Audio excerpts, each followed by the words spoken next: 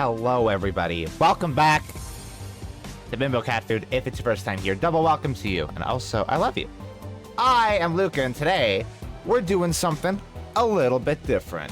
And that's where I'd turn a little bit and cross my arms and look directly into the camera. If I had any control over that. Anyway. Hey, I'm joined by some friends. Worfy and Lila are here at the moment. I think. Hello. Oh. Hello. I am joined by some friends who may be a little bit inquisitive into the world of Shadowrun. We might, maybe, give a shit about Shadowrun, which is, I think, more than can be said for 95% of people who are into TTRPGs, to be quite honest. Well, there's a lot of people who are into TTRPGs who say they are, but they're just the one. They're lying. They're into D&D. Yeah. And, you know, okay, so long time, I don't have a name for my Bimbo Cat Fooders. I'm gonna call you Fooders. No, that sucks. That sucks! No. That sucks! Can we veto that? Veto, no. Just call Bimbos. Long-time Bimbos will know. Yeah, Shadowrun has been a pet interest of mine for probably as long as I've been streaming. I think this is like my third or fourth time streaming these games. This time we're going to be doing something a little bit different, and we're going to be looking at the lore for Shadowrun and actually learning the context and the history and stuff as we play through. I have it here, Shadowrun Returns. Everybody knows it, everybody loves it. I realized I should probably stream some stuff to you guys. I'm going to stream my desktop to you guys, which is quite dangerous. But you know what? It's the same thing that Stream is getting, I guess, so it's fine. I'm going to show you my huge porns. It's everywhere. Don't do that. Be careful. Just entire gigabytes of glory. Yeah, 2 gigabytes, please. Who do you think I am? It was the first number that came to mind. You're right. Those are rookie numbers. Gotta pump those numbers. Gotta pump those numbers up. Alright, so we're not even touching the game for the first hour of this stream, by the way. So we're not gonna look at that. We're gonna come over here. I don't need this opera window open. Thank you. I had one open. Oh, that's so annoying. Hold on. I had an incognito window open. So I don't know if you want us to mention what we know of Shadowrun before we jump in. So the first thing that we are going through is a timeline that's kind of a summary of stuff. So if you know something already, bring it up when we get to it. Otherwise, we'll deal with things as they come. I also need to, because I need to be a little freak, we have the German Shadowrun wiki timeline over here. Oh, Jesus. Because, as I think should be obvious, the German Shadowrun wiki is very detailed and in-depth, and it goes all the way back to, let's see, 1855 to the founding of the Pinkertons. So that's cool. This window isn't gonna work, actually. Hold on. Damn, okay. I don't have my translation extension when I have an incognito window. Hey Lila, don't worry about the things that I specifically have bookmarked in my Shadowrun research if you see it. Don't worry about it. Don't think about it. So we're coming over here to this. I don't know. I don't think this is official in any capacity. I think these pages are audience generated. Because I think World Anvil is a thing where you just make this kind of thing. Yeah, from what I understand, Shadowrun as a brand is being run similar to how White Wolf runs WoD, where it's Shadowrun as a brand is being run in a way that you would describe isn't. Yeah. Yeah. It's not. Is it being run? Is it really? Yeah, so the unfortunate thing is that Shadowrun is not exactly a extremely popular brand, because unfortunately the actual game sucks, kind of. You kind of really have to love Shadowrun to want to play Shadowrun, because the game isn't the best designed. So a lot of your time playing Shadowrun is just kind of dealing with the fact that it's not well designed. Yeah, it's a D6 based system, but even for D6 based systems, it's you also need a lot of fucking dice. You need a lot of dice. Yeah. Also, Shadowrun is in the unfortunate situation where it's not actually owned by the people who made it anymore. Yeah. FASA as a company is, I think, I'm gonna do some Googling really quick. Let's see. FASA. Not a thing anymore. However, key people from FASA work at Harebrained Schemes, and made the Shadowrun TTRPG trilogy, which is a very good series of games that I love a lot. And now they're never allowed to make a new one. Ever. Yep. Which is... I love this timeline. Which is great. That's cool. I would hate to have another game in this universe. Yeah, it's really a shame that the creators who unironically put it back on the map somewhat, Yeah. just died. It just well, Harebrained Schemes is still around. They're doing I mean, yeah, I know, but Yeah, Harebrained Schemes has also been through it recently. they've been through it recently because they did Lamplighters League, and turns out it's completely new IP, and it's kind of weird, and people didn't react to it very well. It's a good game. It's fine. Like, it's not what I wanted, but, you know, we can't always have what we want in this fucked up capitalist world that we live in.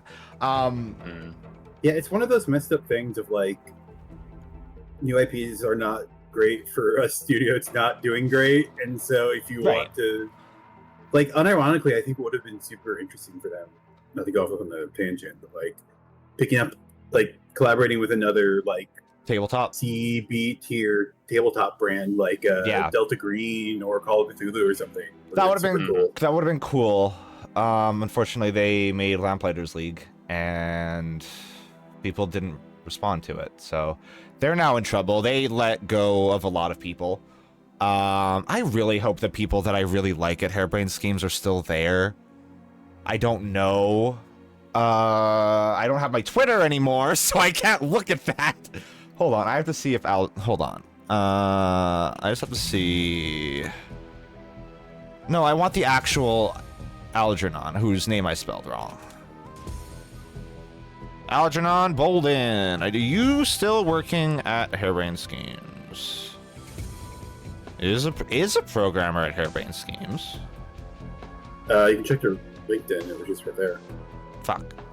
Oh yeah, I should check LinkedIn instead of Twitter. Because that lets me actually view his shit.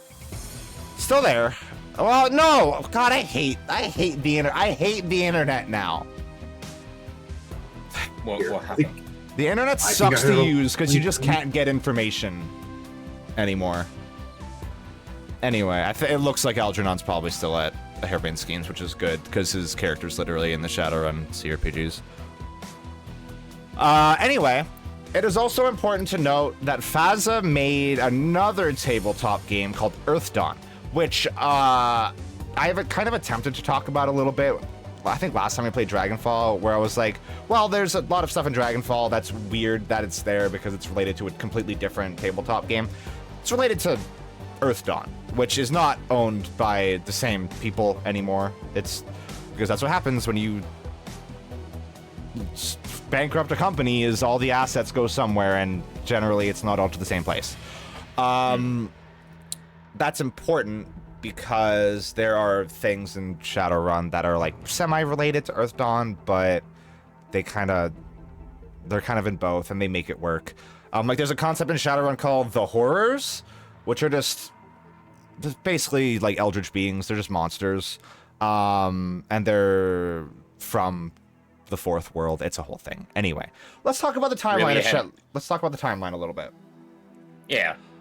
One thing I will say, really ahead of their time, just calling them the Horrors. Yeah, I know, right? Yeah. It's great. Is there anything out there that sort of carries the vibes and the spirit of Shadowrun?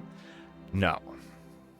Not really. No. That's why it sucks. It's like Cyberpunk is kind of there a little bit, but you're completely missing all of like the magic and spiritualism and like the fantasy races and stuff like that makes Shadowrun what it is. And the lore of Shadowrun is like extremely cool and comes from very based people, it seems like. Yep.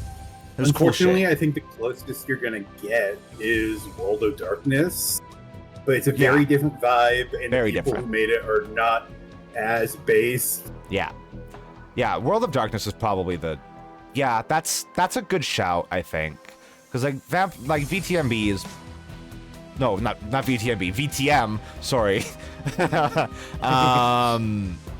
It's probably the closest to Shadowrun, but even then, it's missing a lot of it. So, timeline. The first thing on this timeline is really interesting because it's important. It's the assassination of John Lennon. In 1980, I think in December. I don't know how they don't have a specific date on this. We know when John Lennon was assassinated. And then Max Headroom was the thing. I don't know if this is necessarily important. I guess maybe as like an early mainstreamification of the idea of a sentient or like a sentient digital being, kind of. Yeah, John Lennon was. He wasn't assassinated. He was killed. He was shot and killed by a guy. He was shot and killed on the 8th of December. I just double checked. Okay. And then the next key event that happens here is that President George H.W. Bush is indicted for the Iran-Contra affair, which means that he can't run for president again. I don't know if this is a thing that happened. I don't think George H.W. Bush got indicted for anything because he was president and he's white. And hold on, I'm going to Google this. George H.W. Bush indicted. Oh, I think it is a thing that happened. Maybe? Different Bush. This is Gregory A. Bush. Yeah, Bush Sr., not Bush Jr. Oh, this is a whole ass. This is Gregory A. Bush. Yeah, that's a different guy.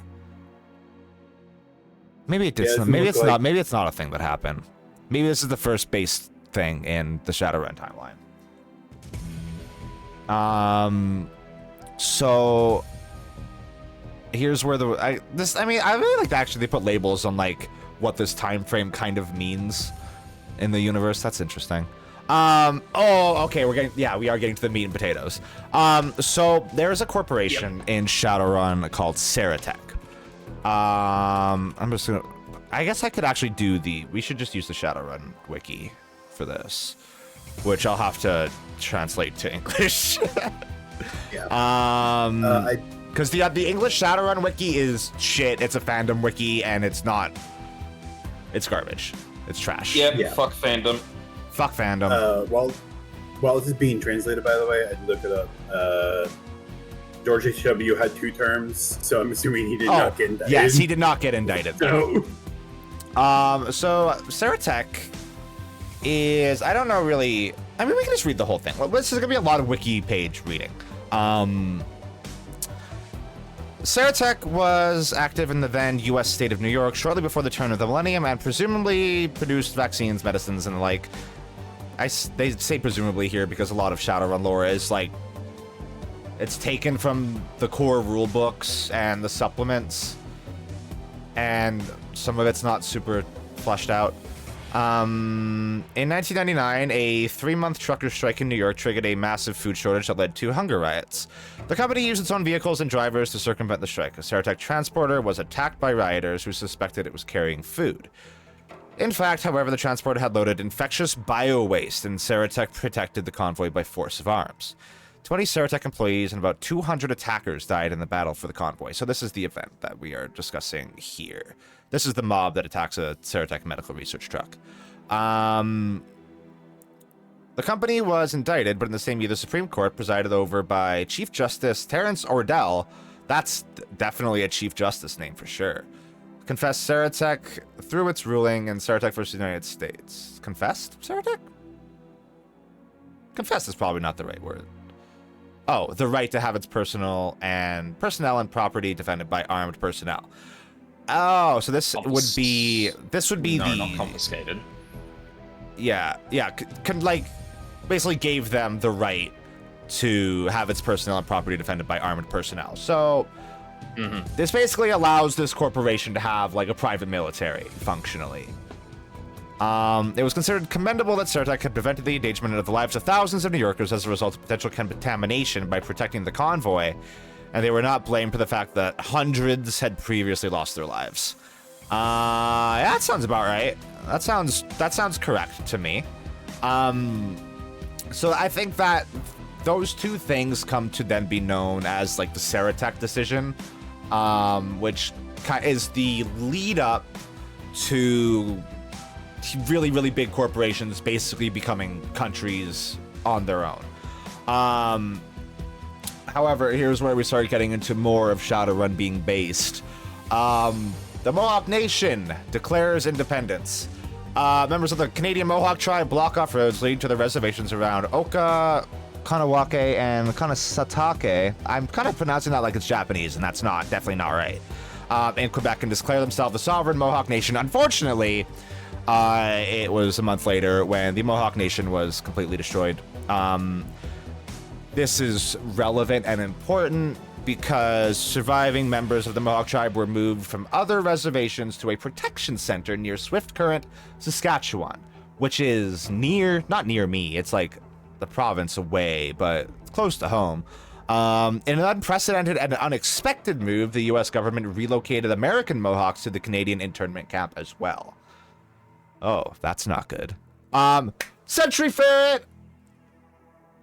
The most important thing. It's found. It's found. They found the sentry. I have a thing that I can do really quick.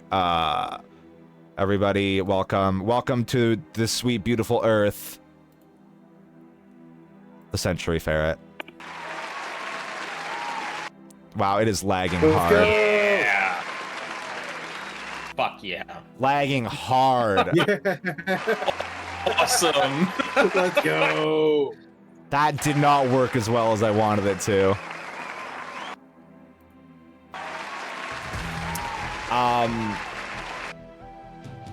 It's actually funny that it's stopping. Oh my god. What? I need this to stop. Is that playing on your streaming? Yes, yes, it is. That's the issue. Yeah, gotcha.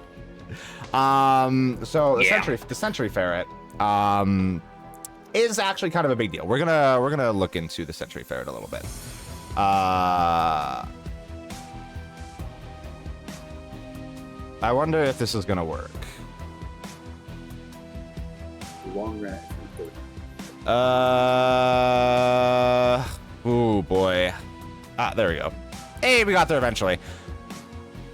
So the Sentry Ferret is Needs of the Century. That's not right. That's me. That's me. The Sentry Ferret is the first awakened species to be recorded in our world. And an awakened species is, I think it's kind of self-evident, it's a magical species, magical animal. Sentry Ferrets apparently have the preternatural ability of being able to sense mana, that kind of thing. But this is a big deal. This is the initial discovery that magic is like. I should explain something really quick. Because I was kind of running into a wall there because I was like, oh shit, there's something else to explain here. The world of Shadowrun is called the Sixth World. And you'll see that term thrown around a lot here, and it's important that you know what the Sixth World is. The Sixth World is our world, basically. The idea of the Shadowrun universe is that it's very cyclical. And it's kind of determined by magic. So there'll be magic in the world. The magic in the world will continuously increase and increase and increase and increase until eventually an apocalypse happens, which oftentimes is the horrors, as we've mentioned before. And then something happens, magic is removed from the world, everything's kind of restored to prehistory, I guess, or something like that. And then magic kind of slowly accumulates in the world again. So when you talk about the Sixth World, you talk about our world plus magic, basically. So the Century Ferret is the first sign that the magic is coming back to the world, and it's super, super cool. It's a huge discovery. It happened on January 1st, 2000, which is why it's called the Century Ferret. I honestly feel like it should be called the Millennium Ferret, to be quite honest. Yeah. But also, maybe not as catchy. Ferret, what? in the Century Ferret, I thought its magic ability was that it could live to be a century old. When the ferrets of the century were first discovered, they showed strange behaviors that could not be explained at the time. Some scholars kept the captured specimens mentally weak in some way. What is that? Oh, like drugged, I guess? They drugged these ferrets. As they we got these ferrets so drunk. We got them so drunk. We got like put whiskey on their gums and stuff. As they avoided certain places or reacted like crazy to certain people. MRIs and autopsies could not reveal a cause for this. Today we know that ferrets of the century have the ability to sense magical energies and try to avoid them. Yeah, it doesn't seem like they can be old. I you know, maybe they can be. Who's to say? Let's read the full article here. On January 1st, 2000, at 8 o'clock in the morning, the independent news station WSAF in Chicago, Illinois, represent Chicago got this one, reported the discovery of an unusually colored black-footed ferret near Edgebrook Woods. Witness Peter Haskell showed WSAF his woodshed, where he had found the female with her young. Reporter Stephen Collins referred to it as the ferret of the century in his commentary, which would later determine the name. Collins brought one of the hatchlings... The hatchlings? They don't hatch. To the U.S. Fish and Wildlife Service. That's definitely translation, yeah. Yeah. 2 weeks later, the authority gave a sensational response to the WSAF. The DNA of the fats of the century, that's what they called me in high school, matched neither that of black-footed polecats nor that of any other ferret or marten species. However, it would take a whole 15 years before the ferret of the century would finally be classified as a paracritter. Hell yeah, cool word! Parageologists and parazoologists suspect that a brief increase in the mana level, i.e. a mana peak, occurred in Chicago and thus triggered the awakening of the ferrets of the century. That's dope. Cool little guys. Love that. Yeah, and then... Oh! This is another huge thing. The Shiawase decision. We gotta read the whole thing here. Maybe we'll... I don't know if we're gonna read it from here. No, that's nothing, and that goes to the fandom wiki. Alright, the fun thing about the internet these days is that you have to fucking figure shit out on your own to a degree and find it from an actually reputable source. Yeah, but you're so smart. I am like search engines are a hindrance now. They genuinely, literally are, yeah. I'm trying to find the specific... Like, how could it not link to the decision? I don't want to read the whole fucking thing on Shiawase. No. Maybe we will read it on the English wiki, just for the convenience of it. Okay. Oh, okay. I was like, hang on. No, that's actually a Shadowrun thing. Okay. Yeah, that's a Shadowrun thing. It's relevant. I was like, hey, fandom, what's up? So we are gonna talk about the Shiawase decision. So this is the Shiawase Corporation versus the Nuclear Regulatory Commission in 2001. It was a landmark 2001 Supreme Court of the United States case that established corporate extraterritoriality. Let's see what that links to. Wow, it's like actually a whole page. Give me this. Basically, I think it means that you might as well be your own country. It's diplomatic immunity from Lethal Weapon 3? Yeah. Yeah, land owned by the corporation is not foreign soil, but corporate soil. And they are exempt from domestic laws. And employees of the corporation are corporate citizens. So this basically turns corporations into countries or territories, which is bad. Their own distinct legal bodies that can, political bodies that can do whatever the fuck they want because it's their land, country thing. Yeah. So this case is regarding. In 1997, Shiawase Corporation opened an aluminum production factory in California. The plant was powered by the regional utility grid. Electricity prices went through a 550% rise over 6 months. That's in 1997 money. So that's like $1 billion now. Yeah. In 1998, Shiawase filed a request to the United States Nuclear Regulatory Commission to build a nuclear power plant. They planned to install a small nuclear reactor similar to a research reactor, which would have had a limited output only dedicated to power the factory. Shiawase's request was turned down by the NRC. The commission argued the hazards presented by a nuclear power plant were acceptable only if they were balanced by public interest. For this reason, they refused to allow a nuclear reactor that did not have a direct commercial or research purpose. So this is interesting, actually, because this is something that we are starting to talk about now. Is kind of making the shift to nuclear now that we kind of know how to do it more safely than we used to. And the idea of actually like incentivizing companies to build them and fund them and that so that they can get like kickbacks and stuff like that and then do a solid for the people in those communities while also reaping the benefit of actually having access to their own power. Which is net good, I think, just for like emissions, because nuclear doesn't destroy the planet as if you're careful with it. Mm-hmm. Yeah, the big thing with nuclear was always waste product. Yes, and that has not been fully removed, but like been heavily tampered down in recent years with. Switching to thorium as the use, which has way less dangerous waste. Yeah, I watched Hank Green. I should know this stuff. I'm sorry, Hank, if you're out there. This is exactly my brand of tism, so I know a lot about this.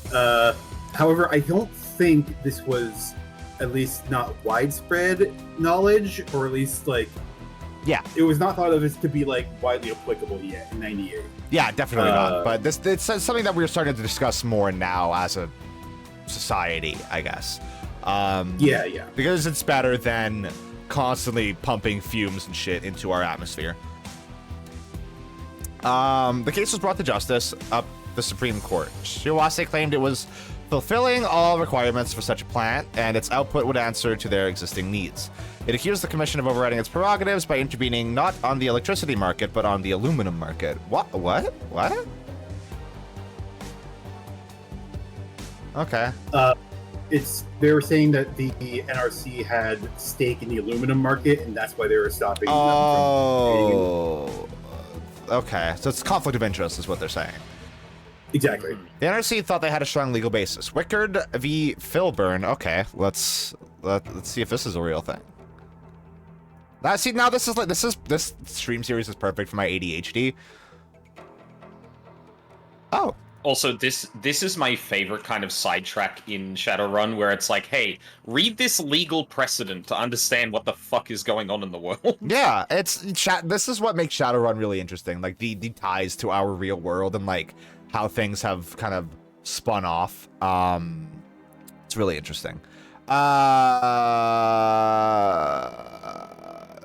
Wickard versus Filburn was a landmark United States Supreme Court decision that dramatically increased the regulatory power of the federal government. It remains as one of the most important and far-reaching cases concerning the New Deal.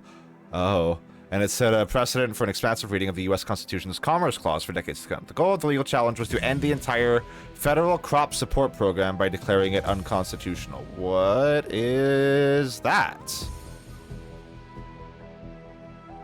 Gigan, the Canadian one, because of course, yeah. So this was back when they were basically this was trying to rebuild after the Great Depression. This is like big sweeping changes with the Green New Deal,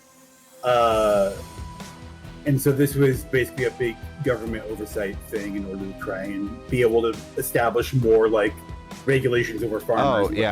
Yeah, to stabilize wheat prices and supplies.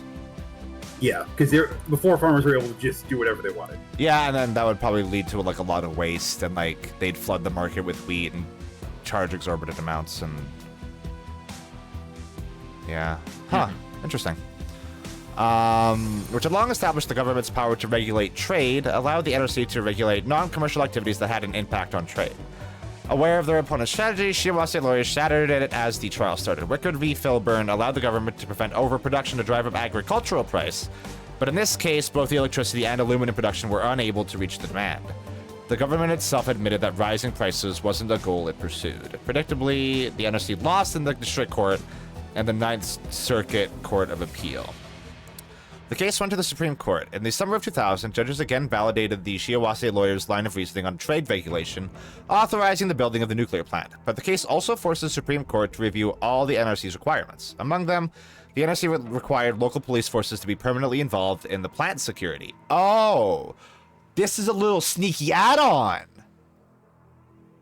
The regulation had been put into place precisely to get around United States v. Ferret 1999, who made the authorities the last resort when a corporation was unable to fulfill its obligations.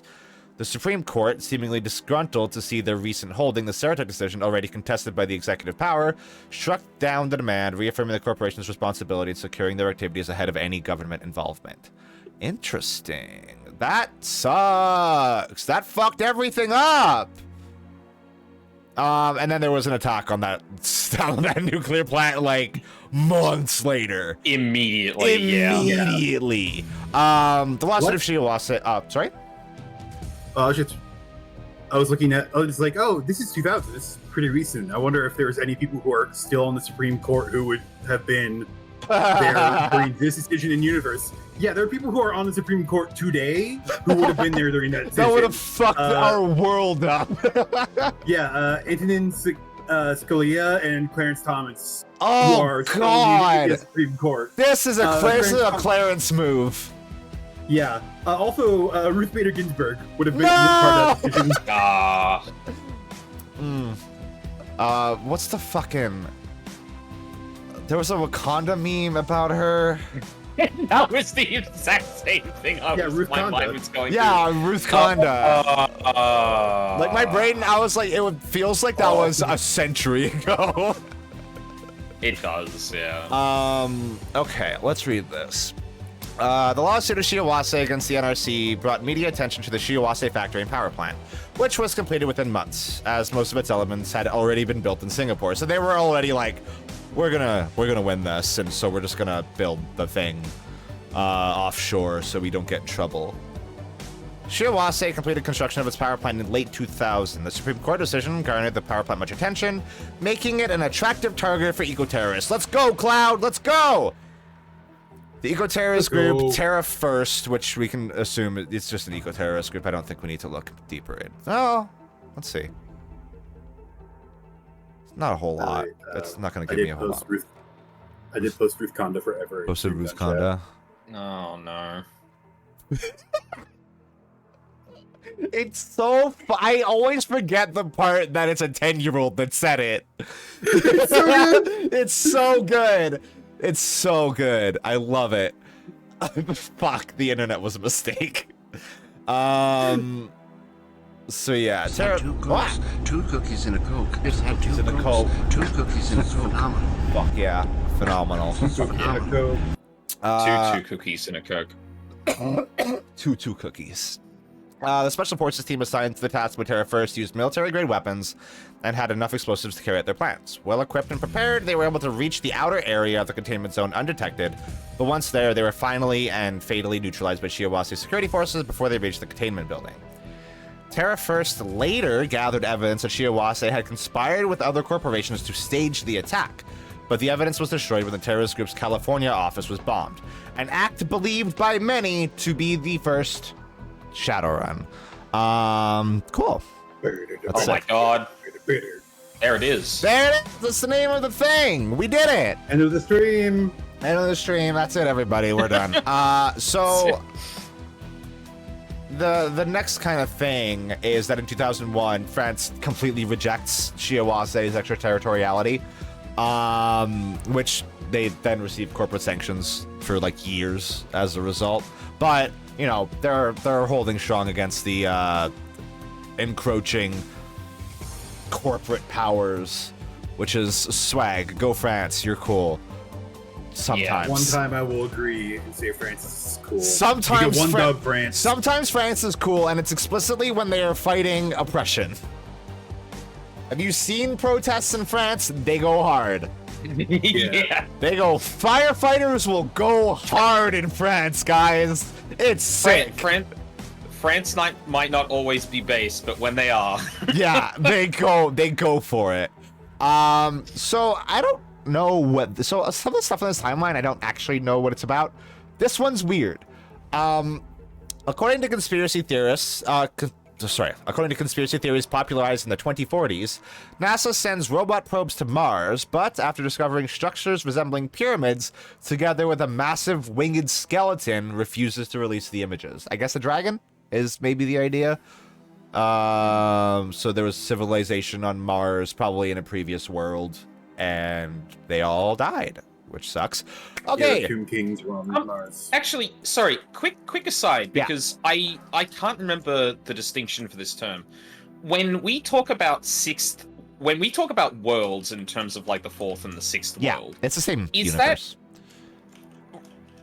Are they like different planets, different It's realities? No, like, it's I Earth. forget the distinction there. It's Earth, Okay. basically, like, and it cycles, like, magic wanes and grows, and it's determined by it's determined by the flow of magic, basically. And once there's way too much magic in the world, shit goes bad, and then everything resets to ground zero. Yes. Okay. Yeah. Thank you. I realized we were using that term, and like my head was still going. What? I forget if that's an alternate reality or what. Yeah, technically it's alternate to ours. It's wait, so it is alternate. Well, sorry, technically it's alternate to ours because we don't have magic and cybernetics and shit. No, well, okay, no. Within the universe of Shadowrun, there are distinctions between worlds. The 6th, 5th, 4th, 5th, like all of those worlds are all the same planet in the same universe. Yeah, it's just like different ages. Different ages, basically. Like I was saying earlier, Earth Dawn, which is it's a fantasy RPG by Faza, takes place in the fourth world. Right. And then wow. They released 4th edition has updated mechanics and an advanced meta plot timeline, which probably does tie it into Shadowrun more, which is cool. Ooh, it's based off of Rune Quest. That's cool. Yeah, Earth Dawn sounds like it's fucking cool, dude. Yeah, because I've heard some stuff about Rune Quest. It's dope. The game is similar to fantasy games like Dungeons and Dragons. The rules of the game are tightly bound to the underlying magical metaphysics. Ooh, with the goal of creating a rich, logical fantasy world. That's cool. It was originally written as a prequel to Shadowrun. mirroring its setting of returning magic with one where magic has just recently dropped from its peak. Oh, so this is Fourth World Apocalypse, basically. Yeah. That's cool as hell. So yeah, I guess that's where the horrors would come in. All right, so we go to the founding of Ares, which is kind of a big deal. Ares macro technology, as it would later come to be known, is General Motors and a bunch of other little companies owned by this guy named Nicholas Aurelius. Ares would also later come to own NASA a few years later because the US government is kind of falling apart and they're selling their assets. So Ares also later acquires NASA and becomes a aeronautical titan. And then Nicholas Aurelius' whole idea with founding Ares as well is to gain extraterritoriality, actually, which is a cool thing that people can do. Imagine Elon Musk getting that. Could you imagine? Don't even. Because he's already kind of there. Yeah. Then in 2003, the USA government dissolves Washington, D.C.'s municipal government, assuming direct control. So D.C. is just part of the United States fully again, which is cool, I guess. The 10-Minute War. I don't know what this is. Oh, no. Open a new tab, please. The 10-Minute War was a brief chemical and nuclear exchange between Libya and Israel. Uh-oh! That left hundreds of thousands dead in a matter of minutes. I'm sure Israel's the one that killed them all.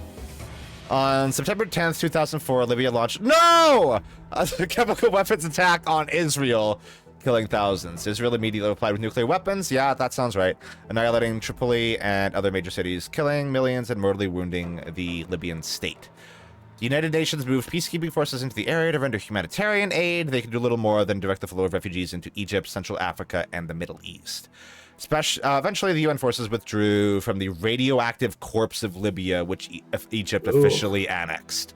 Years later, the remaining wasteland would become the site of the popular Desert Wars. Ooh, well, that's exciting. That's like a little teaser. Ooh, little crumb of something in the future. Country a radioactive corpse. Yeah, sucks. Ugh, sucks. Texas Instruments v. Miroyama Electric. What is this? A verdict is reached in the years-long court proceedings of Texas Instruments Corporation v. Miroyama Electric in favor of TI. The Japanese courts ordered Miroyama's assets turned over to TI, revitalizing the company. Miroyama's executives commit seppuku to spare their subordinates from dishonor. Okay, here's where we have to kind of talk about some stuff. Hey, there's the Orientalism and all the cyberpunk. So let's talk about cyberpunk and Orientalism. So when we talk about Shadowrun and cyberpunk, we have to understand that these universes are looks into the future through the lens of 1980. And in the 1980, there was great economic concern that Japan would overtake America as a economic powerhouse. And then would come to dominate culture and stuff like that in the same way that America does now. It's a very... Oh, no, we Americans aren't going to be center stage anymore. And it's those damn Japanese people are going to be on there. And they're different and scary.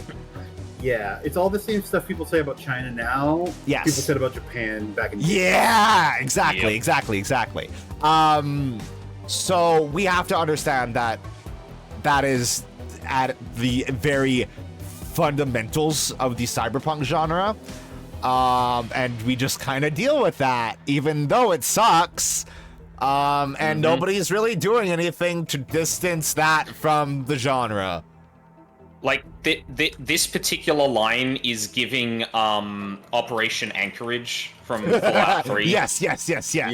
Yeah, 100%. But except not having the framing device of, this was made by jingoistic Americans.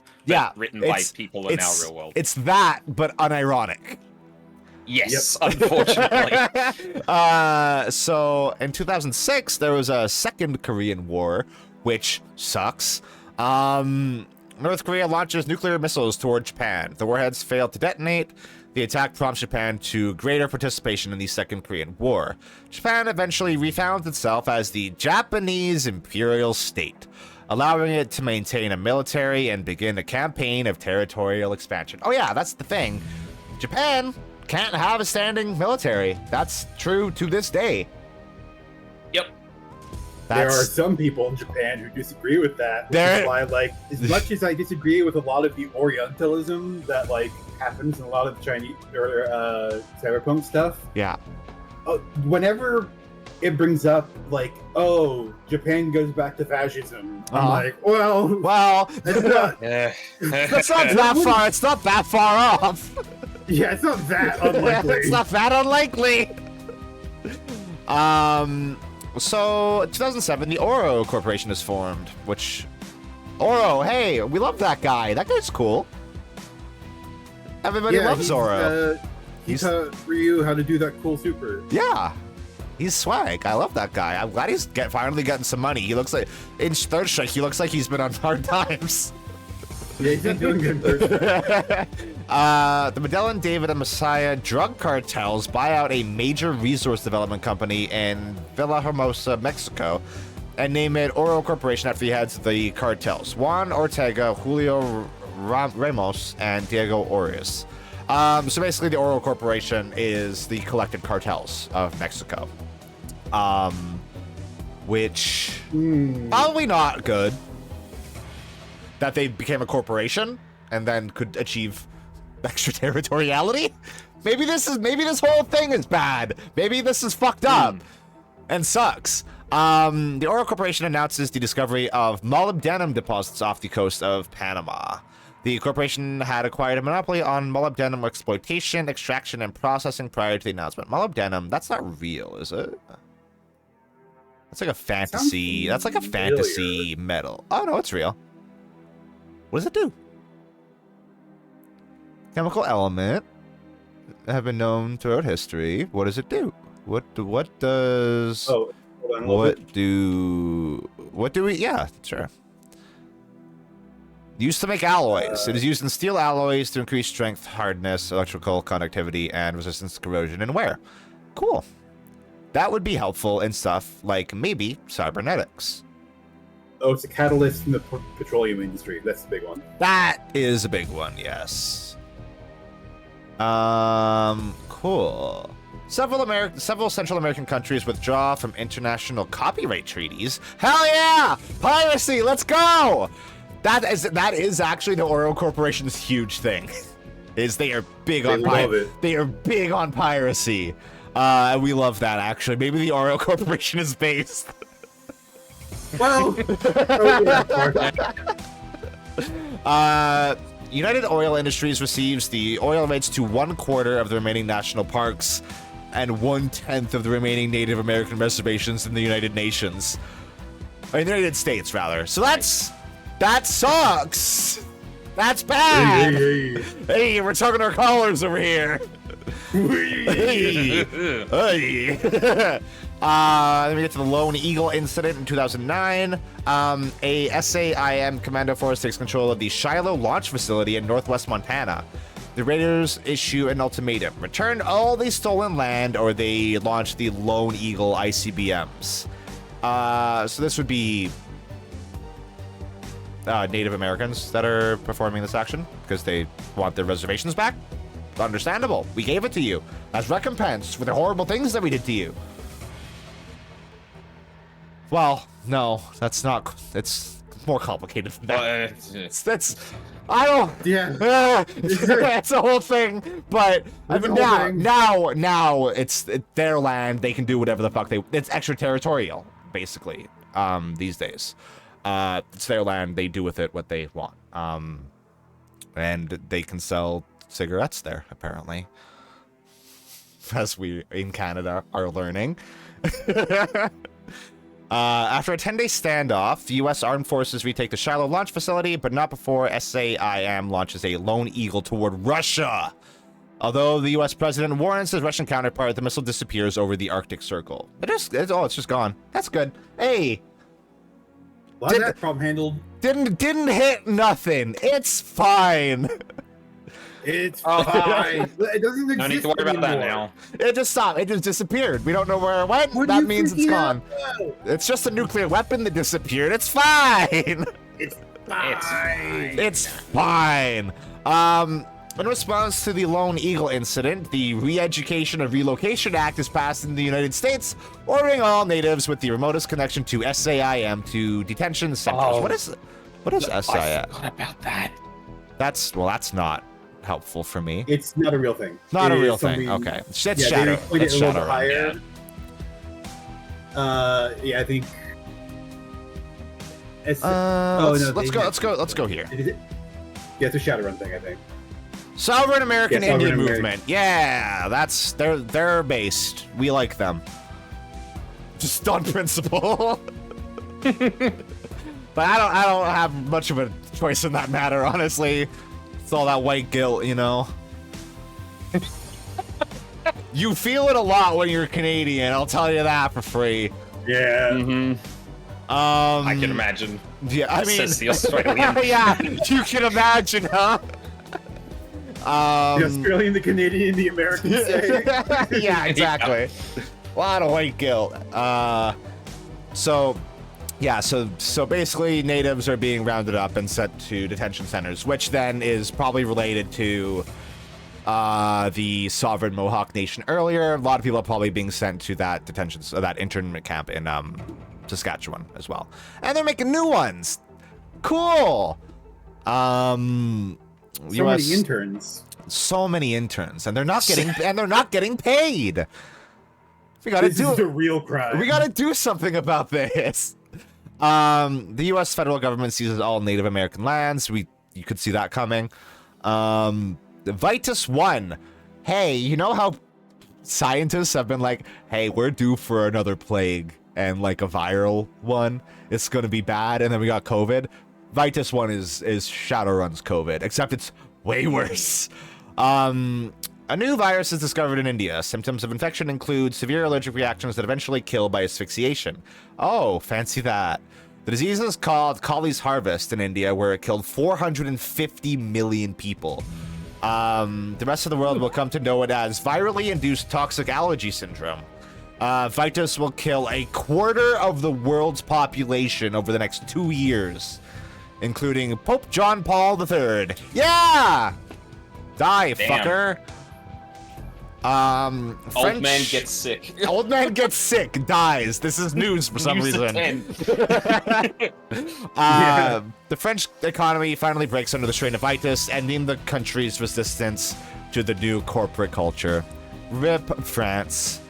You were swag for a little bit. I can't believe all of France is dead. I mean, Guess there's one good thing that came out of this. yeah. Yeah. Thank you, corporate America. Seder Krupp was founded in 2010. Seder Krupp was relevant as in the world of Shadowrun constantly being the biggest mega corporation ever. So Mikhail Beloy, sure, buys and restructures BMW, integrating it with Seder munitions and Krupp manufacturing into what would become Seder Krupp, and then they later become. We'll look into this. Seder Krupp. I think they're like basically munitions and like heavy industry. Oh no. Heavy industry, nuclear energy, oil, chemistry, aerospace, and telecommunications, which is why they're the biggest corporation in the world. And they also are owned by a dragon, so we'll get to that later. There's dragons in the world. Get ready. Some of them are even fuckable. They be dragons. Some of them are even fuckable. I mean, some? Some? Vitus, Madagascar. 10.5 million of the 14 million inhabitants of Madagascar have died from Vitus by this time. The Mexican government dissolves in the wake of Vitus outbreaks. Hundreds of thousands of refugees swarm the U.S. border. Oh, that's gonna go over well. I hate that we have a direct real-world comparative for this now. And it sucks. Yeah. UGE! Hey, this is a big thing. First baby is born with a condition that will later be described as unexplained genetic expression. Which is elves, Autism. dwarves, also autism. There's no reason that elves and dwarves can't be autistic. So after a couple months after this event, Newsweek magazine is the first media outlet that describes UGE babies as elves and dwarves. Beginning now and for the next 3 years, numerous UGE children disappear, are given up for adoption, or are simply abandoned, which, yeah, that makes sense. That's something that happens with autism babies and babies with Down syndrome and stuff like that, and it sucks, and it's very sad. Very, very sad. Operation Discovery, a clandestine 8-man mission to Mars, makes planetfall and begins the survey. I don't want to know everything about this immediately.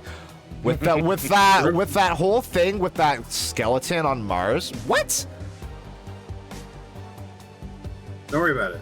Oh yeah, I'm not gonna worry about it. So if I were to maybe hazard a guess, with what we learned about Mars earlier, that there might be a dragon corpse on Mars, this maybe makes me think that whatever dragon was on Mars may have been brought back after that, after this Operation Discovery thing, maybe. I can't believe they fucked the Martian dragon. They fucked a Martian dragon. They fucked a Martian dragon skeleton in a pyramid and brought it back to life, which is what? Cool. Why fucked? Why did we go there? You know, that's just what happened, Morphe.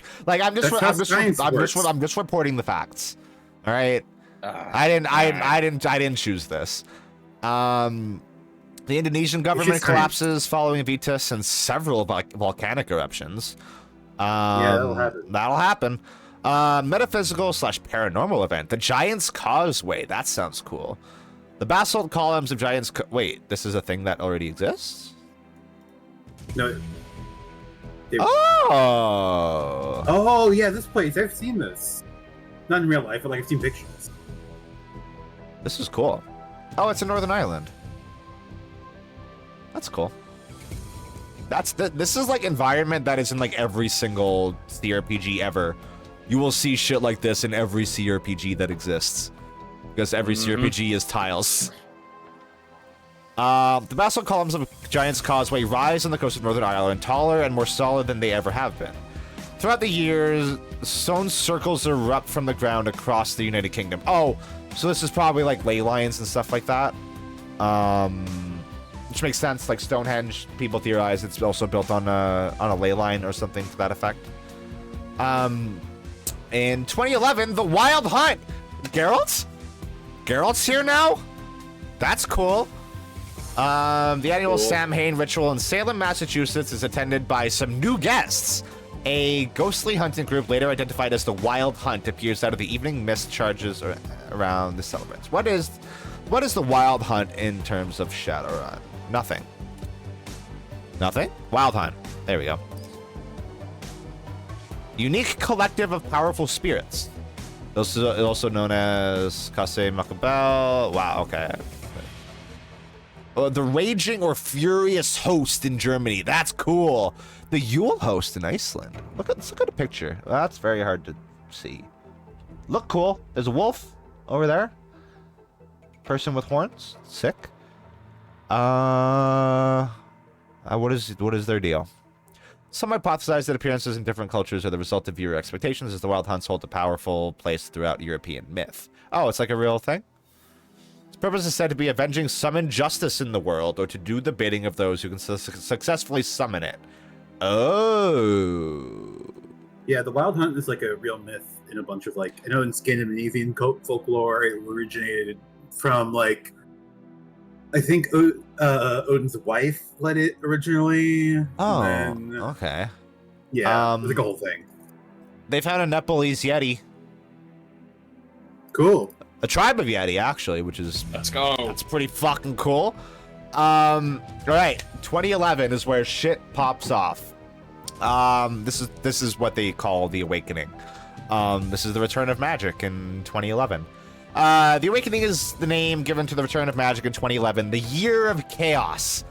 Just cool, cool year to have. The event signifies the beginning of the 6th world of the Mayan calendar, a turning point to a new era of magic drastically different from the 5th world that preceded it. In a broader sense, the Awakening describes... So, it's probably drastically different from the 5th world, because I think previous worlds haven't become as developed as the 6th world. Shadowrun is kind of this big shitfuck that occurred because of extraterritoriality happening at the same time as the Awakening, and then the entire world just fell the fuck apart from there.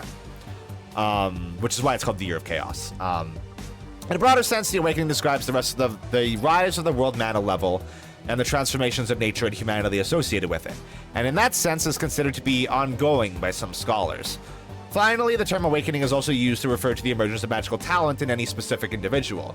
Anyone who begins to show magical talent is said to have been awakened, and those who can/do use magic actively are said to be awakened. So, like, awakened species like the Sentry Ferret, they are capable of using or detecting magic, basically. Yeah, like Jimmy's sorcerer down the street. Yeah, exactly. While most attribute the Awakening to a single date based on the Mayan solar calendar, the Awakening actually happened more gradually over the period of several years. Yeah, like the Sentry Ferret is the first sign of the Awakening. For example, they actually say that in here. For example, one consequence of the Awakening, goblinization, which we will go back to in a little bit, did not occur until a decade has passed. This is one of my favorite events in Shadowrun, so much so that I stole it from my tabletop campaign. I love the goblinization. It's sick. It's the best thing ever. The Sentry Ferret, probably the first awakened species, was discovered a decade before 2011. Arguably a very catastrophic event for most people in the world. For some, it brought great opportunities. For others, it caused great strife. Yeah. So because a lot of chaos happened, the mega corporations were then able to seize a lot of power very, very quickly because of the ongoing destabilization of the world. Which is definitely not a thing that they do now. No. Yeah. The variations on this theme of Awakening are used to describe people who are not full magicians. What? For the terms groggies and sleepies have been used as derogatory ways to describe aspected magicians. That doesn't seem relevant. I don't need to know that. Oh yeah, British ley lines appear. Ley lines and standing stones re-emerge all over Britain. The great Welsh dragon Celadir is sighted over Caerleon. I think that's right. I think I've heard that said before. I think that, yeah. There's dragon. No. Dragon Celadir. Let's look at what are Celadir's notable achievements in Shadowrun. Celadir is a male Great Western Dragon who heads Neonet R&D and seems to be just as interested in the Matrix as the late Dunkelzahn. Don't worry about Dunkelzahn right now. Dunkelzahn is fucking awesome. He's the coolest dragon ever. He's awesome. So this dragon is basically a computer tech nerd. So Dweeb. Yeah, he's a weeb. He's a dweeb. So we are gonna give that dragon a swirly. Sorry, Worfy. Oh. Damn. Don't worry, we'll give you a swirly affection. Yeah, it's swirly / pause. I appreciate it. In 2012, the Pope denounced metahumans. During the traditional New Year's message from St. Peter's Square, Pope John Paul IV denounces metahumans as abominations in the eyes of God. Cool. Great. Dope, dude. In the Czech Republic, Czech Catholics rise up against the Vatican in response to the Pope's denouncement of metahumans. Fuck yeah! Thank you, yeah. Czech Catholics. You're swag. You're awesome. Love you.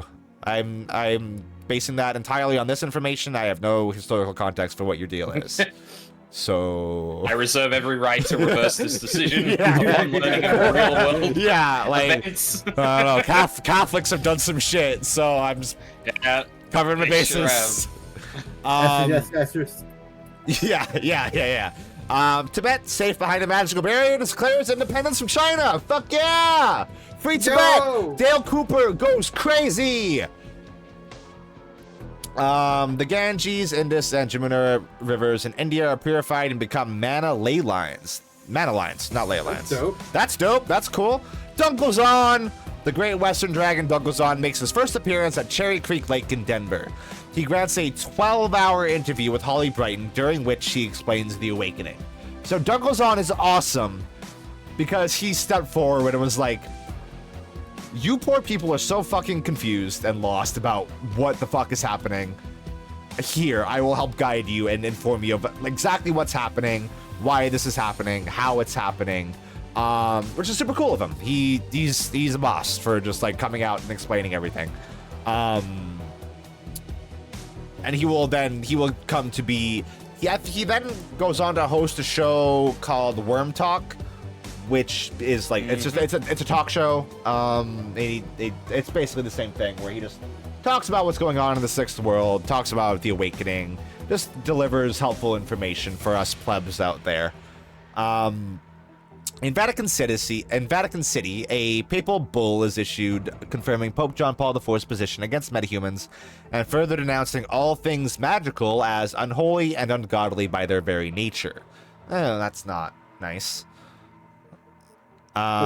Sydney devastated by Mana Storm. Oh no! That's fine, actually. Bundy Beach, though. Come on. Fucking Australia can't get a goddamn break in these. I know. We were literally just talking yesterday about how Australia gets destroyed in Gundam. Yeah. A huge mana storm washes over Sydney, devastating the capital city for 2 weeks and cutting it off from the outside world. The storm remains in place to date and irregularly engulfs the city for short, damaging periods. So Sydney's just cut off because of a mana storm. It just sucks to live there now. That sucks to live in Sydney. I mean... Wow. Not much has changed.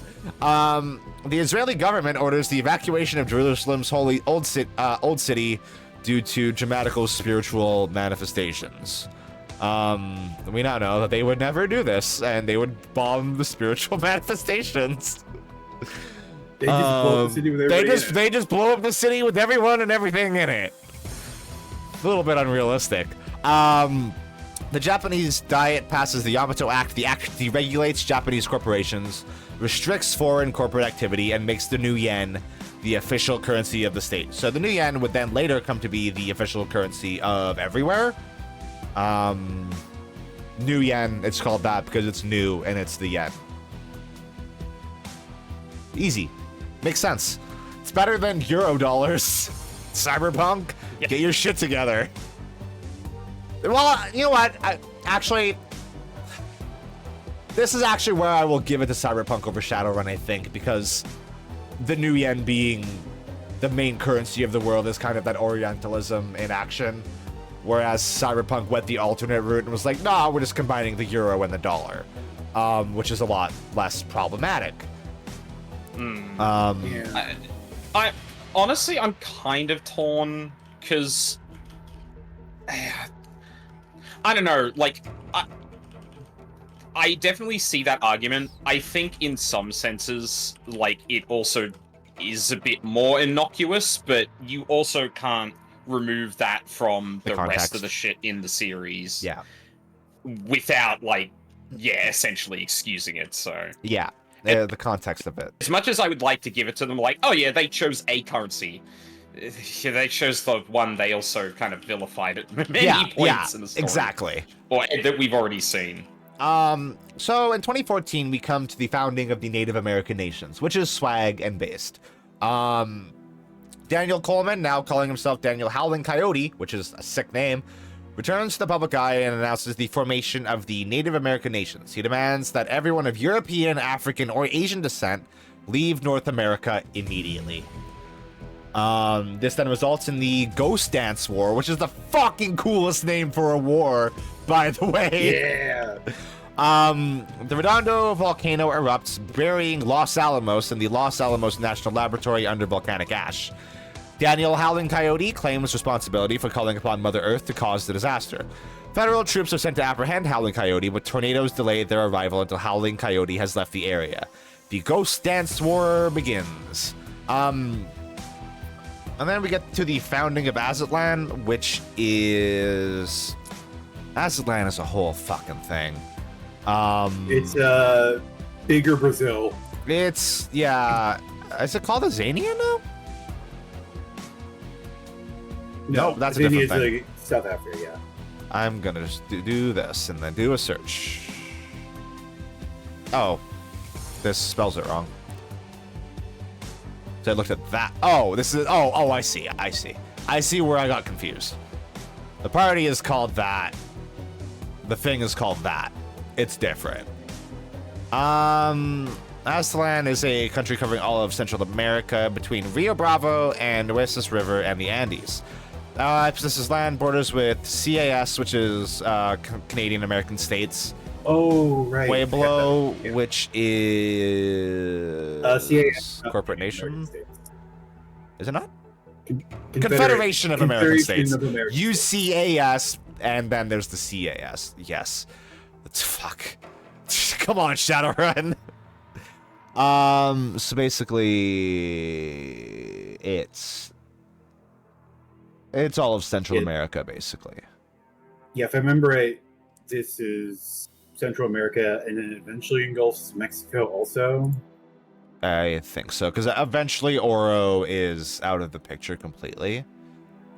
Yeah, they joined, or Oro joins them. Yeah. He renames the country Aztlan. The Oro Corporation was heavily involved in the matrix-based voting process, which probably means this whole thing was rigged from the start. What? Yeah. Oh, yeah. In 2016, the Ares Corporation buys NASA. Yay! Yay! That's cool. Yippee. William Springer assassinates U.S. President Jesse Garrity and escapes justice. Nice.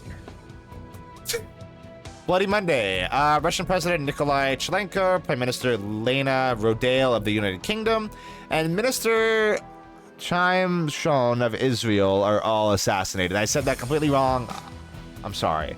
So this is like a lot of leaders of the world dying all at the same time. Like, this is 2 weeks after the American president was killed. Assassinated, yeah. That's suspicious. Wow. That's suspicious.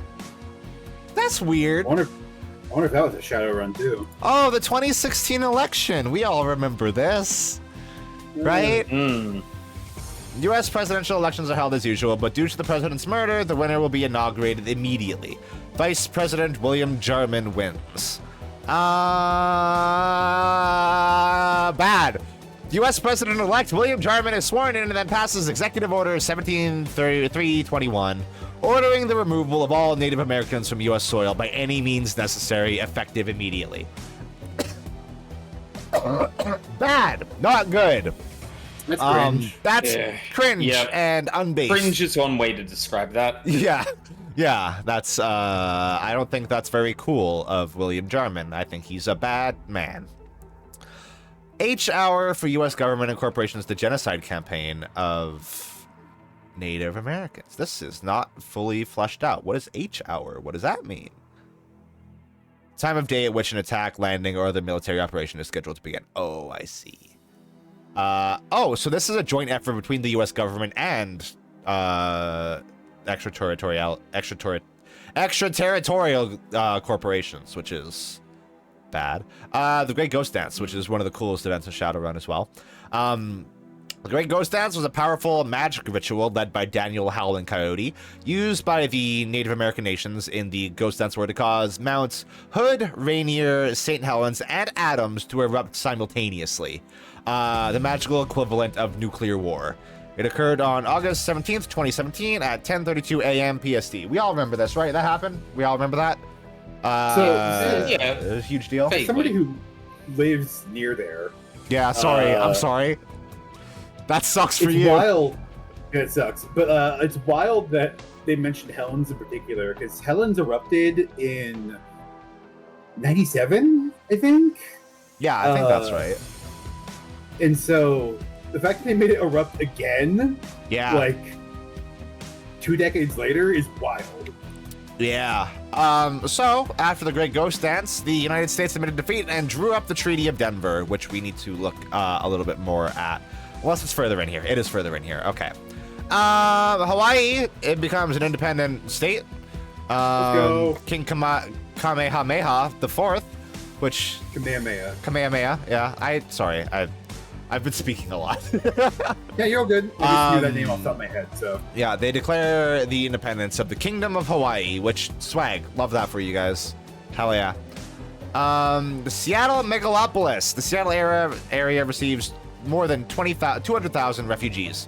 So this is probably from Native American nations, Vetus, The Great Ghost Dance. A lot of refugees probably just like circulating.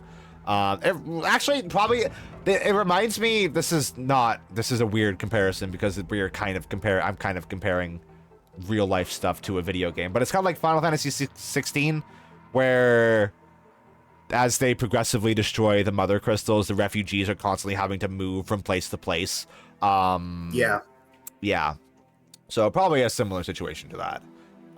Sucks. Neighboring counties merge with the city over the course of this year. So Seattle starts to grow and become a huge city. The United States of America, Canada, Aslan, and the Native American nations ratify the Treaty of Denver. Most of Western North America is ceded to the Nan. Daniel Howling Coyote becomes head of the Sovereign Tribal Council. Denver is divided into districts under the jurisdiction of the United States, Aztlan, and the Nan member states. So this is actually a good time to look at something that Lila sent me the other day.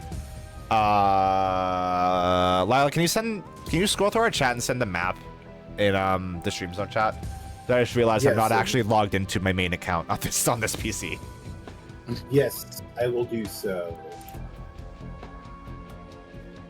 Because now's a good time to look at a map of the world of Shadowrun. I can't remember when the one you sent is updated to 2070 or something like that, I think. I think 2070, yes. So for reference, most of Shadowrun, as people know, it kind of takes place in the 2050s, I believe. And then 6th edition is like 2070, 2080. All right, so we're going to zoom all the way in on North America here. So this is a hard map to make sense of because it's familiar and different. So as we can see here, the United States is like from here. Lower. Lower? From here? Yeah, so you see but Seattle. Yeah. Oh yeah, I see Vancouver. Okay, yeah, we got this. Yeah, so this makes sense. So a lot of California is the California Free State, which we will get to eventually. We have not started playing it all yet. So then Tiritarangira here is we'll get there eventually. This is basically the Elven state. This is the country of elves in North America. Salish Sheed, which is the Native American nations. And then a lot of Western US is like split between a lot of Native American tribes. Like Sioux and Ute, I guess. Or Ute? I don't know how that's said. Ute. And then we have the United Canadian and American States, which is so cool. At least I don't live there. I live in Sioux Nation. I would either Sioux. No, I'm probably more in. Yeah, yes, I'm probably more in. Also, you wouldn't here. live there. Also, I wouldn't live there. That's true. I'd probably end up over here somewhere. They would kick you out. I'd probably go live in Winnipeg or something. No, I'd live in Fargo for sure. Yeah, I'd go live in Fargo. That'd be sick. Or I could go live in the independent country of Quebec, which I would never do. That'd be worse. That would be worse. So we all know there's only one thing to do in Quebec. Leave. So in 2018, Dr. Hosato Hikita of ESP Systems in Chicago demonstrates the first generation of artificial sensory induction systems technology, which is a mouthful. I think this allows for stuff like brain dances, the Shadowrun equivalent of brain dances, as well as like accessing what would be known as the Matrix later, which is the internet. And then 2019, we got Cyberlimb technology. Transys announces the first successful Cyberlimb implantation on concert violinist Leonora Bertoli. But I will say the first actual relevant thing for cybernetics in Shadowrun is Jarvik 7, which is a real thing. It's an artificial heart that is still used to this day, which I believe was developed in the 80s. They're really cool. This is the kind of thing where I go, humans are fucking awesome, and we can achieve really cool, awesome things. So, fun fact about these, because of how they function, if you have one installed, I don't know if it's this one in particular or a more modern variant. If you have it installed, you don't have a pulse. Whoa! Because your heart doesn't like physically contract the pump; it's just constantly flowing. Yeah. So we probably wouldn't use stuff like this today. We would go with like pacemakers and stuff for the most part. But if you have to have your whole heart removed, we would probably still use this. But yeah, we would probably do something less intrusive if it was more minor. Yeah, crazy. Cool thing. Oh yeah, this map is 2062. So actually not that far off from where we're kind of discussing. Then we have the destruction of Tehran, which sucks. The Great Dragon Aiden.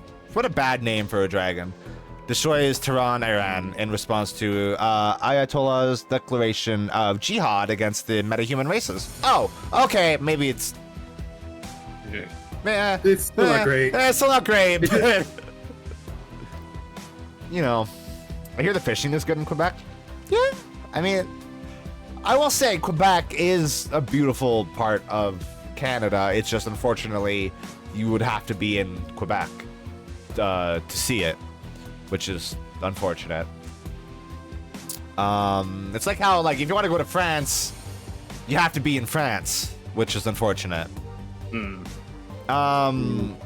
North Korea launches a nuclear attack on Japan, but the warheads failed to detonate. This is probably related to the Second Korean War. I think we've read about this already. Or this is a second one. I think it's the second one. Shit! No, big event! Big event! Big event! Let's go! Oh, Goblinization! Let's go! So this is cool. You've heard of carcinization? Yeah. Get ready for goblinization. Goblins are peak evolution for humanity. That's what we're saying right now. That's true. Without warning, 10% of the world's population suddenly mutates. The process then occurs in utero children. The media calls this transformation goblinization. So, what this means, so this happens first, which it's literally people in the middle of their day, or while they're asleep, or at school, or at work, or like while they're driving. While they're driving, people suddenly became trolls, orcs, and goblins. I don't know if goblins. No, not goblins. Goblins aren't actually a common meta variant. Yeah, so it's goblins orcs and trolls. Are actually a diseased dwarf, if I remember right. I think so, like a Vetus infected dwarf. Because Vetus also then resulted in ghouls, zombies, that kind of thing. So that might be Vetus. That might be No, that's no. I'm confusing myself. Yeah, it's HNHV, something like that. We'll probably get there at a certain point. So the government of the United Kingdom announces the death of King George VII. Who we didn't talk about at all. What happened to Liz? Who is rumored to have been killed after goblinizing. That's fucked up. The king turned into like a troll, and everyone was like, ah! No, we can't. No, we can't have this. No, Fuck the monarchy, actually. Well- Fuck the monarchy if they're trolls. Wait, they are. That's the thing, is there's two ways to interpret that. Of either people just killed him because he turned into a troll, or like he was so old that his body could not handle becoming a troll. Oh, that's true. That's true. Which is a really sad way to go. That could also be, yeah, because that's a lot of physical transformation. Yeah, because I mean, dwarves and elves are pretty close to human, and it happens at birth. Yeah. Orcs and trolls. They happen at birth. They happen at birth now after the goblinization. But some people still it's like a teenage transformation too. Yeah. From what I understand. It's like Fig becoming a tiefling in Fantasy High. For Warfy, it's also like an X-Men where like you can come in as puberty. Yeah. It's a lot more drastic of a change where like you gain a lot of muscle mass. For orcs, you get the teeth. For trolls, like you get horns and like bone spurs around your body. You get I can't remember which one has tusks. Is it orcs? I think they both do. I think they both do. Yeah. Anyway, what's really funny to me, this is so funny. The government of Quebec extends full rights to all goblinized francophone citizens. Like if you became a troll or an orc but you speak English, get fucked. Die. Yeah. Some things never change. Like we welcome orcs and trolls. If you speak English, get fucked. That's where we draw the line. Go on, Lyle. If you're an orc or a troll, you're cool. But if you're an Anglo, you need to leave. You need to die. Get the fuck out of here. Get the fuck out of our country, loser. We're currently reevaluating all metahumans and their ability to still speak French. Yeah, we don't know if they're smart enough to still speak French. We're working on finding that out. Quebec must hate elves, considering how much tied they are to like Gaelic culture. Yeah, for sure, 100%, 100%. And the elves of Shadowrun universe are actually very proud of their culture as well. So they must butt heads a lot. Yeah, God. I'm just imagining a Quebecer seeing an elf and just spitting the ground. Yeah. Oh God. The government of the Czech Republic offers its full assistance to all goblinized citizens, which continued basedness of the Czech Republic, because they were also super cool with metahumans prior and disavowed the Vatican, which is cool. President Joaquim Del Monte of the Dominican Republic announces that his country will accept any goblinized immigrants after he transforms into an orc. Yeah. And so that's the cool thing, though, is that like it happened indiscriminately. So it happened to people in power, which as we see in our current world, this kind of thing often doesn't. So they have zero sympathy for the people who it does affect. So because this shit happens to the people in power kind of have to give a shit. Swiss officials declare goblinization the result of an unidentified disease and orders the quarantine of all affected, which sucks. The Japanese imperial state annexes Yomi Island, Philippines, and deports its metahuman population there. Oh no! So this is going to be a recurring thing with Japan going forward because they have become a fascist state. They are very anti-metahuman. They are also very anti-AI. Because later in Shadowrun, AI kind of become their own race, kind of. Yeah. And probably worth noting, like, we did talk about the Orientalism and stuff like that before, and we did touch on this briefly, but, like, talking about Japan's kind of, like, relationship with fascism and actions like this, for example, which unfortunately have some real-world parallels to things that happened in the past. This is outside of the scope of something we probably call Orientalism. Yeah, I wouldn't call this Orientalism. In fact, I would say this is like... This is a good read on their societal position. Yes. Oh, this yeah. is, in history and that. To be frank, like, a lot of the post-war Japanese fascism movement happened because of the CIA involvement of Yes. like they wanted to keep that at arm's length because they didn't want communists to come in and blah blah blah blah blah. So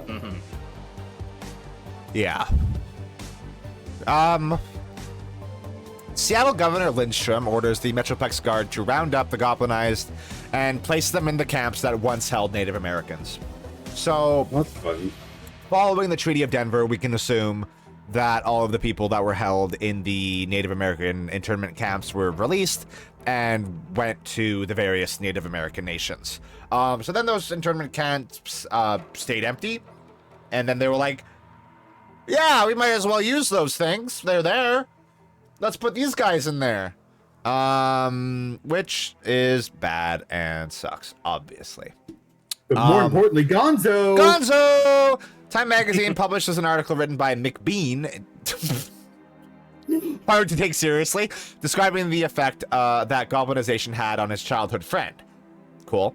McBean later expands the content of the article into a novel titled Looking for Gonzo, following the experiences of Jerry Gonzo Peterson after becoming a troll. That's cool. This probably leads to a more cultural understanding of the goblinized and leading to them being more accepted in society. That being said, even in like 2050s, which is where a lot of Shadowrun is set, there's still a lot of racism against not just even the goblinized, but against metahumans in general. Think about it like D&D. D&D is a tabletop game kind of based on fantasy racism. A little bit. A lot of D&D stories are about fantasy racism. It's sort of that kind of vibe in Shadowrun as well. Yeah. From what I understand, like if I remember right, obviously trolls and orcs get it the worst, but like dwarves definitely get like that model minority vibe of like, yeah, you guys are cool, but like when I talk 100%. down to you, and then elves get like that jealousy sort of like, you guys are like Elves very quickly get a place in modern society because of... Let's do a little look at the Telestrians really quick. Lila, you should hate these people. Yeah, I do. Telestrian Industries is an A-rated multinational corporation headquartered in Portland, Tier Tangira, which is not in Oregon anymore, and is one of the most influential and aggressive corporations in the Tier. The Tier is like as I mentioned before, the Elven country in North America. The CEO and president is James Telestrian III, who is a giant D-bag. That dude looks a lot like Oh, what's his name? Director you like? I forget his name. Oh, David Lynch. Fuck! Yeah, he looks a lot like David Lynch. I hate that. What's a spike baby? What's a what? What's a spike baby? Spike babies are individual human, animal, or plant metatypes born before the conventionally accepted dates for the first appearance of said metatypes. Oh. Babies who are... So he was born in 99. I have to imagine? Yeah, he was born in 99. Oh, yeah, that makes sense. Yeah, before the, before people act, like, when was The that? Awakening, I guess. Well, the UGE thing happened in 2011 during the Year of Chaos. So he was born, he was born over a decade before the UGE event, which is interesting. He was born to human parents. He married a fellow elf on the system. That's Green Lucifer. Okay, that's wow. Okay, we're getting in the weeds. We're getting in the weeds.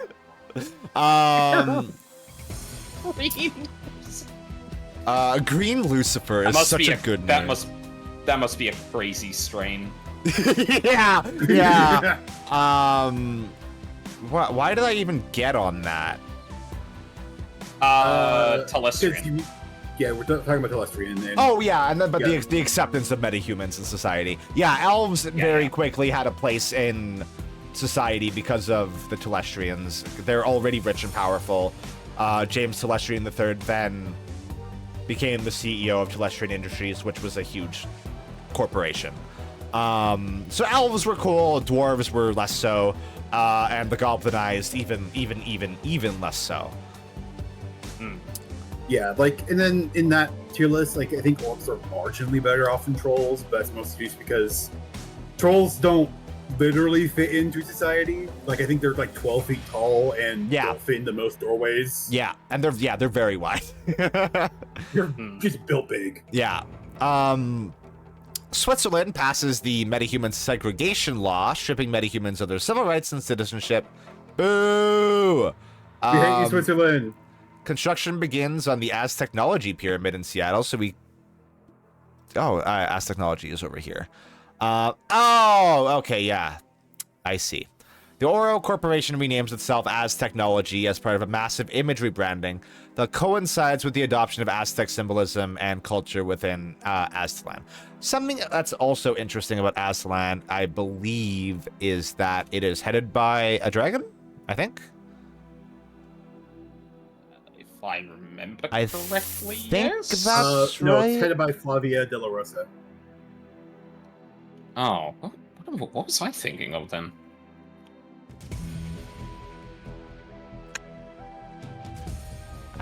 Maybe not Aztlan, maybe... Amazonia is headed by a dragon. Oh, Amazonia, okay.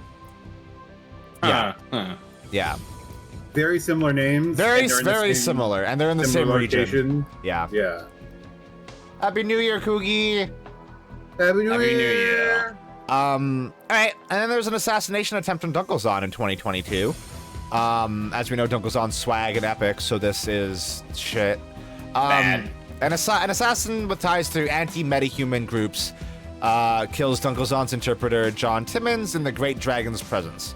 Dunkelzahn immediately obliterates the assassin. Fuck yeah! Vetus 2 claims another 10% of the world population. So this is after 25% of the world population died. So, uh-oh. Not doing good. Not doing good. Mm-hmm. Seattle Governor Lindstrom finally orders all metahumans to be released from quarantine. Thank you. The Great Dragon Schwarzkopf begins lecturing at the University of Prague after the school adds arcane studies to its curriculum. So dragons are getting around. Dragons are happening. Dragons are big right now. A lot of groundswell around dragons all of a sudden. The Seattle Police Department goes on strike. Seattle Governor Lindstrom declares the Seattle Police strike illegal. He promptly fires the entire Seattle Police Department and contracts Lone Star Security Services to replace it. Let's talk about Lone Star, shall we? Man, Lindstrom kind of sucks. Lindstrom sucks big time. Let's talk about Lone Star. Because I know how much Lone Star sucks. Lone Star sucks. So Lone Star is headquartered in Austin, Texas. And they're one of the more prominent public security companies in North America. It has contracts of municipal policing from Corpus Christi to Seattle prior to 2072. I think in 2072, there's contract conflict between Lone Star and Knight Errant, which are owned by Ares Macro Technology. Lone Star operates directly in the CAS and the UCAS. It holds 62% of all security contracts in the UCAS. The percentage is even higher in the CAS due to its public relations image as a reincarnation of the Texas Rangers. The corporation also runs many prisons for the UCAS and CAS federal governments. Basically, this is like privatized police. And as I said that out loud, you kind of realize how sucks that is. Yeah. It's privatized police run out of the Confederate American states. Yeah, so, you know, bad all around. So that Lone Star, you can kind of assume that then they go on to be huge purveyors of oppression. They love that shit. It's their favorite. They love killing people indiscriminately and making the streets of Seattle worse. In Los Angeles, California, the Watts District is nearly leveled by a riot which formed... Oh, is there actually a Watts District in Los Angeles? Maybe? Yeah. Oh. Oh. Okay, so that's something that Cyberpunk kind of based... Oh, yeah, because Night City is based on L.A. Well, it's based on LA, but I think Night City's between LA and San Francisco. Yeah, but they have a district called Watson, which they call Watts in Night City. So it's based on that. Yeah, makes sense. Yeah. The Watts district is nearly leveled by a riot, which formed when rumors surfaced that MLK Drew Medical Center is hoarding Vitus 2 serum. By the time the fighting ends, the death toll stands at 23 soldiers, 89 police, and 619 civilians. So this is probably, yeah.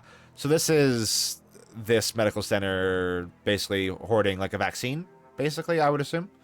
And not distributing it to the people that need it. I would think. Maybe. Ooh. Bad. Francis Daniel is a PhD in engineering and a 4th Dan black belt in Ki Aikido. Demonstrates a new form of magic. Instead of casting spells, he enhances his body's physical abilities. So he's a monk. He's a D&D monk, basically. Rad. Yeah, sick as hell. Metahuman Bill of Rights is passed in Texas, guarantees voting privileges, equality in housing, medical care, education, and fair employment for all metahumans, which you would not expect this from Texas first, to be quite honest. Yeah. You know what? I'll give kudos to the Confederation of American States on that one. Kudos, Texas, I guess. We don't say that often, so enjoy that. The United States Supreme Court grants equal rights to metahumans, so it's kind of... things are turning around now. In the Seattle Metroplex, the Defense Advanced Research Projects Agency, DARPA... Oh, I know about DARPA. They're in Metal Gear Solid. DARPA. Creates the Fort Lewis Zoological Gardens to explore goblinization and paranormal changes in animals. Which, this sounds fine. There's no way this can go wrong. No way this can go wrong. Imago Day. Pope John... Wait. How do we already get to John... Pope John, not Pope John Paul. Yeah, not... different guy. Yeah, different guy.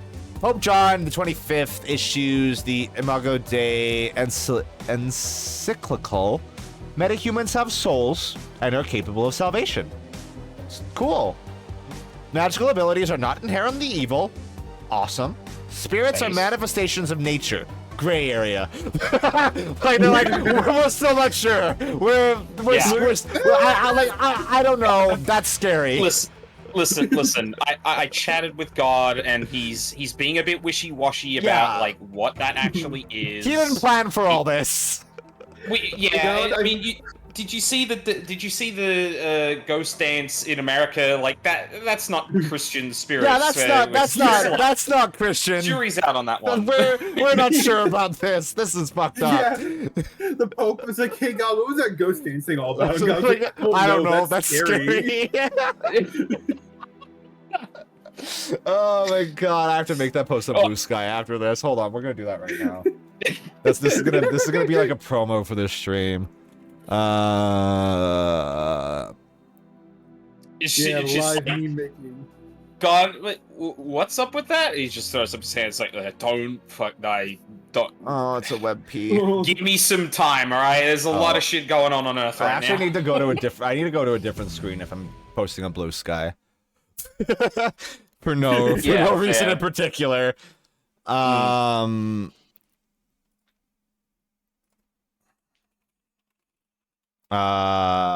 Sorry, this is Pope John the 25th. Yeah.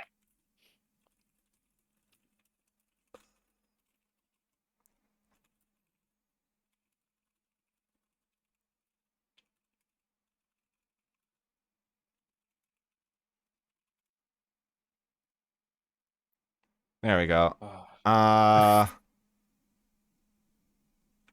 Actually, I'm gonna make that a quote tweet of my stream announcement post. That's a better. That's brand. That's fucking cross promotion, baby. Let's go. I'm doing my job correctly. Fuck yeah. Yeah, I had somebody replied to that post and was like, President Donkey died for our sins. Like, yeah, you're so right. Nobody here knows what that means at the moment. Not yet. Not yet. So, after that, we develop... Oh, I should probably zoom out. There we go. SimSense Entertainment is developed. So, SimSense Entertainment it's the give up machine. Yeah, exactly. So if you know about Cyberpunk, it's a brain dance. They're basically one-to-one things. Basically you chip into something and you experience basically virtual reality, but it's more sensory than that. As they say, a kind of sensory video player. That happens that happened this year. Not much longer. Happened like a month ago. Yeah. So hey, we haven't heard about it yet, but it's getting around apparently. Be on the lookout. Be on the lookout for some SimSense out there, guys. And Philly ruins football. Philly ruins football forever. NFL gets cybered. The National Football League's first cyber-modified player, linebacker Mario Sanchez. That's like calling the Chinese character in your book Cho Chang. Like that's not great. Yeah. No, I think if he was named Pablo Sanchez, then if it was Pablo, it'd be worse. Yeah, that's true. Yeah, that's true. Of the Philadelphia Eagles starts playing. Due to concerns about these new athletes' unfair advantages over unenhanced players, this type of modification will be restricted to those who need reconstruction due to injury. Oh, so you can't just get you can't get arms that make you 10 times stronger if you don't need them and still play football. Yeah. Cyber terminals. The first cyber terminal is tested for military intelligence applications. A room-sized isolation chamber using multiple jack points and hookups. The system allows the operator to interface directly with the world data networks using their minds. Early attempts to use the system drive many volunteers mad. And then, I can't wait for this event to happen. Wait. Can we go back to the football? Yeah. I know that there are limits here. Yeah. Can you imagine what the XFL will be like? The XFL. This puts the XFL back in business. The XFL is gonna be back in business. Yeah, like it's back. Vince is on it. Like white on rice. All right, so we have to wait 5 years for the complete dissolution of the internet as we know it. So, yay! Be patient. It's happen. It's gonna happen. Don't worry about it. Postponed. Yeah, it's yeah. We have to see this. The crash virus of 2029, a virus program of unknown origin and unprecedented power attacks computer systems worldwide, crashing systems, wiping software, and even burning out hardware. So I think we can read the full story, but what I think this is the invention of black ice as well, which is basically it's anti. That would make sense. It's anti-computer hacker. They're basically like programs that can fry your brain if you hack companies that aren't careful. And yeah, I think all like ice and black ice is based on this virus program, I think. Now, if I were to hazard a guess, I would think maybe the dragon that has a very, very strong interest in the Matrix maybe made this. What? Who knows? Who knows? Can I suggest a theory? What? Just posting. The dragon who made the Matrix made this not intentionally. Well, so the thing is, has anyone played Hypnospace Outlaw? Yeah. No, I need to. What dragon was that again? Let's go back a little bit. Oh, it's not on this page. Fuck.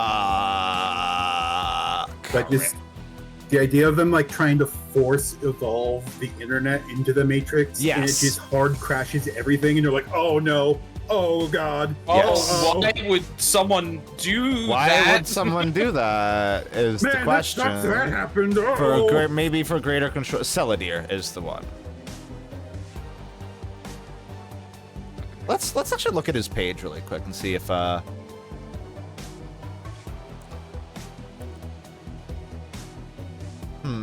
So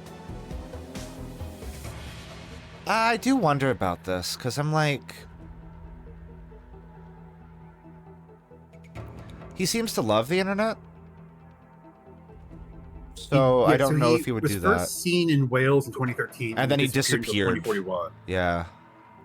Soon afterwards, the Knights of Rage pledged loyalty to him in 2043. Cooperated with Transys Neuronet on the construction of a brand new research facility. I see. And then he came to be... Oh, no, he owns a Neonet. When was this company founded? I wonder. We're getting into the weeds a little bit. There's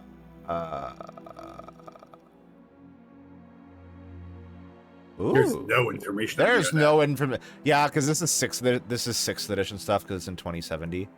Maybe it could be 5th edition as well.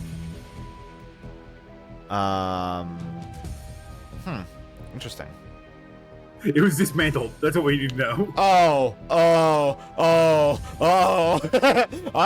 They maybe have something to do with something very, very bad. Yeah. So this, I'm going to describe this as the exact thing that happened to V in Cyberpunk 2077, except on a wide scale in the 2070s. Sucks, bad, we don't have to worry about it. It's not a thing for us, don't worry about it. We're only dealing with 2050s. I forgot we scrolled back up. I thought the Pope denounced metahumans again. He's like, right, no, God took it back. God took it back. We're running back. We can confirm the Native American spirits in America were not Christian. Yeah, they're actually not cool at all. God got back to me. He said they're bad. He said it sucks. Anyway, we were looking at the crash of 2029. Yes. So this is functionally the complete destruction of the internet as we know it today. So let's go over this.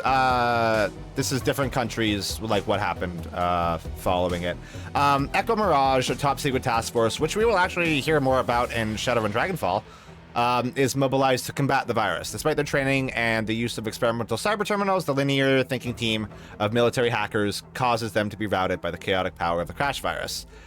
In Spain, angry mobs of poverty-stricken citizens in Asturia used the chaos following the crash as an opportunity to protest their plight, plundering rich enclaves in the region and forcing the wealthy residents to flee. Based. The state of Euskal area uses the resulting unrest as an opportunity to secede. The state of Galicia, meanwhile, uses the threat of secession to extract liberal concessions from the government. Hey, all of this sounds cool. Yeah, this is Go Spain. That crazy Spain internal politics stuff that's wild that I've been hearing about. In Switzerland, a crash virus caused computer failure causes a Genome Corporation facility to accidentally release an experimental mutagen into, I don't know how to say that, Basel, killing thousands of people. Bad. The crash virus permanently disables Harris 3M's Halo, Angel Station, and Nerva stations, while more than half of the other stations suffer fatal system failures. In the majority of all these cases, all on board are killed. In Ireland, in response to the crash virus, the United Kingdom and Ireland closed their borders, ceasing all traffic in and out of the islands. So this is a really bad thing for the world because a lot of the world economy, obviously, internet-based. So this is going to see a lot of the poor becoming poorer, but also the rich becoming poorer. And then a lot of power grabs happening in the midst of all that, as a lot of companies, go bankrupt, can't operate anymore, have to sell. There's going to be a lot of consolidation in this time. And then we have the Redmond Barons. In the Seattle Metroplex, the Redmond district collapses in the aftermath of the crash virus due to its dependence on the computer industry. Rapidly escalating crime causes local law enforcement to set up barriers around the district. The district never recovers and is eventually known as the Redmond Barons. So when we talk about the Redmond Barons, there's a very big area in Seattle. If you're in a Shadowrun campaign, your characters are probably spending most of the time in the Redmond Barons. And a really good way to basically summarize the Redmond Barons is imagine the outskirts of Detroit now, but worse. And with zombies. It's bad. Gotcha. I'm surprised you don't use the Seattle Underground, because I feel like that's perfect for a Shadowrun thing because Seattle Underground is super cool. So the thing with that is because the Barons. So the main thing is the thing with the local law enforcement in Seattle is that they also stopped operating there. So the district is basically complete and utter chaos, but cops don't really bother you in the Redmond Barrens. So there's a lot of Shadowrunner communities in the Barrens because it's a good place to lay low. Cops don't go there. Gotcha. It's also really dangerous for cops, obviously. However, the Redmond Barrens is also like home to gangs like let's see. The Halloweeners, the Cutters, the Ancients, and the Tigers. The Halloweeners are a bad name for a gang, first and foremost, because people can call you the Wieners, which is not good optics. Nope. But they're just a normal gang. But they are diametrically opposed to the corporation known as Renraku, which has a huge presence in Seattle, and we will get to them eventually. There's the Cutters, which are... That sucks. That's a guy. That's a dude from Shadowrun Returns. Yep. They're just another gang. They're an LA gang that found their way to... So they're a very big... They're the kings, basically. Yeah, basically. Then there's the Ancients, which is an elf go gang, which, fuck yeah. Like, look at that shit. That's awesome. Elves. I know, but they're cool. Take some fucking notes, Halloweeners. Yeah, come on. Get your shit together. And then there's the Tigers, which it's an Asian gang. They're part of the Triad, I guess? 88's Triad? Yeah, they're a Triad. They're members of the Triad. So, you know, you can kind of...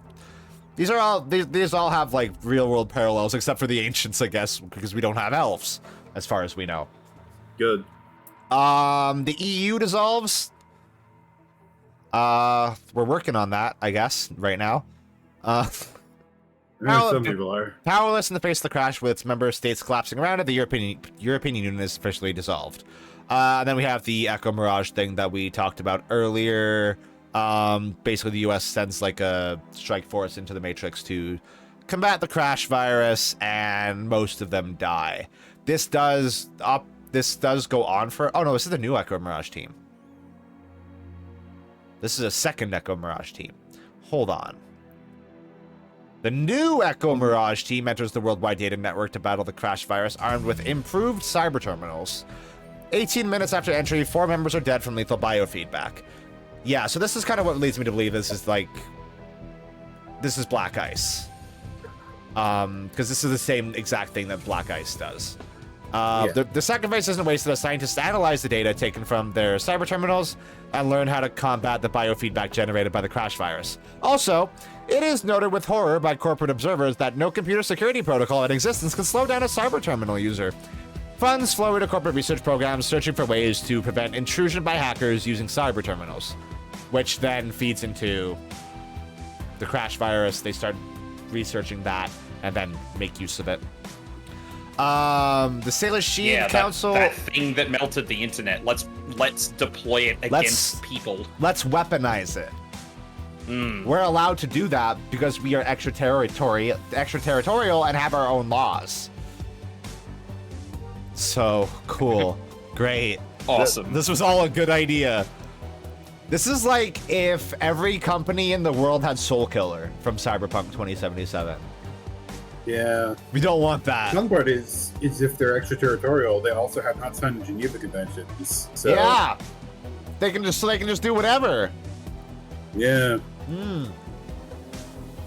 The Sailor Shield Council, which is part of the Native American nations, opens its borders to all metahumans, not just Native Americans. So let's go. Native American nations and metahumans kind of aligning, as is obvious because the metahumans were put in the Native American internment camps. So it's like, yeah, we're brothers in arms here.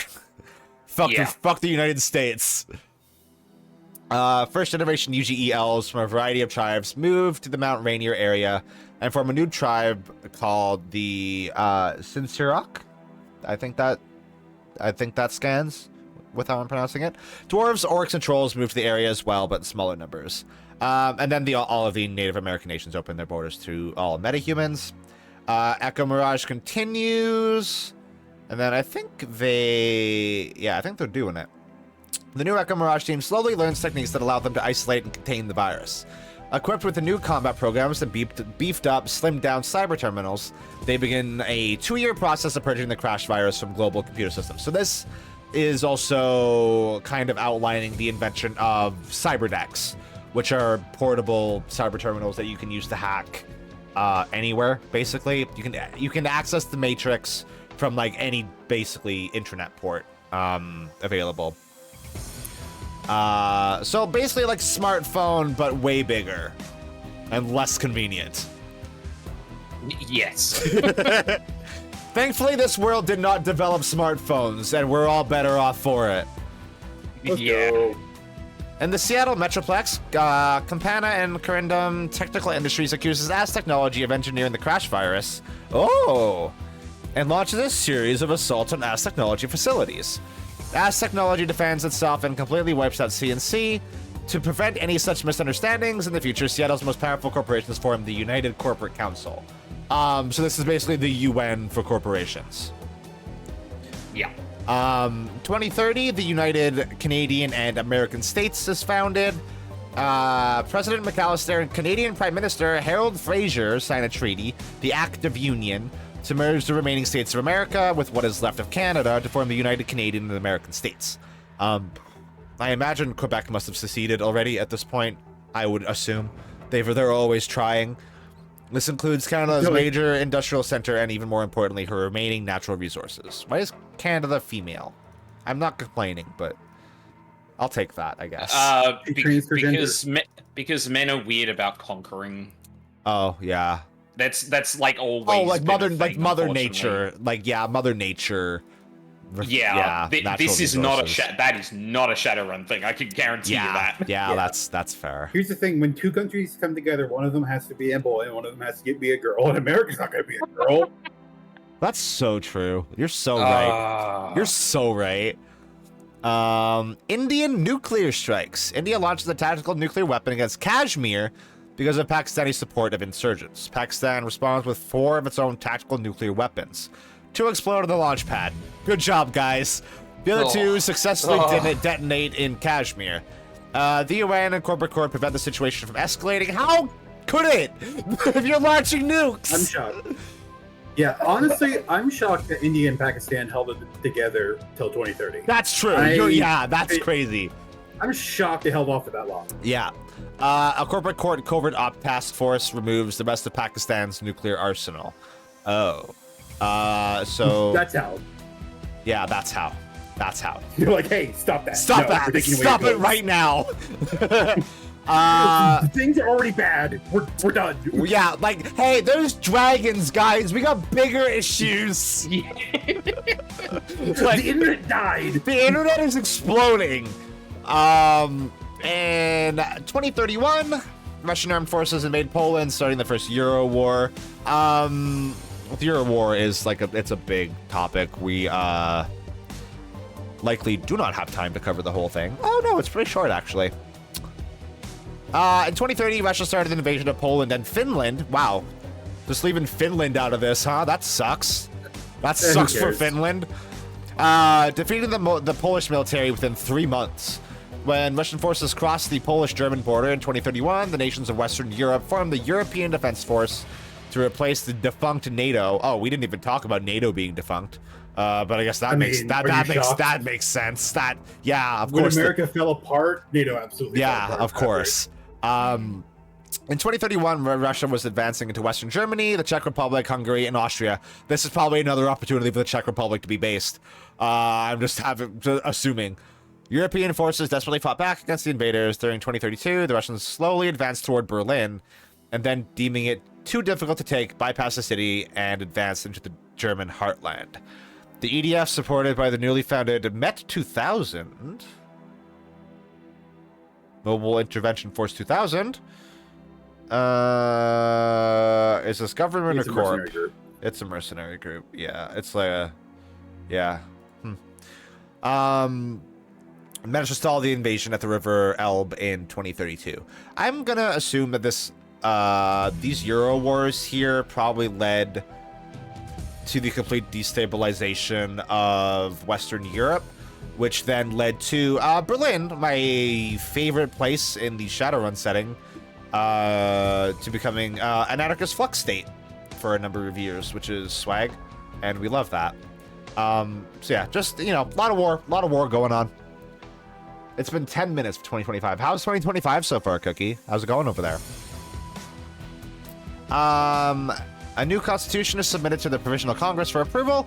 2/3 of the U.S. and Canadian citizens ratify it over the next 6 months. U.S. President Andrew McAllister becomes provisional president of the UCAS. Canadian Prime Minister Harold Fraser becomes provisional vice president of the UCAS. Okay, I like that. At least that's like somewhat equal. Well, not really, but... Of course, the Prime Minister of Canada would become Vice President. Yeah, Canada gets to become the President's eunuch. So what else could we hope for? That's what we've been for all of Western history. Crash virus neutralized! Yay! We do it! We do it. Echo Mirage Team 2 wipes out the last known concentration of the Crash virus code. Of the original 32 Echo Mirage survivor members, only 7 survive. 4 of them go into business with knowledge of cyber terminal design. That makes sense. Do they ever talk about what happens to the other 3? Dragonfall does. Shadowrun Returns kind of does. It kind of alludes to one of the characters in there maybe being from Echo Mirage. One of the characters in Dragonfall is from Echo Mirage. We know that for a fact. Well, also iffy, kind of.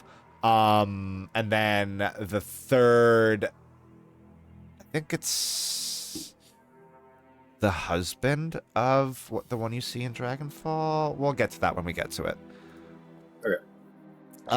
Desk-sized second-generation cyber terminals are commercially available. So this is basically these big hulking set, like advanced computers now becoming the size of computers we know today. And then 2032, the Matrix is developed, and unfortunately, the Matrix is developed by corporations. I thought the Matrix was developed back in like 97, 98. Well, this is the new Matrix. Did they reboot it? Yes, this is the Matrix 2.0, basically. Were the Wachowskis involved? No. Well, that sucks. Yeah. The Wachowskis get goblinized? I hope so. I hope they become orcs and trolls, respectively. So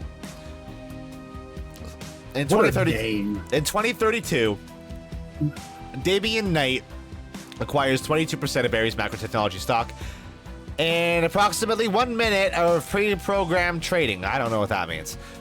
He ousts Leonard Aurelius and makes himself CEO. I think Leonard Aurelius is the son of Nicholas Aurelius, the founder of Ares Macro Technology. Pre-programmed trading is mostly done by computers nowadays, so he just pre-programmed all the stuff to happen the second trading opened. Oh, I see. Okay. Also, Damien Knight, he had to have legally changed his name to that, right? Like, there's no way he was born Damien Knight. So we'll glance at Damien Knight, but we'll be talking a lot about Damien Knight in the days to come.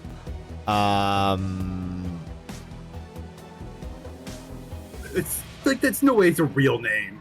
He is believed to be, or to have been, a certain Major David Gavilan of the U.S. Air Force. Oh, I was just making a joke about how his name is stupid, but... Oh! Interesting. What? I was just making a joke. Is this an actual what? Huh? This is an actual conspiracy theory. Oh my god. Yeah, so it's interesting that he then appears immediately after the Crash virus is eliminated and Echo Mirage is dissolved. That's interesting. That's wild, yeah. Global Financial Services is renamed Zurich Orbital Gemeinschaft Bank and moved to the Zurich Orbital Habitat. The Zurich Orbital Habitat is, I think, a satellite. Yeah, it's in space. Because if I remember right, eventually the council moves there, right? Yeah. I believe that's right. Yeah, corporate court. And then there's the corporate court and the bank, which I imagine this bank probably handles corporate court finances. Yeah, that makes sense. Then there we have the invention of the cyberdeck. This is basically what if the invention of smartphones happened in 2033, which is what a world that would be. I would love that. As Technologies surreptitiously murders Aztlan President Francisco Pavon for disobedience, is called Home by the Plumed Serpent, a polite euphemism. Shadow Talking Aztlan reveals he was killed in a palace coup by his Oro handlers. The Plumed Serpent would be the dragon that runs Amazonia, I think. I think it's Quetzalcoatl, which I'm not saying right because nobody ever says it right. I think Quetzalcoatl. Qualpa. Yeah, the feathered serpent. Yeah. I think it might be Quetzalcoatl. Quetzalcoatl? Not like not like the KW sound. Yeah. It's been a while. I looked up stuff like this for Dawn Trail. I should remember. Oh yeah, honestly. that makes sense. So the two inventors of the cyberdeck, very quickly the next year, half a year later, die in freak accidents. That's weird. Damn. That's weird. Matrix Systems' main computer suffers a catastrophic crash, destroying all data concerning the portal. The prototypes go missing as well. Oh, so this would be related. I misread that as Game Market Cyber Terminal. Game Market. We need one of those. Villier's Ascendant. Richard Villiers acquires 1/3 of Fuji Industrial Electronics in exchange for all of his North American holdings, his corporate court seat, and his backup data and prototype of the portal. That's interesting.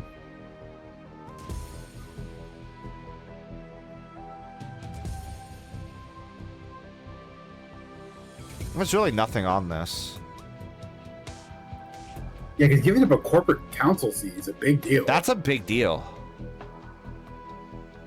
The Confederation of American States secedes from the UCAS. Yeah, that makes sense. And they just let that happen? Yeah, apparently. Representatives from the UCAS and CES signed the Treaty of Richmond, confirming the UCAS's recognition of the CES as a sovereign nation. And then at 12 p.m. GMT, a broadcast originating from Portland overrides all terrestrial signals. Luke Shorehand declares the independence of Tir-Tairngire from the Native American nations, with himself as High Prince. Tir-Tairngire repulses 6 military responses to its declaration. California is the only state to initially recognize the independent state. What? Princes of the Tyr. Lofweir is appointed to the Council of Princes of Tir-Tairngire, followed later in the year by Blake Ladner, Girlstone, Larry Zinkin, and Rex. They don't matter. Lofweir does. Mm-hmm. Here's where we get to talk about Lofweir. Lofweir. Wow. Thanks, Wiki, for spoiling that. Motherfuckers. Jesus Christ. Lofweir is the single most powerful dragon in the entire world, because he owns Seder Cup, which is the biggest corporation in the world. Lofweir is complicated, and apparently has some stuff in Earth Dawn.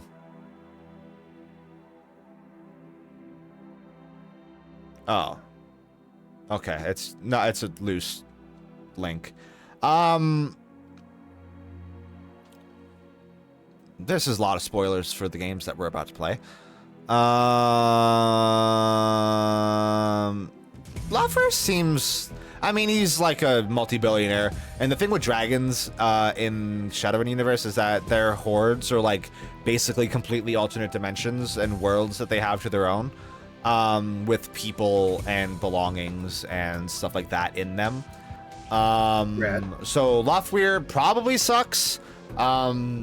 He's rich, so probably sucks. He's a dragon. Lawfare is also largely the reason that the first rule of Shadowrunning is that you never deal with a dragon.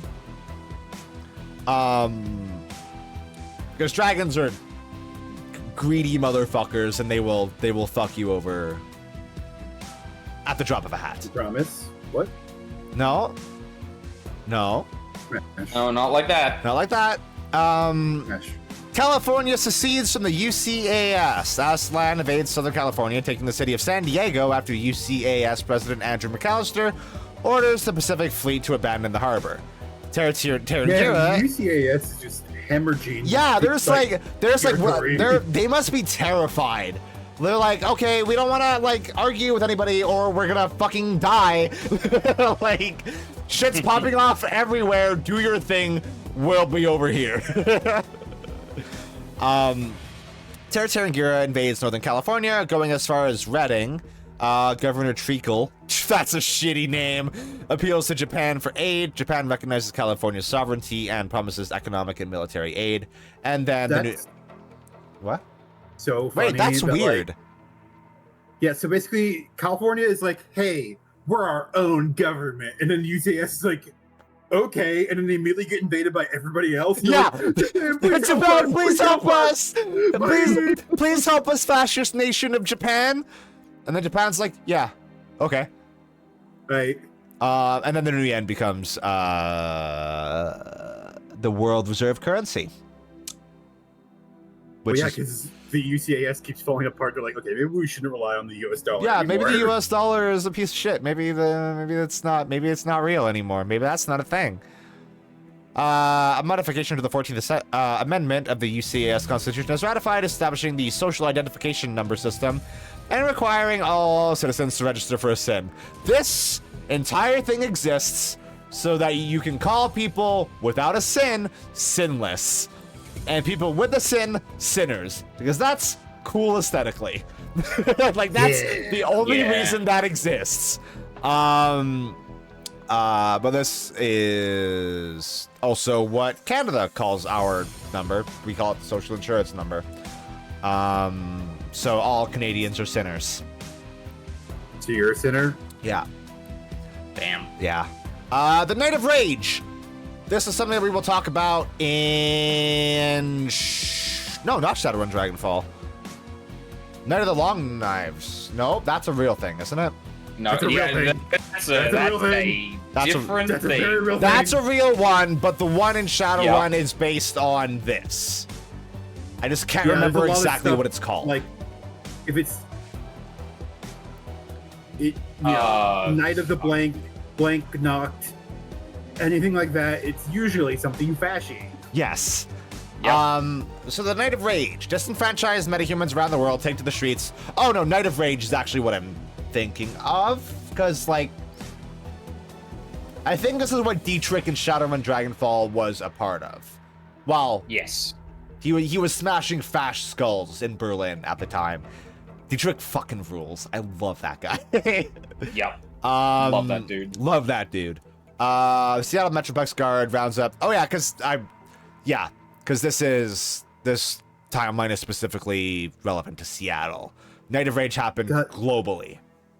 It's just so funny reading some of these, because it's like, especially anything that's like, you know, tier or like Seattle, because like, you know, I live in the Pacific Northwest. Yeah. So I'm seeing all these, like, they're mentioning like tiny city names, and I'm like, oh, I've been near Tacoma. Yeah. Like, yeah. So this is so weird.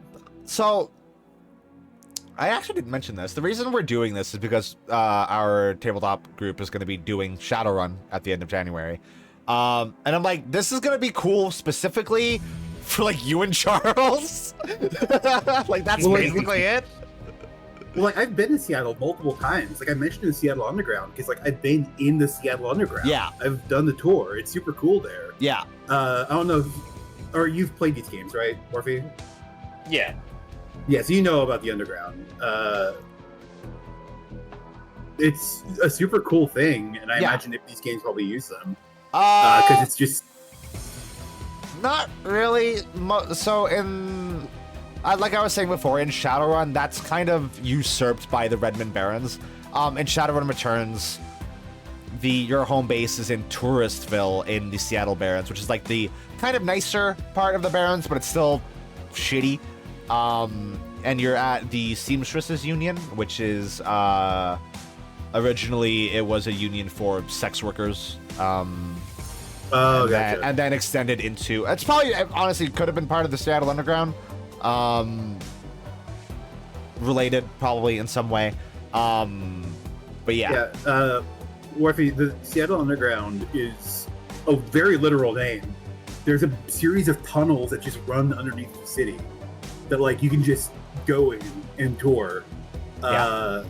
It's one of the few things I know about Seattle in the setting. From my understanding, like, a bunch of the Goblin Eyes people, like, kind of, like, hang out there. Yeah. It's just, like, this cool place, and I'm like, oh, yeah, of course they would use this for Seattle as part of that setting, because, like, have to wonder if maybe it's not mentioned in this timeline, but maybe the powers that be in Seattle collapsed the Underground because it would be used by bad actors, maybe? I can only assume. Hold on. I'm going to do some Googling. Let's just Google Shadowrun Seattle Underground. Orc Underground. It's a district in Seattle. I guess technically it would have to be since it's in Seattle. The Underground refers to a network of underground passageways and basements that was ground level at the city's origin in the mid-19th century. These spaces eventually fell into disuse as the streets were elevated, becoming forgotten... Wow, that's cool. Becoming forgotten basements and occasional tourist attractions. So the Seattle Underground is like original Seattle. Yeah, this is a real... Like, it's super cool to go down there and, like, see a bunch of, like, yes, there's like a bunch of like maintenance tunnels and stuff. Like you can see like shop fronts and stuff down there. It's super cool. We were kind of getting there. This trend continued till the Night of Rage, which we were literally at, of 2039. After which the Underground became a refuge of the city's metahumans. Elves who never liked the Underground left as soon as possible, but orcs, trolls, and dwarves stayed. I imagine most of the elves probably went to Tyr. Yeah, because it's just right there. It's just right there. Once the legal problems and technical problems were solved, they began to construct ornately carved tunnels and caves deep underground. And then eventually dwarves left during the early 40s, so it's orcs and trolls. And then it got gentrified! Oh no! Come on! It sucks! Damn. And even to the orcs! We can't have shit in Seattle! Who could have fucking seen that coming? Oh. And then the dwarves moved back. That sucks. God damn it. The events in Seattle sparked racial violence worldwide. In New York, 836 die. In Australia, initial racial violence by people of Asian origin prompts wider violence against people of Asian origin. What? Initial racial violence by people of Asian origin prompts wider violence against people of Asian origin in Australia. What? Well. Okay, Yeah, so... I'm calling Orientalism on this again. Yeah, I don't know what What I'm imagining happened was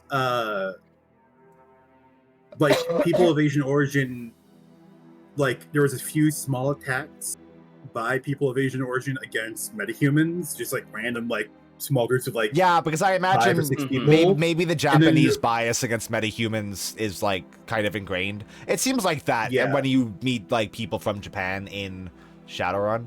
And then like people just heard about that, and then a bunch of metahumans were like, okay, let's just attack any Asian person. It's like the recent thing going on in the States with like Indian people in Springfield, I think it was, or something like that.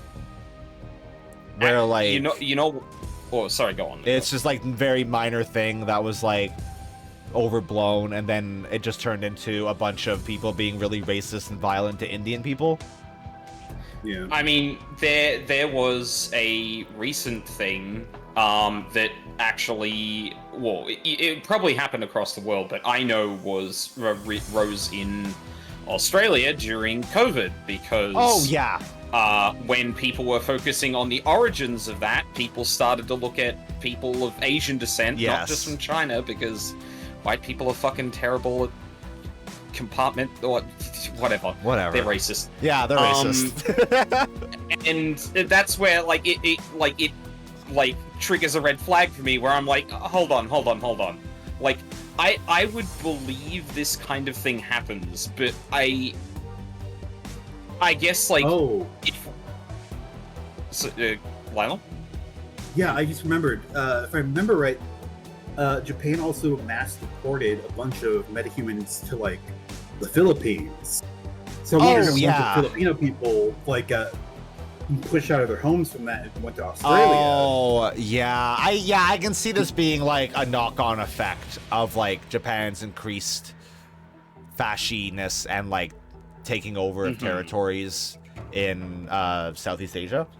Yeah, I guess my, like, confusion here is, like, obviously this is just one sentence. It's vague. This is one sentence from a fan thing, not from a like fan actual... thing that highlights the lore. But I'm a little weird about, like, racial violence by Asian people means racial violence to Asian people. Yeah, I'm I have to wonder if this. I wish that could be expanded on. I have to wonder if this is just really reduced and, like, it was like, you know, just like a really minor thing, like an Asian person killed someone one time, and, like, it was an isolated incident, and then I was like, fuck Asian people in Australia.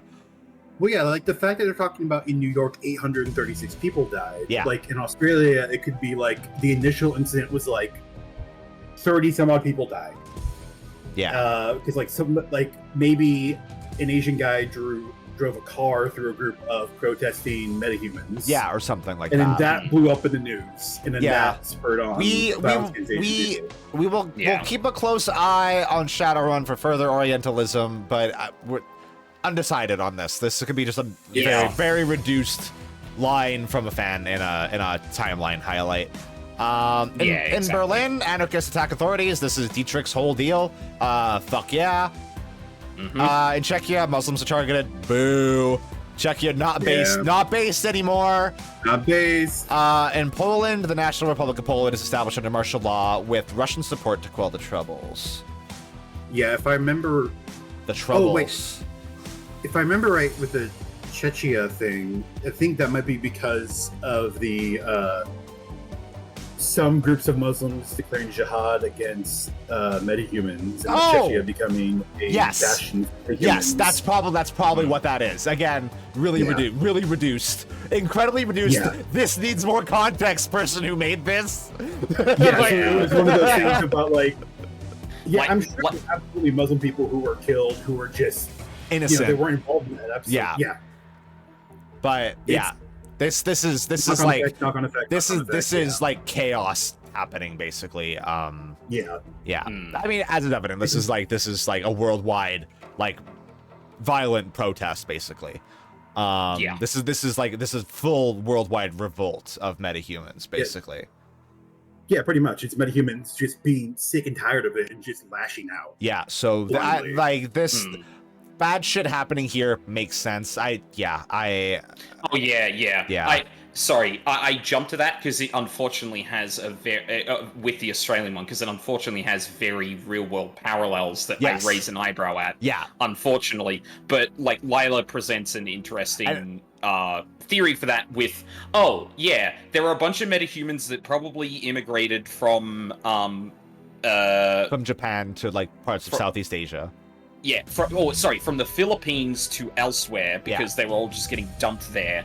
And then people of a similar temperament in Australia went, no, actually, we don't like you. And then everyone else responded, what the fuck are you doing? Yeah, and I will note, now, we just have to keep in context, this stuff was written in, like, 1980. So while it does have real-world parallels, these weren't written with these real-world parallels in mind at the time. So we take issue with it now because of our current context. Better real-world parallels is to like back when the block was being made, the Eastern Bloc was being made, and like different Slavic groups are being forced to mix together and that kind of thing. Yeah. Like, well, yeah. Sorry. I don't want to go on an Australian history thing. That was a contemporary example of something that does happen in Australia, in particular, more than a couple of times throughout history. I mean, that would makes make sense with this parallel. That does make sense also with like Australia's proximity to Southeast Asia. Exactly. That makes full sense. I imagine there's some tension, as there always is. Yeah. The Sears Tower falls. Members of Alamos 20,000, which I believe is a anti-metahuman group? Yeah. Yep. Yes. A terrorist group that focuses on anti-metahuman agendas. They suck. They're bad. Using a combination of magic and explosives to destroy the Sears Tower in Chicago, Illinois, UCAS. The death toll reaches 26,000. That's... And yet you use magic for your terrorist Okay, actions. Lila Warfy, you can see people. You can see what I'm googling here.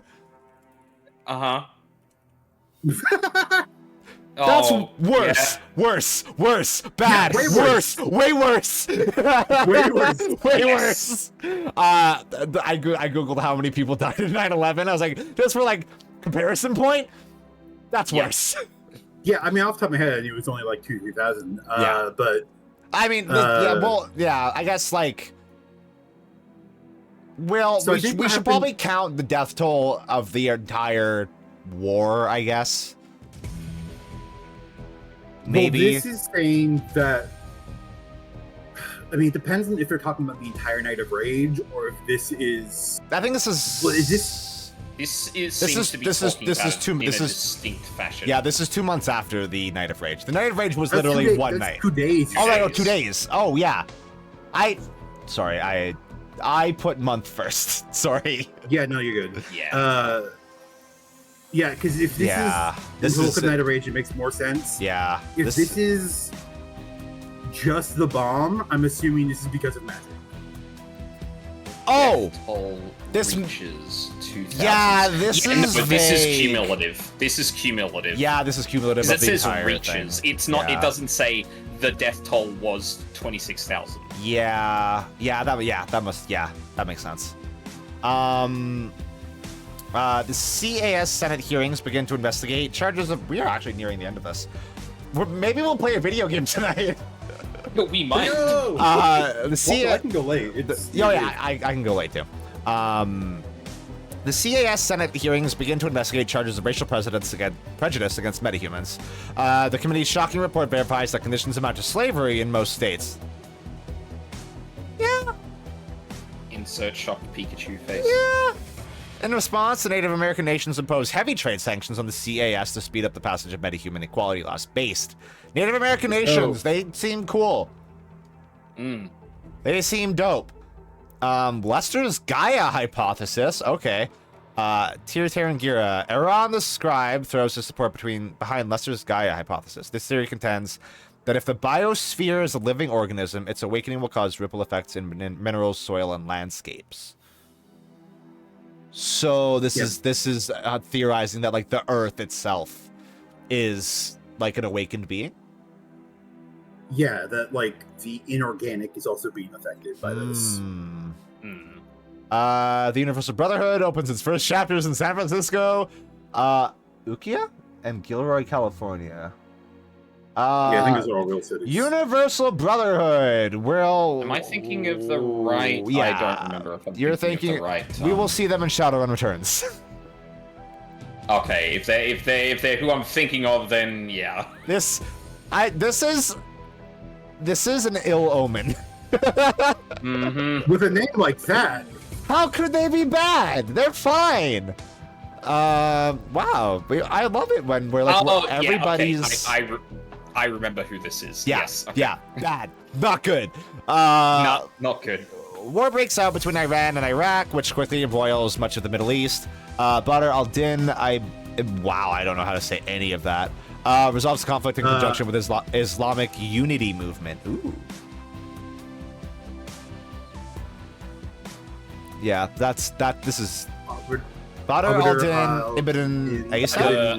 Ibn Isa, yeah. Isa? Yeah.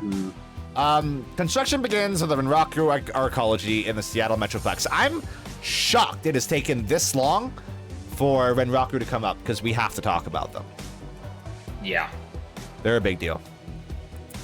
So Renraku is the 5th largest corporation in the world. They're a mega, which when people call a corporation a mega, it means they're a mega corporation, means they've achieved extraterritoriality. They're also the 3rd largest corporation in Japan, and they deal with computer technology, memory storage, databases. And they acquired one of the corporate court's original founders, Kiruba International. This is a bunch of context that we don't necessarily need for our purposes. But they do come up in returns and in Hong Kong. In Hong Kong especially, because we literally need a red samurai.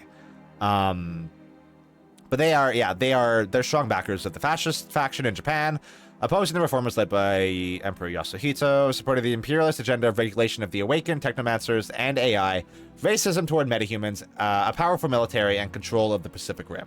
Renraku or Fashi, they suck. They have a very, very, very, very strong military, and they have a very strong presence in Seattle. Oh, wait, is this the one that has the CEO who walked into Nepal and disappeared, and everybody just like, is he still in charge? I guess, but we're gonna pretend like he's not. I don't think so. I have to open the German wiki again, because I think the German wiki had the information that I want here. Because I want to talk a bit about the guy who founded Renraku. We need to talk about... Wow. Maybe I'm thinking of Fuchi. I think I'm thinking of Fuchi. Yeah. Yeah, this one's from Slovenia. Yeah. Wait. Kiruba, yeah, so... Yeah, Renraku is one of the oldest mega corporations in the 6th world, and its story begins in a very unexpected place for a Japanese mega corporation, in Slovenia. Was Kiruba Slovenian? And then Renraku bought Kiruba, acquired all their assets, and then Renraku became a powerhouse, basically. Oh. Caused so much damage in a conflict with BMW. Oh! Whoa! So, Renraku's founding is actually directly related to the founding of Saderkrupp as well. Which is interesting.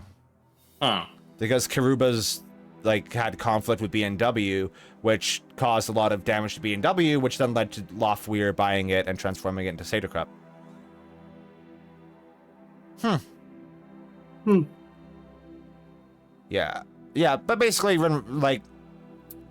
I think as far as, the video games are concerned, Renraku is basically a stand-in for Japan in a lot of places. Because Renraku very much supports the policies of the Japanese imperial state. They're fascist. They're in Seattle. They have a huge, huge, huge presence in Seattle. And they have an arcology, which we need to also look at. An arcology is basically... let's see. The Renraku arcology, formerly known as the self-contained industrial residential environment, and now known as Arcology Commercial and Housing Enclave, AIC, that sucks, a massive truncated pyramid that was... tell me what it is. Did they overlay it onto an actual map of Seattle? Yeah. Oh, that's great. Yeah. So you can see the actual scale of it. Yeah. Oh, look, there's an underground tour right there. Oh, that's interesting. That means that there's direct access to the archaeology from the underground. Oh. Interesting. Basically, this is the place where all Renraku employees in Seattle live. They're not allowed to leave. It's a big pyramid, right? It's a big pyramid in the middle of Seattle where all of Renraku's citizens are held. That's what I'll say. It's a big where they're held. Blade Runner pyramid. Yeah. And then it was built and completed in the same year, it looks like, which is wild. Especially the same day, apparently. Especially if it was, that's probably not completely accurate. Super Kids. Super Kids. New Horizons Corporation comes under investigation for its Super Kids project, overseen by New Horizons CEO Paul Auberge, when one of them commits suicide. The program is shut down when discoveries of extensive genetic manipulation in conjunction with physical and mental abuse are discovered. Oh, it's Shadowrun's own Andrew Wakefield. That's the guy that spearheaded the research into vaccines causing autism. Yeah. Learn more about that in the H Bomber guy video about vaccines. And then we just have like culture stuff happening here. We don't super care. The government at Tirana. That's a Euphoria hits the scene. Yeah. Amanda Euphoria She's a pop Lockhart. star. She's a SimSense star. 2048. Oh yeah, I guess that is like a show. Yeah. No, my mind went to the fucking Kendrick Lamar diss track. Oh yeah. No, Kendrick was sleeping on it for a while. Yeah. This is like that. What's the name of the digital actress Square Enix made? I forget her name. That's been deleted from my memory. Yeah, me too. It's like the one that David Cage made. David Cage. Yeah. The government of Tirana establishes the Church of Ireland and bans the Catholic Church from the country. Fuck yeah! Yeah! Alan Adams is inaugurated president of the UCAS. Leonard Aurelius ousts Damian Knight as chairman of the Ares board. So that means, I think Damian Knight originally, we discussed earlier, he kind of took Ares out from under Leonard here. So I guess Leonard took it back, which is good for him. And then this is why I guess Max Headroom was the second thing on this timeline. Is Maria Mercurial's not, she's a real person, right? Is she? I don't think so. No, I mean in the context of Shadowrun, not like as opposed to her who's not real. She's digital. I don't think there's anything suggesting she's digital, no.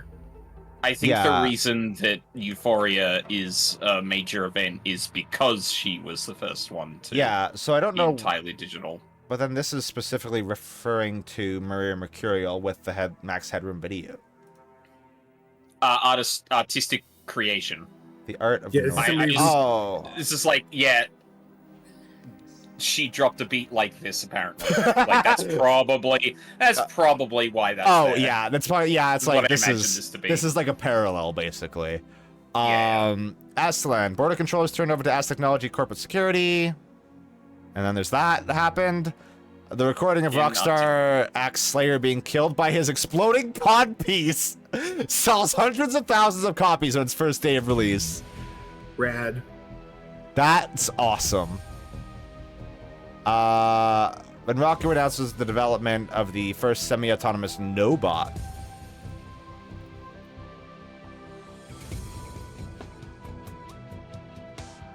Artificial intelligence? I guess? Sounds like it. ChatGPT? I hope not. Sales of the Blockbuster Sim Free Fall hit 50 million, and then we're in the present as far as the video game is concerned. That was a lot. Yeah. That was a lot, but we did it, and it only took 3 hours. Yeah. So that's like the entire. That's all the like the major events. of Shadowrun from 1980 to 2050. I'm going to keep the German Shadowrun wiki open while we play the game. Yeah? I sneezed. Can you go through all that again? No. Sorry. No. I'm going to take a pee break. Because that was, I also got to pee. 3 solid hours of me talking. Yes. History You lesson definitely need a over. break. Let's play a video game. Hell yeah. I'll be right back after I pee. BRB.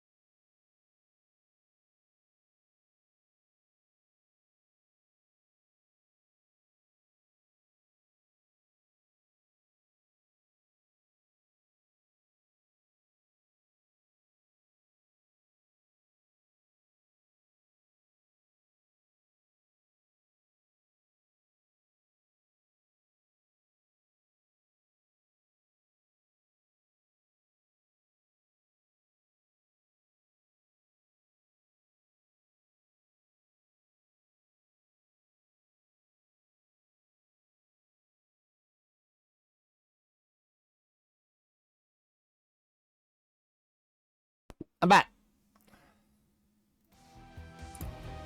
Wait. Actually, I'm gonna switch. Hold on. I'm gonna switch the stream for you and Warfy so you can actually get game audio too. Switch it over to the actual game. I just got flashbanged by Ruth Conda. There we go. Yeah. Yeah, very, very funny thing that we have in there now. Okay. So, I want to try to keep a fairly consistent character for these 3 games. So I'm going to have to make some big choices right now, basically. You know who I think you should play as? What? Tony Taboni. I'm not going to play as Tony Taboni, unfortunately. Why do you hate Tony Taboni? Because he's a villain. So I think what I'm going to do is, for the sake of continuity, and for the sake of you and Charles, I'm going to play a character that I've already conceptualized and have played previously in these campaigns. I'll work on it. I think I'll make her a Decker, because I like playing a Decker. Because it really gives you a lot more access to the game's content. Oh, does it? Yeah. You see a lot more of the game when you actually play a character that can deck. Okay, let's see. So I probably want... You sound like somebody... What? You sound like you're making a Tony Hawk character. You get access to a lot more of the game when you can deck. yeah, exactly. So we just want to put these karma into, I get decking 1 and ESP control 1 by default. So we do want to put points into pistol. Pistol's my weapon of choice in these games. And then we'll do decking 2. That should be good. I kind of don't like the karma system a huge amount, honestly. Personally, I think it's a little bit whack. Especially considering I can't start with high charisma to get... Oh, no, wait. Oh, yeah, the etiquettes are what you want. Also, an unfortunate fact of the matter with Shadowrun is that orcs and trolls have... specific species, races, have specific limitations on, like, intelligence and charisma and strength and whatnot. So, like, trolls and orcs have a very, low threshold. Oh, no, orcs are fine, actually. Trolls have a very low max for intelligence, which sucks. Yeah. Like, charisma I could kind of understand, just more so due to, like, prejudice. Yeah, but, so, like, in the same way that Savage Worlds has the outsider edge, or no, not edge, hindrance, which gives you, like, -1 on persuasion against people who aren't your race, I guess. Yeah, I can see that, but it's rough. It's rough out here. Oh, I didn't realize these... Wow. I didn't realize these were up here and did stuff. Learn something new every day. Learn something new every day. I played this game like 4 times.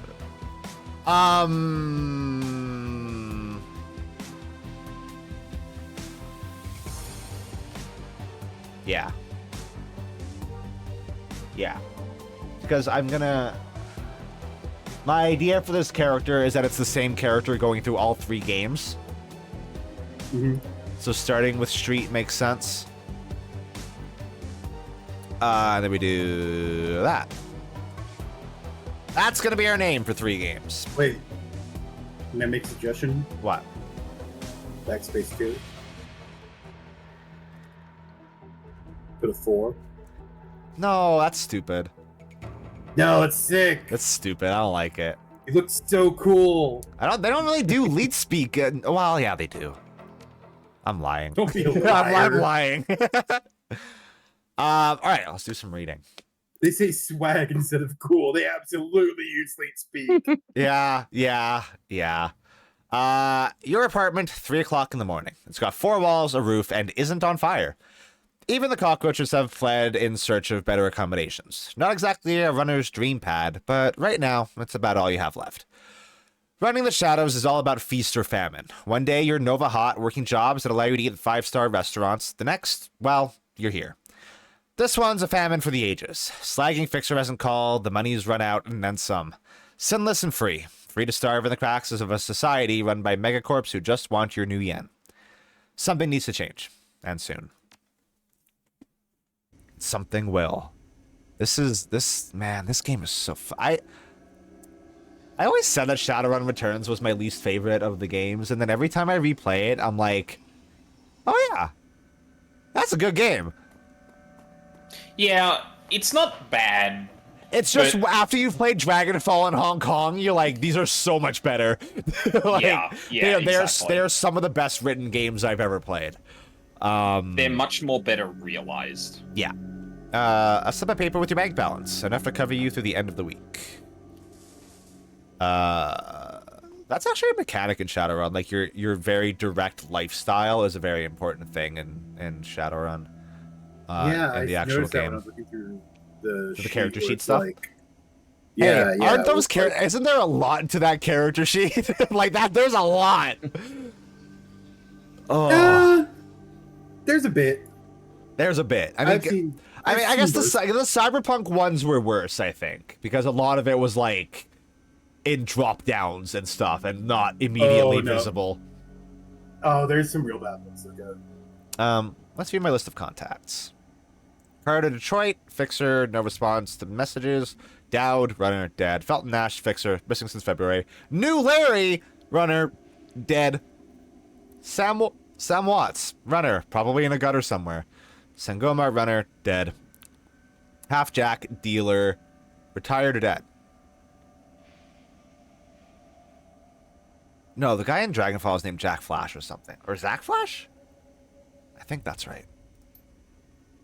List goes on. All either dead ends or just plain dead. Personal calendar. Oh. That's like my calendar. Does Alt? Yes, it does. Beauty. I'm not gonna answer the phone. Uh-oh. Hi, Sam. I was just thinking about you. That's weird. Do I want to do voices? We should do voices. Lila, you should voice Sam here. Sure. What kind of vibe you want? He's a scumbag. He likes booze and drugs. I'll do like the narration ones. Okay. I get a very like, hey, buddy, like, and you know that guy wants a favor from you the second he starts talking. 100%. Yeah. The screen leaps to life, making you squint against its brightness. The face on the screen is laughing. Sam Watts. Hey, buddy. Hope I didn't get you at a bad time. He giggles. He's drunk again. Or worse. Where have you been, Sam? I haven't heard from you in months. Another giggle. Don't bother with you to have the conversation. I'm not really here. Just one reason for this vid. Someone really geeked me. I'm dead. I probably had it coming. Yeah, probably. When you're a really unsavory character like myself, you tend to associate with other unsavory characters who often partake in unsavory business. Like you, for example. So, why am I dead? Who knows? Probably my fault. Yeah, probably. I wonder where I am right now. Where you are right now. I wonder where you are right now. I bet you hit a big payday and you're living high in a hog somewhere. Some of us are born winners. Some of us are me. This is crazy for him to say. Like, yeah, knowing who his family is, this is insane. Like, bro, you did this to yourself. Hey, you remember that in Rocky Run when things went to hell and we lost Dowd? With a makeshift saloon on the docks afterwards? Really had your back that night, didn't I? And I think we have a flashback. Yeah. Dowd. That's a name you haven't heard in a long time. Flashback. We're going to do a gameplay tutorial. Yeah! Yay! 3 years ago, a makeshift bar on the Seattle docks, the night Dowd went down. Sangoma. Look how cool Sangoma is. Sangoma is an Hell urban yeah. shaman who proved her worth doing a run against Fuji last fall. She's the quiet type, an experienced runner. I'll voice her. Because you can get new Larry.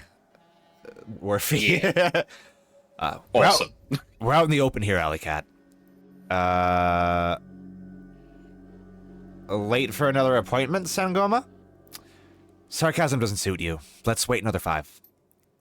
Alright. New Larry! You've been running with New Larry for about 6 months now. He's a combat mage with a bad tattoo and a bad attitude. He knew Dowd almost as well as you did. Never saw anybody die like that before. Idiot. He shakes his head. I hate this fragging city, alley cat. Sweat in the rain feels like acid. I want out of here. I get it. Now, take a pill and relax. Sure, alley cat, sure. Whatever you say. I don't know, Alley Cat. Sam is a good guy and can hold his own in the fight, but he's been hitting the bottle pretty good lately. Never on a run so far, but he needs watching. He shakes his head. They run went sideways and that way Sunday. Now the fix is running late. Smell funny to you? Hell yeah, it smells funny. Look where he set the meeting. Supposed to be a public place. True.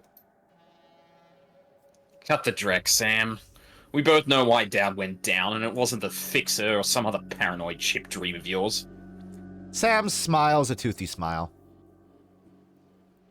I'm waiting for this all night. New Larry has something he wants to say, don't you there, Larry? Go ahead, spill it. You were sloppy. He laughs. Sloppy? You think I was sloppy? You've been twitchy all day, son. Look at your hands. Just shake it. That true, Sam? Did you miss a beat back there? No, Alley Cat. I don't miss a beat. I was on my game the whole time. Remember, I was on point. New Larry was supposed to cover Dowd. Something dawns on him. He leans into New Larry, amused and dangerous. We were set up. He knows it. Don't you, Larry? What was that call you made before we hit Renraku? How come you couldn't geek that guy before he unloaded on Dowd? I've seen you fling a lightning bolt, son. He should have been burnt toast before his gun glued the holster. New Larry checks his watch, licks his lips, looks over your shoulder at the darkness. He's looking for someone, and it's not the Fixer. Hey, I can see where this is going. You chummers are damaged. I'm out. Did you keep us here long enough, Larry? He stops, and a smile slowly appears on his face.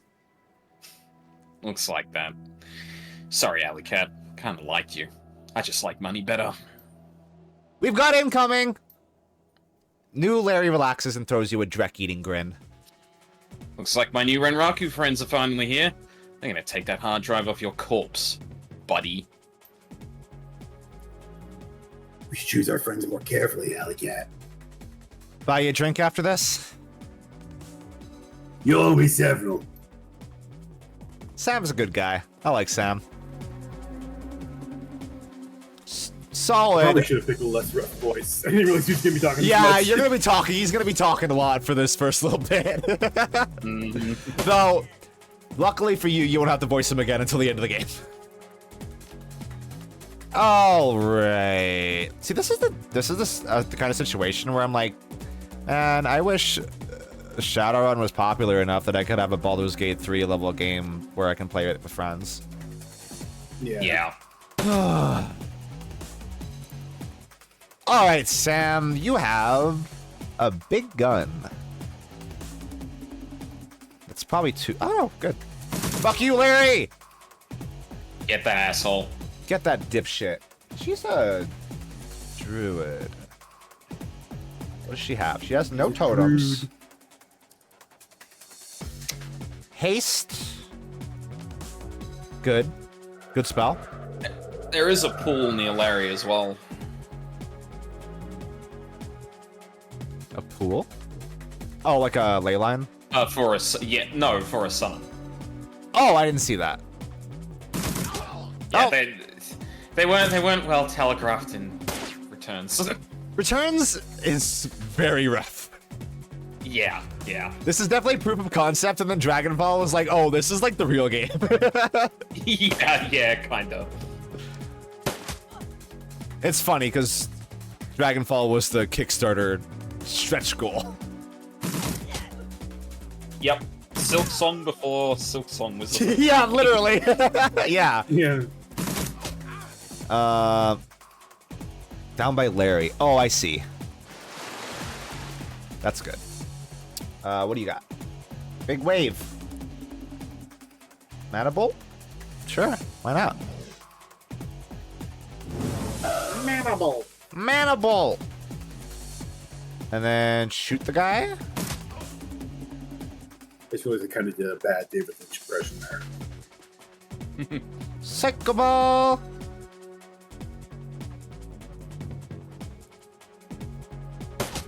Ooh!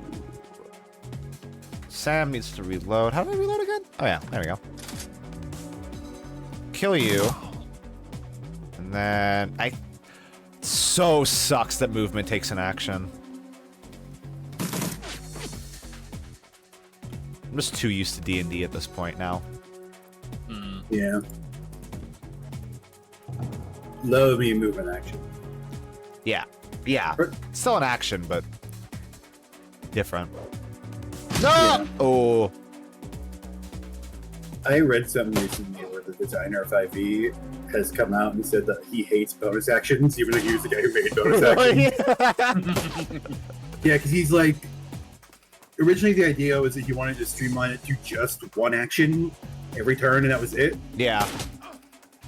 But it's like there's minor things he wanted people to be able to do, so he's like, I guess I'll let that happen. But now he's like, oh, that kind of sucks. I wish I never did that. But then he's like, oh, like anything you should do with a bonus action should either be a full action or should be included with another thing. And I'm like, that sounds like it sucks. That sounds like you're reimagining bonus actions. Well, he's like, Barbarian Rage should be included with an attack. And I'm like, that sounds like it sucks. That sounds like it sucks, and you already have a thing. It's called Reckless Attack. Well, but the other thing, too, is that, like, that's a really narrow example, because if you want to tie bonus actions to full actions, then, like, sometimes you want to do just the bonus action and do something different. Yeah. Like this prep. I have to kill that guy ASAP. Yeah, because it really just dumbs down the game a bunch. And I'm like, 5e has already dumbed down all the hell. Yeah, like 5e's to be dumber. 5e's literally for babies. Like, heals offense within 3 of the damage from the most recent attack. It's honestly, oh, sorry, go on, Lyle.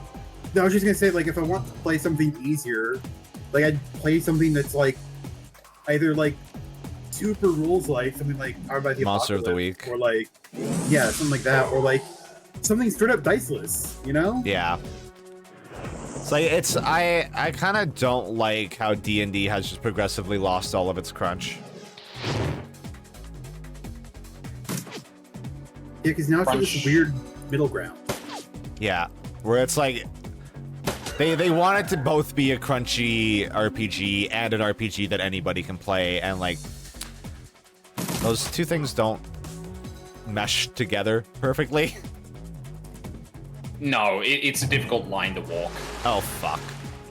Oh good. Oh fuck. Oh fuck. Yeah, and granted, like, I'm the kind of person who will yell all day about, like, I really dislike the choice they made about going away from having a bunch of different classes that have their own identity, and instead going with, we're only going to have however many classes there are at the start, and if you want to make something different, just make a class. Forehead. Yeah. Yeah. I mean, that is, like, very, very, very evident in Baldur's Gate 3, where, like, you can't really beat that game if you're not multi-classing. Yeah, but they also, it ruins class design because you have to account for multi-classing. Yeah. Otherwise, it can ruin a class's power balance. Yeah, it's D&D's in a state.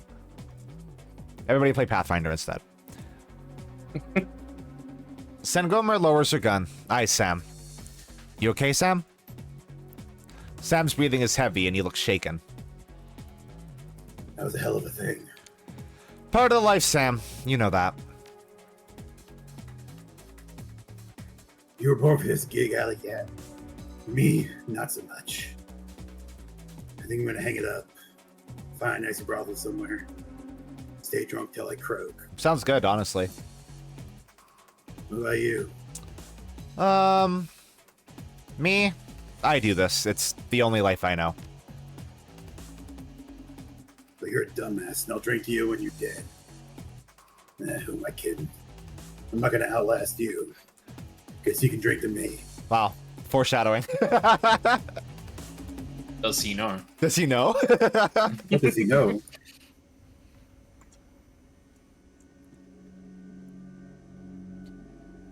You stare at Sam's face on your comm link. Shake off the memory. Focus. Had your back that night, didn't I? Now I'm asking myself, who would care if I die? Who'd give a rat's ass? Better or worse, your name's at the top of the list. Hell, maybe it's the only name on that list. So I set up a dead man switch to send you this call. I got 100,000 new yen insurance policy. Payable when you find who greased me. Alive with a conviction or in a body bag with justification. Either works. Contact my law firm, Rogers, Menger, and McCain. When the job is done, they'll know what to do. He turns to his left. Jet. Do you want to voice chat, Worthy?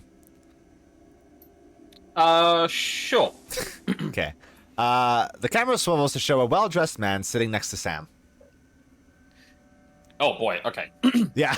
Pursuant to Mr. Watts' wishes, Rogers, Mergent, and McCain has installed a secure, dedicated phone line, so you may contact us directly when the task is complete. We will then begin a verification process. Note that you must also be on a secure landline to access this number. We will not accept transmissions from comlinks or other devices. The camera swivels back to Sam. Sam straightens up. Talks seriously. First time. Look, Alley Cat. I lived a direct life and I probably left a direct corpse. I've hurt people. Hurt myself. I don't know. Maybe I just want the last word. Maybe I just want someone to give a shit about that I sucked air for that. Maybe I just want someone to give a crap that I sucked air for a while. What do you say? I'll get to the bottom of this. Someone will pay. Hope you just said yes. I got a locator chip slopped in my head these days. When my heart stops, it'll activate. That's how you find me. See you on the slab. Guess I'm heading back to Seattle. I don't even know where we are right now. I think it's been left deliberately unclear. Yeah, I like that. It really lets me fill in some pieces for a thing that I'm doing at the end of January. Oh, that's weird. Ooh. Wow, crazy. Crazy. Your plane hits the SeaTac tarmac with a jolt. SeaTac would be Seattle tarmac, I assume, or something like that. SeaTac? No, SeaTac tarmac. Whatever. Welcome. It's an airport in Seattle, Seattle-Tacoma International Airport. Oh, Seattle-Tacoma International Airport. Okay. Welcome to Seattle. The chilly northwest rain obscures your vision as you step onto the tarmac. Before long, you're sitting in the cramped back seat of a cab, following the signal from Sam's locator chip into the heart of the Redmond Barrens. Organ Grinders, a legal chop shop for body parts, whether from the living or the dead. If you're hurting bad enough for new yen, this is the place to sell a limb or an organ. It's also a good place to dispose of an inconvenient body while making a little cash on the side. This franchise is the closest thing the Barrens has to a morgue. It seems this is where Sam Watts' body has ended up. You open the door and are assaulted by the smell of death and bleach.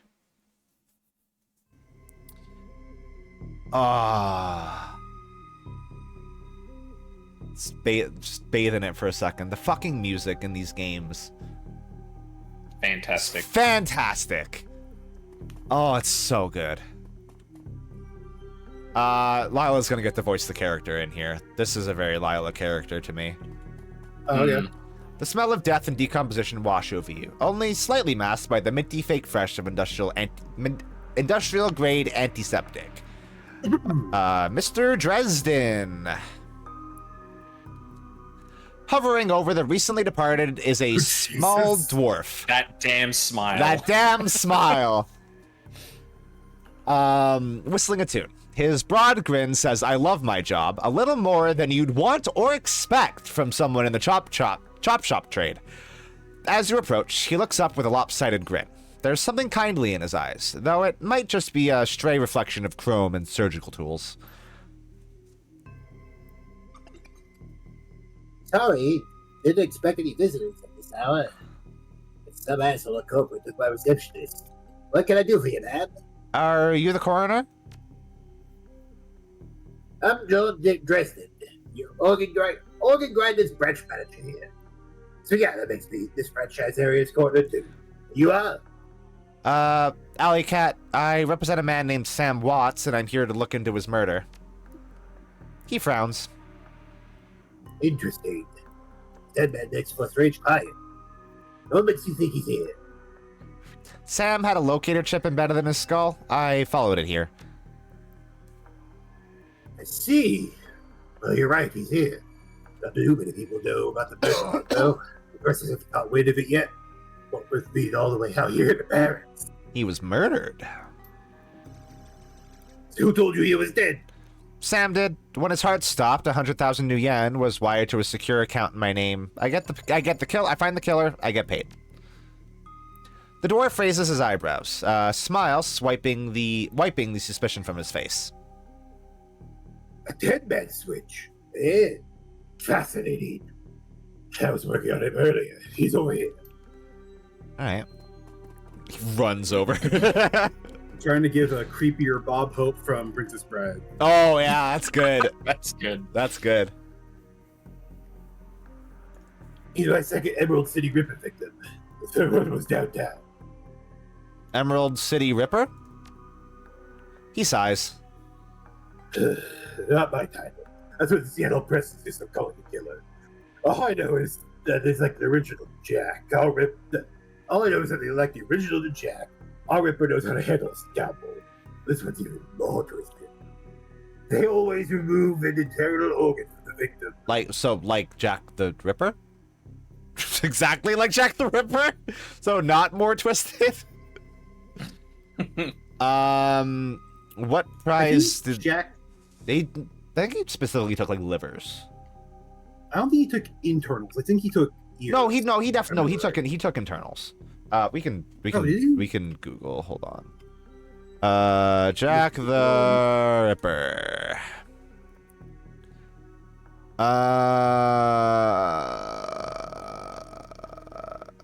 Yeah, so that's why. I think that's why. Yeah, the removal of internal organs from at least 3 of the victims led to speculation that their killer had some anatomical or surgical knowledge. So I think there's the canonical 5, and wow, these are grim. I'm gonna stop looking at this, but yeah, like ew, this sucks. Yeah, the left kidney and the major part of Edois's uterus had been removed, and her face had been disfigured. Yeah, it's grim. It's grim shit.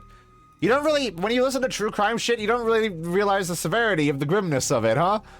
Weird. Mm-hmm. What prize did the Ripper take from Sam? Watts' liver was clearly cut out. Yeah, that's... Why would some... It's weird, right? For somebody who has drowned themselves in booze for so long for their liver to be stolen. Yeah. Weird. How about the other lucky contestants? The first victim's heart was missing, and the third had the spleen removed. My spleen! Oh, I'm gonna voice McCluskey. Yes! Fuck yeah, this guy! Preston, get out here! Fucking asshole. Fucking dipshit. This guy's Lone Star. So he's a piece of shit. Evil. Oh my god. Dick Gumshoe. Yeah. No. Oh, okay. I get to investigate myself. Sam's body is half covered by a sterile surgical sheet, his face an ashen white, for the first time without a smirk on it. Below the chest, there's a small pencil-thin incision covered in dry blood. Beyond that, the corpse is immaculate. It would seem that the killer knew exactly what they wanted from him and took it. Next to Sam are several plastic envelopes containing the evidence found on his body. You can examine evidence through the bag without spoiling it. Look at the business card. Moving things around, you can make out that it's a card from a place called the Seamstresses Union. There is something handwritten on the back, but blood has made it illegible. Look at the cred stick. The standard, cheap, unsecured cred stick, no way of knowing what's on it without slotting it. I'll take it. Why not? Who's gonna miss it? Who's gonna miss it? Sam? Come on. Nah. We want you to have it. It's Sam's shirt. Several of the buttons are missing, and blood has thoroughly soaked it. The bag sloshes a bit in your hand. That's a lot of blood! Look at the handwritten note. You can only see part of the note, given the torn off bits and blood stains. Sam, I feel terrible that we argued, presumably. We have been long to Sam's sore. See you there. Love, Jessica. Interesting.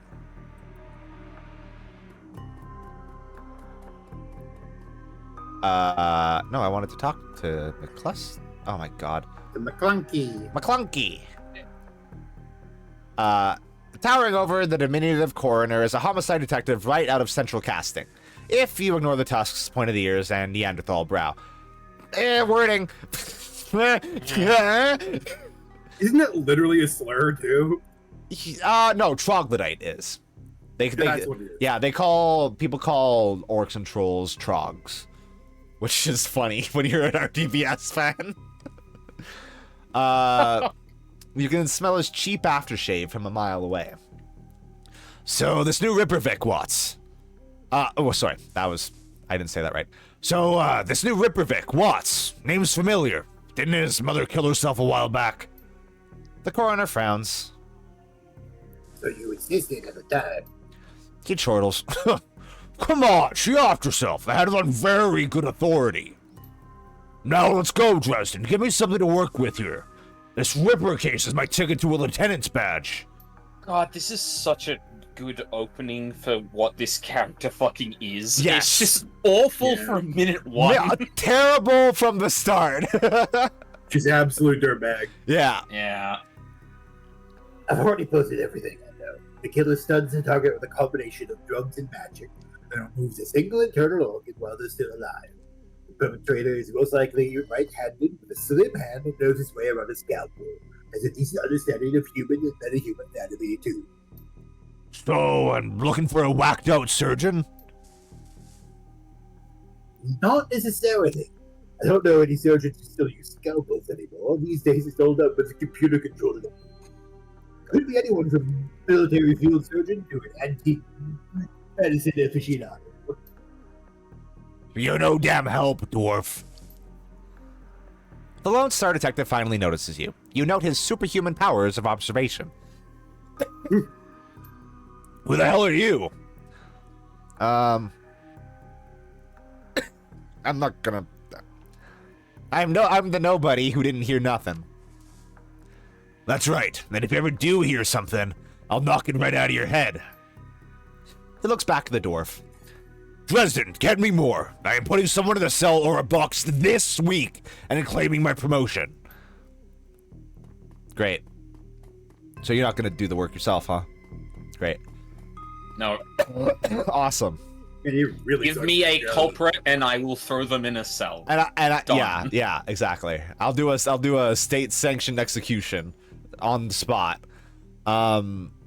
Dresden looks amused. Do you always make friends that easy? I'm great at dinner parties, too.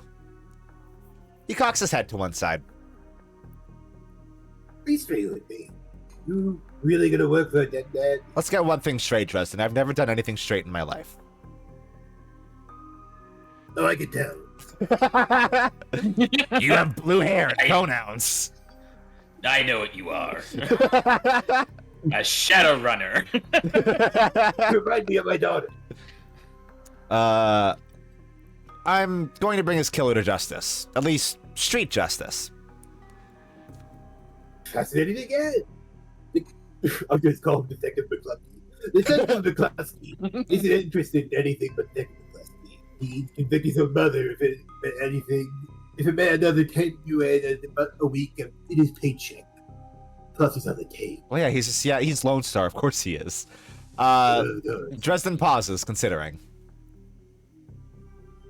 You have honor, after a fashion. I try to honor the dead in my work. We have that in common. What can I do to help you? On the take, who's paying to hold his leash? I don't know. But someone with some major pull has been looking out for McCluskey's career and wallet. What was that McCluskey said about Sam's mother? The official report is that she committed suicide about a year ago. Sounds like you disagreed with the findings. My name's on the report. My actual findings left some doubts. I can't say that it wasn't suicide. There were usual bruises on her upper arms. She didn't use her dominant hand to pull the trigger. I was told to drop it, so I dropped it. You know what's weird? I don't think we learn anything about this. Yeah. We learned about Sam, obviously, but this is a mystery. We can maybe make some assumptions, but we'll see, I guess. It really reads as like people don't give a shit about what's happening; they just want results. I think that's the entire purpose. But honestly. it's weird because it's an influential family. You know? Yeah. It's weird. What are organs worth these days? A whole healthy body's worth a bit. Can be worth a bunch of grand, but individual organs, not worth as much anymore. What with all this type of stuff on the market these days. Makes sense. Organ grinders holding deals in the recent deceased. There's plenty of other chop shops selling as picky though. They don't care where the bodies come from either. Who still uses scalpels? Doctors still learn how to use them in their first year medical school, as the coroners. But neither profession uses them much anymore. It's possible some of the slimier chop shops still use scalpels, I suppose, but I wouldn't know where to look. Have you heard of the Seamstresses Union? It's a nearby club in the Barrens that trucks slow lives. You'd probably like it. Yeah. Me, I'm not really the outgoing type. There's always too much to be done around here. Plus the dead are just easy to get along with. That's fair. I just need to know one more thing. Where was Sam killed? Dresden looks up at you intently for a moment before speaking. You know, I might be able to do you one better. Why don't you poke around these body lockers in the back and see if you find anything useful? Okay then. I'll go do that. We are about to meet a real hero. A true Shadowrun legend. From another game that we played, actually. We played that one. Oh? The cold storage door is labeled John Doe, but the internal thermostat is set to 21 degrees Celsius. I was about to say Soldier TF2, but no, that's Jane Doe, not John Doe. Morphe, you can voice this guy. Okay. The cold storage door opens to reveal the fully clothed body of a man, arms folded across his chest. In addition to sporting some of the brightest orange hair you've ever seen, the body seems to be in very good condition. Whoa. Easy there. Jake Armitage is the protagonist of Shadowrun for the SNES, which was honestly the precursor to these games, if I'm being entirely honest. It's like CRPG adjacent. We played it on stream. It's hard as fuck. Don't play it. Yeah. Don't do that. I remember those streams, and Don't that's the do only it. thing I took from them. Yeah, don't do it. Don't do that to yourself. In one quick move, he jumps down from the drawer and stands before you. For someone who just woke up in a morgue locker, he seems unfazed and pretty well put together. You spot a data jack drilled into his temples and some shamanistic tattoos peeking above his collar. An interesting combination. I told John to wake me up at 6 in the morning. Is it 6 yet? It doesn't feel like 6 yet. Sorry, didn't expect you to be so... alive. Yeah, Dresden thinks he's pretty funny. You're not the first person he's pulled this one on. This is actually also a direct reference to the opening of that game, because Jake wakes up in a morgue at the start of that game with no memory of everything that came before. He chuckles. Oh, so much for a good night's sleep. On the plus side, I notice you haven't killed me yet, so that's good. If you aren't after me, then what's your story? I'm looking into the death of Sam Watts. The coroner seems to think you can help me out. Sam, eh? Glad someone cares. Or somebody cares. We used to drink together every now and then, over at the Union. Decent enough guy. Always in trouble over something or other, though. Jake yells toward the other side of the room. John! Is this lady cool? Yeah, she's on the level.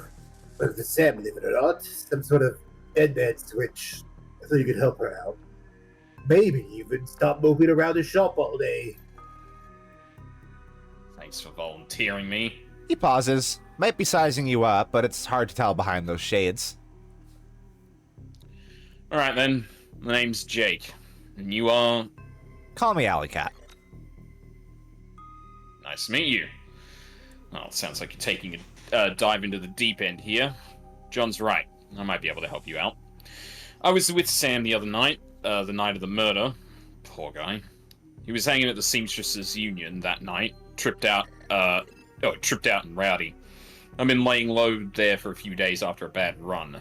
Miss Kubota asked me to throw Sam out, so I did. But out in the alley, some gangers got the jump on me. He winces. Maybe I need some soy calf after all. John, could you grab me a cup? Soy calf is basically I'm providing context here. Soy calf is basically what is commonly coffee now, basically. It's like the coffee replacement made of soy and caffeinated, which is why it's called soy calf. Mm-hmm. Get your own damn cup, my hands are dirty anyway. What's wrong with his You hear a loud squelching sound as Dresden continues his work. Toilet kick.wave. Thanks, John. You're a real pal. Anyway, there's a big fat corp bounty on my head. Like I said, my last job didn't exactly go according to plan. So right. Out in the alley, a few Halloweeners got the jump on us. Damn gangers thought they could turn a quick profit off of my head. Jake smiles, and you get the impression that didn't work out so well for the gangers. Sam stumbled off during the fight, though, and that's the last I saw of him. Until he turned up here, dead on arrival. Reminds me of my last stay in this place. Oh yeah, this must be the same morgue that he woke up in his first appearance. Then that's funny. I like that. Probably, yeah. Especially with the vibe him and John have. Yeah, they're buddies. You've done this before? It's a long story. I end up in the morgue more often than the average guy. twice as more often. Which is more often than you'd expect. Yeah. Yeah, Jake's a regular here. Started a rewards card. Jake, a few more visits and you get a free night stay. Jake laughs. I'll hold you to that, John. Anyway, they found Sam's body less than a block away from the Union, missing liver and all. Ooh. Tell you what, you look like you can handle yourself in a fight. I could use some backup to settle the score with those Halloweeners out there. Their leaders got the whole gang searching the barrens for me. I need to get rid of that asshole. Alright. In return, I'll take you to the place Sam was murdered. It's not safe to hit these streets alone tonight. Trust me. Jake eyes you up and down. And maybe I'll throw in some decent supplies while we're at it. Yeah, I don't even think I have a gun right now. Yeah. What do you say? I do like a bit of street justice every now and then. Alright, Jake, count me in. Great. I've been hiding out here ever since that run with these Halloweeners. Mighty bunch of gangers, but this stretch of the Barrens is their turf. Hell, I'm surprised you even made it to this morgue in one piece without packing some heat. He yells over his shoulder. Very funny, Jake. You can sleep in the dumpster tomorrow. So, you need a weapon? Give me a pistol. A weapon of choice as well. Here, take this one. Nice. So, ready for an evening out on the town? Oh, just a minute. Tell me some more about these gangers first. Oida. Well, they're one of the nastier gangs in town. Their symbol is a flaming jack-o'-lantern, but you wouldn't like their version of trick-or-treating very much. Around here, they're led by a troll named John Paul. He's from Got Quebec. all the Halloweeners. Jean Paul. Jean Paul. Hey, JP.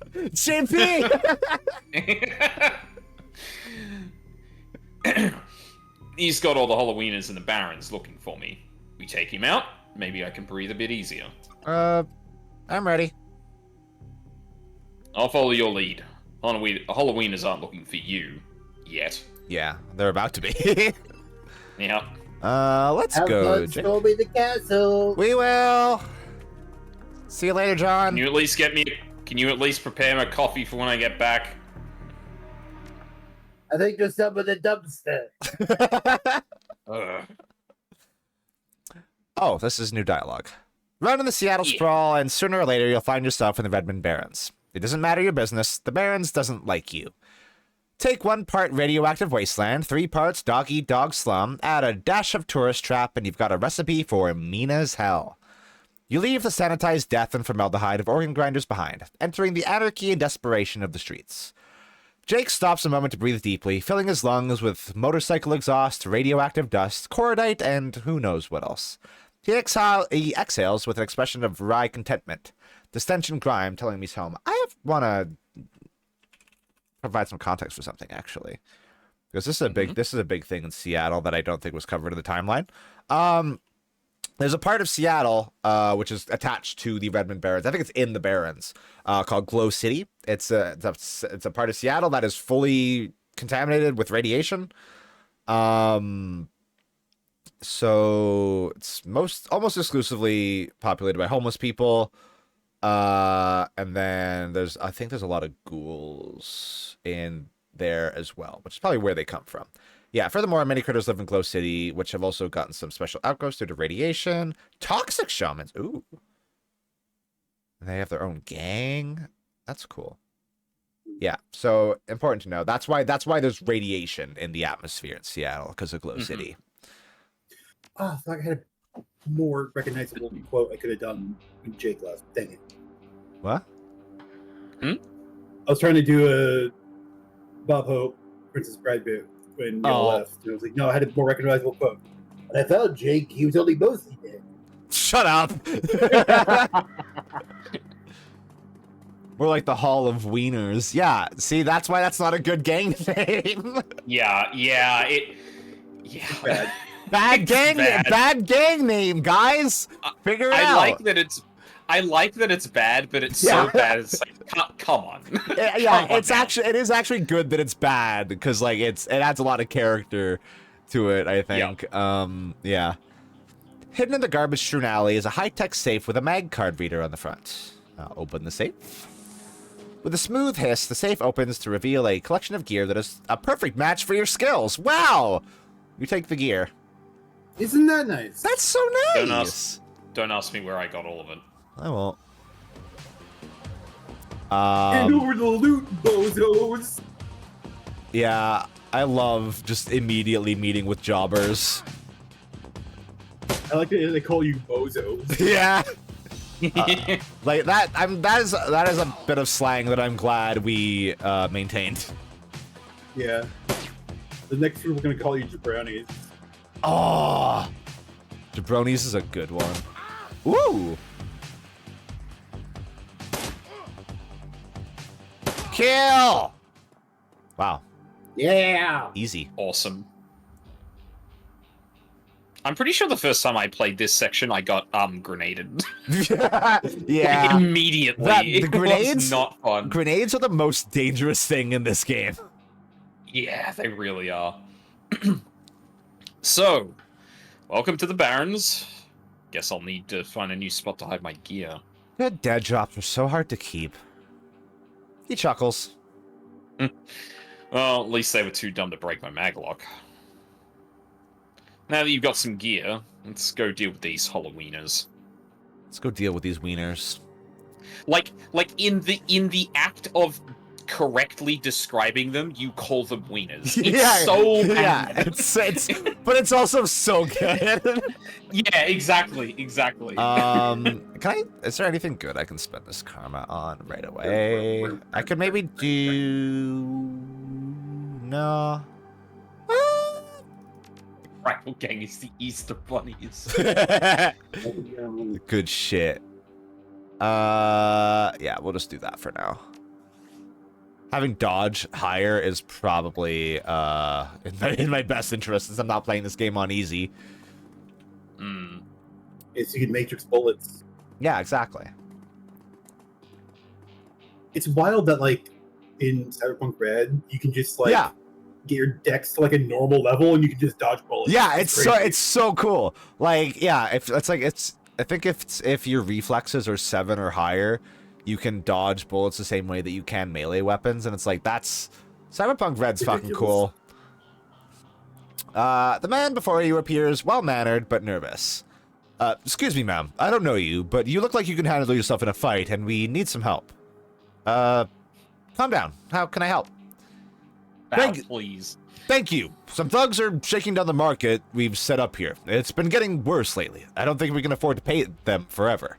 But no one will stand up to them, and Lone Star isn't about to get involved. Where's this market of yours at? It's just down the street, ma'am. Please, our livelihoods depend on this market. It's in any other reality, this would be a trap. 100%. Commerce is like weed. You smoke it.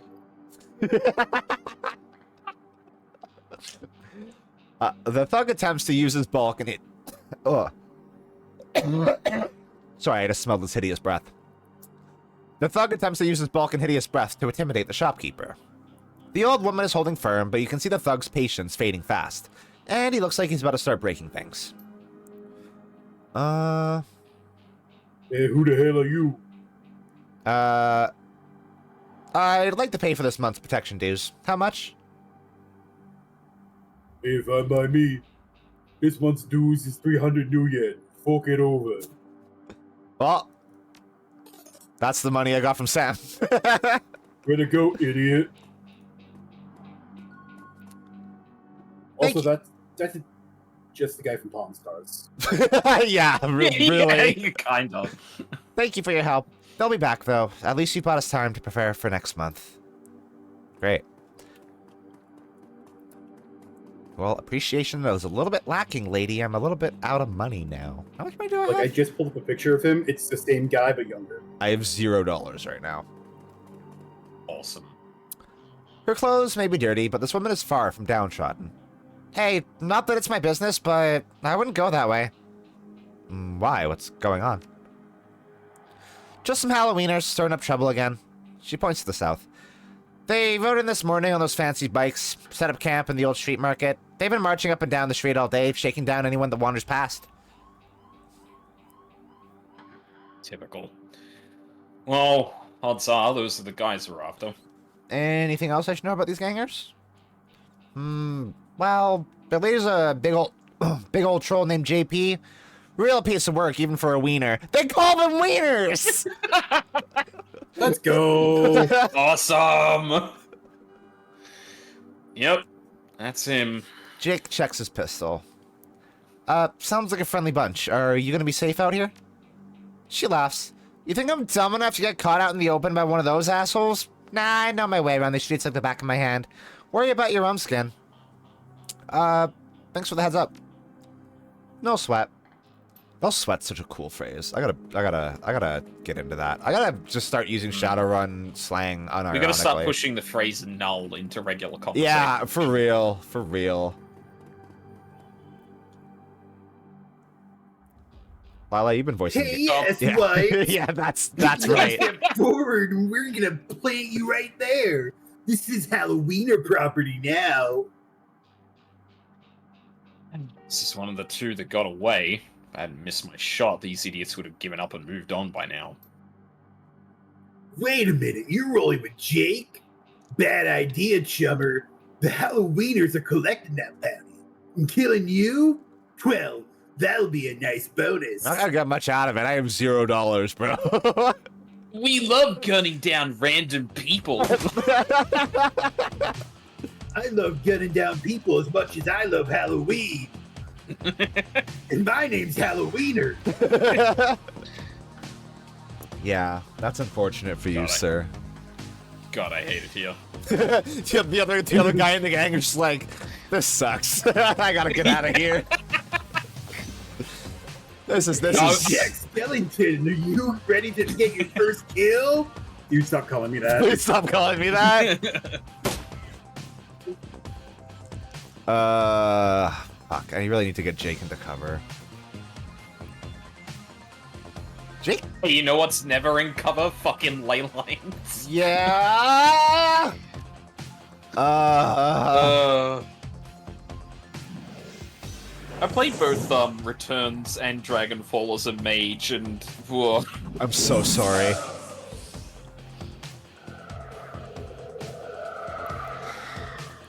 Oh.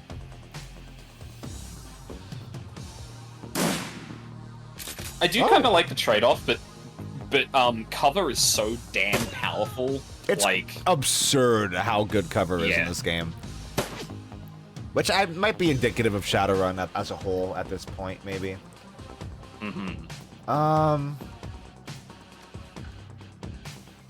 Is this only one turn?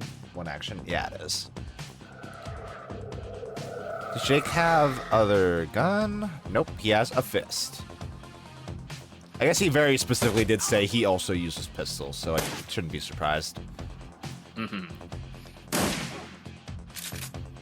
Yeah, like, the big thing about cover is the damage reduction more than everything else. Yeah. Yeah, because there's I don't remember how it works internally, but you get percentage, or you can get multipliers, and being in cover raises the chance of it being a weak shot. Yeah. And also missing. There we go. Oh! Like, wow! Like, it is literally damage reduction at the end of the day. There's a ley line in cover! Holy shit. Holy shit! Great! Awesome! Ow! Stop! Quit it! Wow. Damn. It's kind of cute. Do you want to take him, Lila? Because I've probably got Jake. Yeah. On this. Yeah, sure, I can take him. Whoa, uncle. I'm just playing with you. I'll call off the rest of the Halloweeners, Jake. Call it even, yeah? Then lower your weapon and walk away. Hold on, Alley Cat. Think about this. I've never actually let him live. I mean, this is a good way to build rep right away.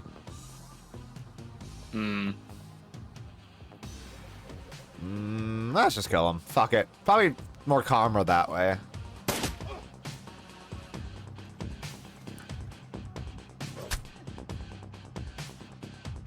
You look like just enough XP to level me up. Fuck. Oh, shit. The Halloweeners would unironically rock that shit. They would. 100%. Okay. Where am I going? Jake, are we good? I kind of assumed you would want to talk to me after that. He's too cool for that. He's way too cool. He's way too swag. Probably talk to me here. Oh, good. As you approach the scene of Sam's murder, Jake spies the flashing red and blue lights up ahead. Whoa, hold up a minute.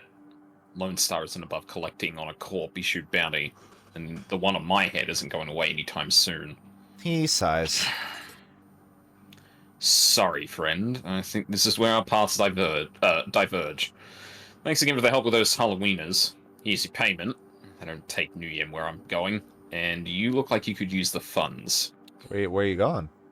You did just hand the $300 you got earlier to a random to a random guy. Yeah. Likewise, Jake.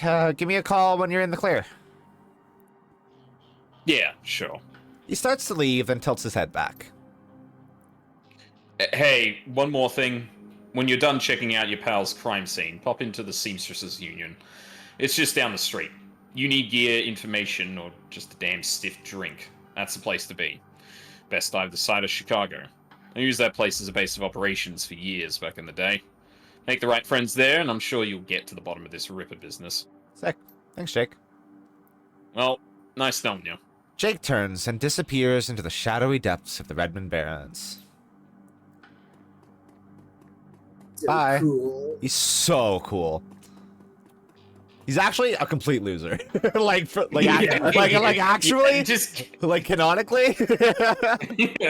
he just carries himself in a way. Yeah, he just kind of wound up. He's a loser that wound up in a position of coolness. The bright yellow police tape cuts through the darkness, directing your eyes to the white chalk outline and dark red stain marking the slab of pavement where Sam Watts died. Standing at the entrance to the alley is a Lone Star officer. The cop looks cold, hungry, and irritated at the homeless man who's currently pestering him. Lila? Oh, I can do old man voice. You can do old man voice for sure. I keep telling you, I need to get my stuff from the alley or I'm gonna die in the cold tonight. That's a good... That's a good voice. Yeah. The officer sighs. And I've been trying to explain to you that this is an official Lone Star investigation, and I can't let anyone in here.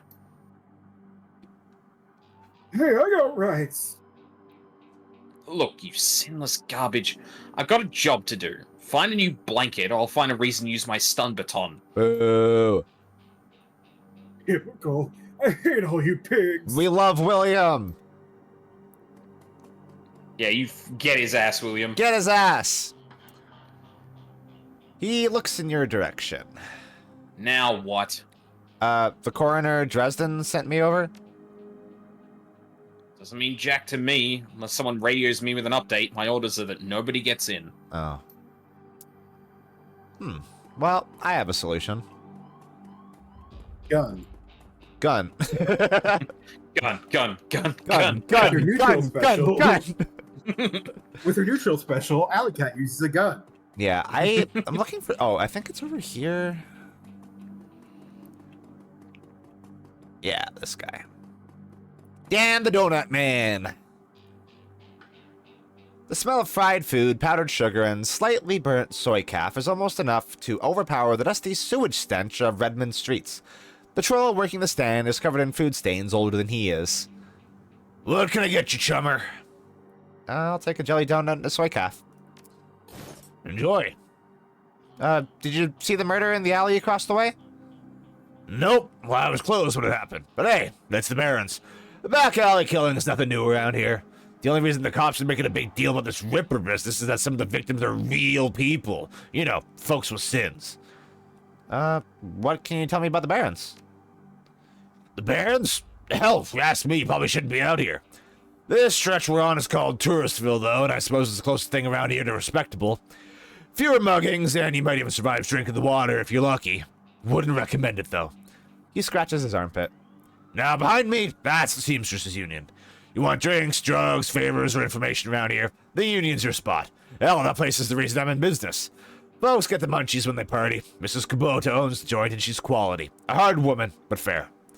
I'll see you around, Dan the Donut Man. Is the Donut Man a keystone character in the Shadowrun lore? Yeah.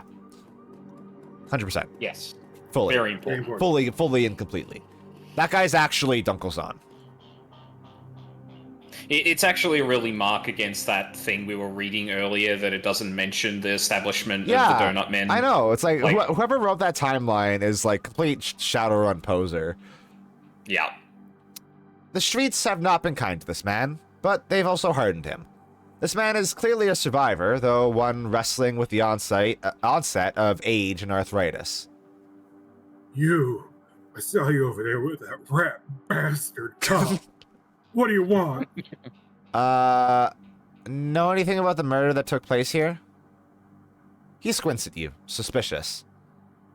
You a copper? We're working for some corp? Nope, I'm as sinless as you are. Mind answering a few questions? Hey, what makes you think I'm sinless? Just messing with you. Of course I'm sinless. You sound like Elvis a little bit.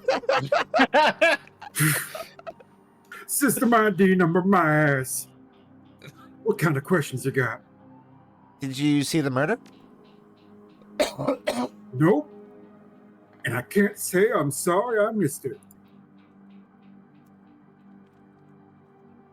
I was hauling crates for Mrs. James up at the market.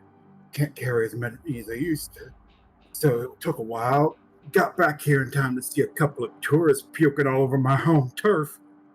By then, that jerk-face in the uniform had already set up shop in my alley. Love that jerk face is still in use, too. Like, that's good. Mm-hmm. So, it sounds like you live in this alley? Sure. For the last couple of months, I've been sleeping there.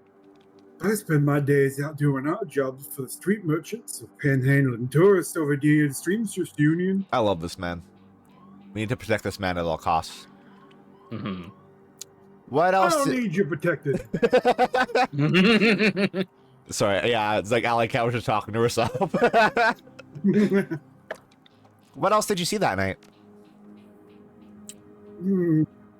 Well, earlier than that, I saw a big and ugly troll in a green hospital scrub snooping around the block. Huh.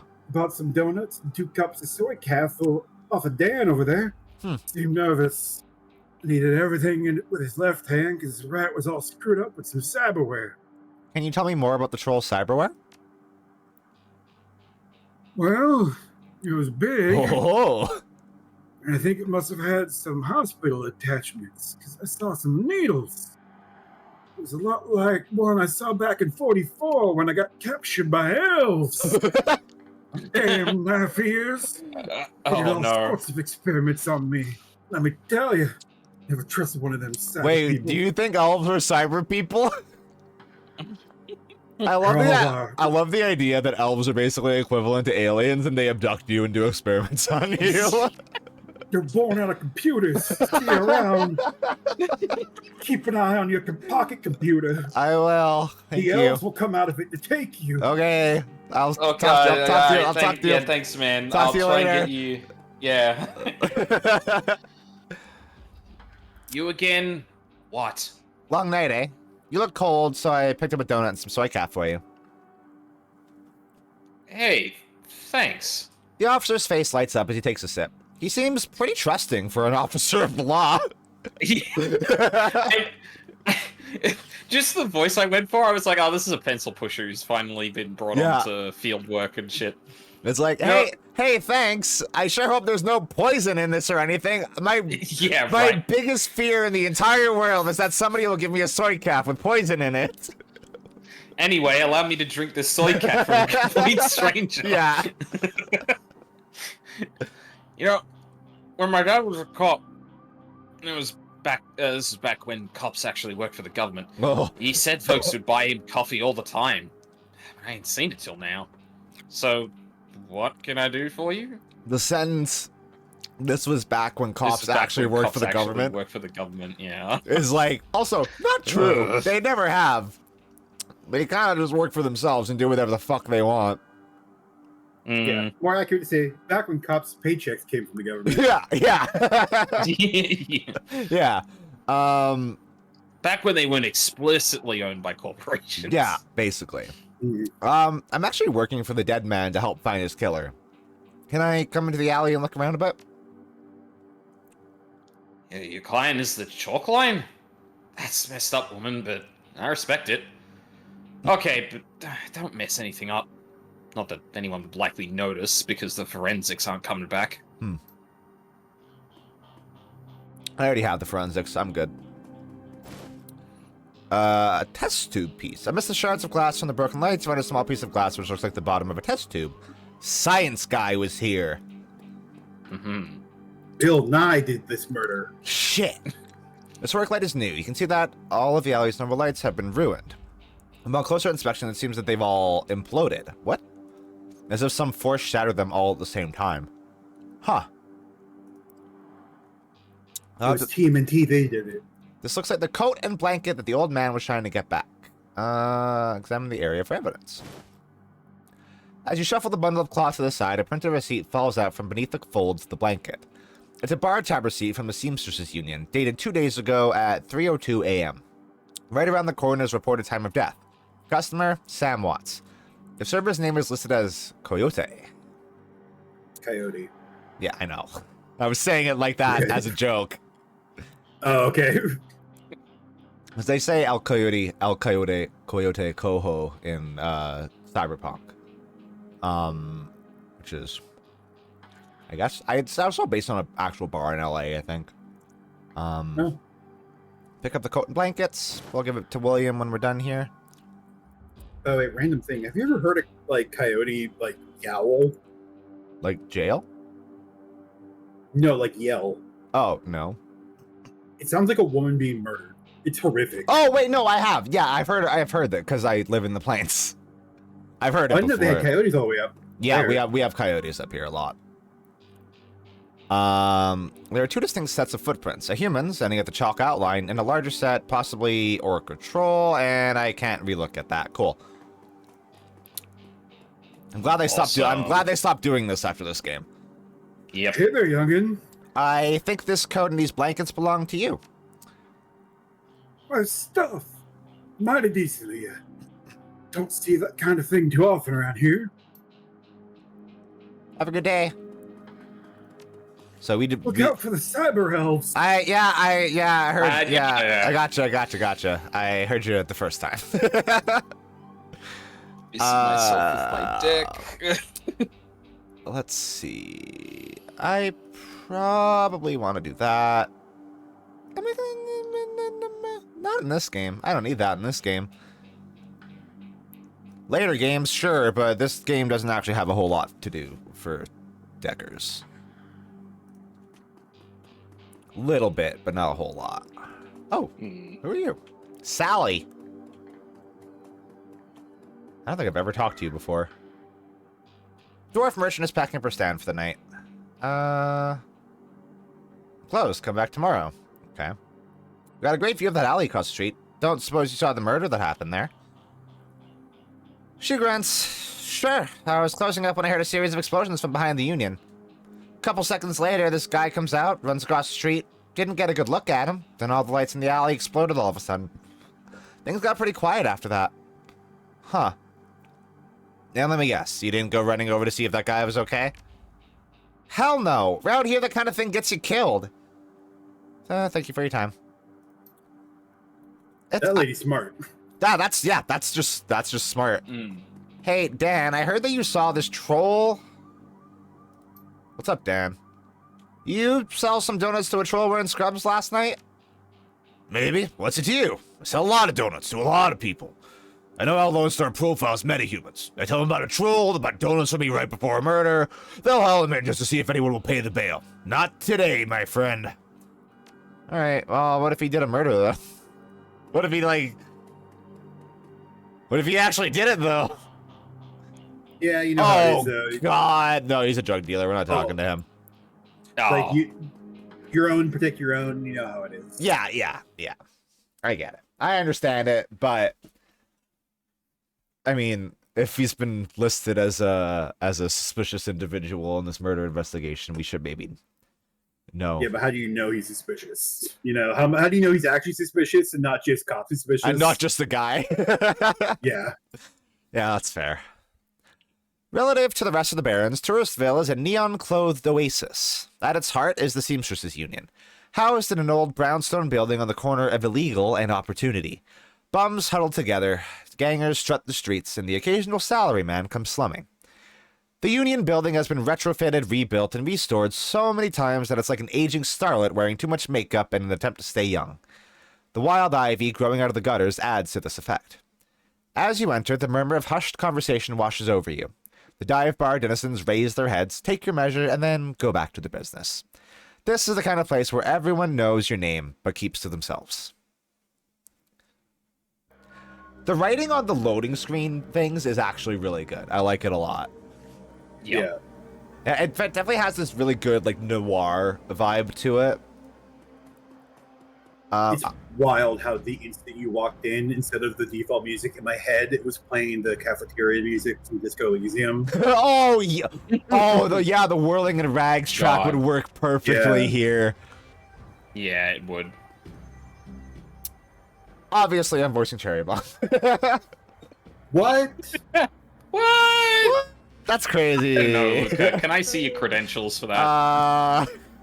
Well, look at her. Name of the channel. Never mind. Yeah. The bartender is a striking elf, sporting a perfectly toned body, perfectly pouty lips, and perfectly tapered ears. Her eyes harmonize Save Me and Take Me in equal measure, hitting just the right notes for the maximum extraction of tips. Hey there, I haven't seen you here before. What can I get you? We gotta play cool a little bit. Something dirty in a cheap glass and a clean glass. Ooh, a hard case. I like that. Okay, hard case. I'll get you something stiff. Ayy. You know what I'm saying? She knows that you're trying to be cool and is trying to play you up. Yeah, for sure. That's exactly what's happening. Yeah. She starts to turn away when a man with the face of a survivor and the zeal of a convert tugs at her arm. Hard. It's clear the two have a history. They try to keep their voices low, but the intensity of their conversation makes them easy to overhear. It's Shane Madej. Where if you don't want this one? Can I pull off the Irish accent for this guy? Oh, God. Fuck. It's the flat cap. It is, honestly. Yeah, and the name? Don't. I need a prop to do it. Fuck it. Actually, I don't remember this dude. Is he? Oh, okay, yeah, okay. Cherry, you have to listen to me. If you stick around here, you could end up dead or worse. Ripper's out there and he's real. Last killing happened just down the block. And now Coyote's missing. They'll probably find her tomorrow in a dumpster without her head. Come on, Cherry Bomb, think. I think plenty, Shane. I'm getting a PH freaking D from UW in neuroprosthetics studying under Odgmans. And how am I paying for it? Bartending. Tips. There are faster ways for a Baron's girl to earn that kind of scratch, but I'm not taking them. So what do you want from me? Want what you want. Better life. Better world for everyone. Oh, fuck. Oh, fuck. Universal Brotherhood can give you that. Oh, they're relevant in this, huh? I've heard this all before. This isn't some trick to get us back together. Things are different now. I'm different now. The Brotherhood... Cherry Bomb's If a man with that... Well, go ahead. If a man with that hat says, I'm different now, we can get back together, don't listen to him. That means he's worse. He's worse. Run. He's different and worse. Mm-hmm. Cherry Bomb's pretty face is hard, armored in lipstick and low expectations. The Universal Brotherhood is for other people, Shane. Rich Bellevue types who can afford their membership fees and voluntary donations. Bellevue is a district in Seattle. It's where all the rich folks in the Seattle Metroplex, or Metropolis. Megalopolis? What do they call it? Metropolis? Whatever. It's rich types. A lot of corpse there. Mm-hmm. This isn't about money. It's about binding the world together in brotherhood. Come with me. Attend a discovery meeting. Oh, discovery. Oh, yeah. I have read a lot more about like cults and stuff like that since I first played this game, and now I just read red flags all over this again. Get to the core of who you are.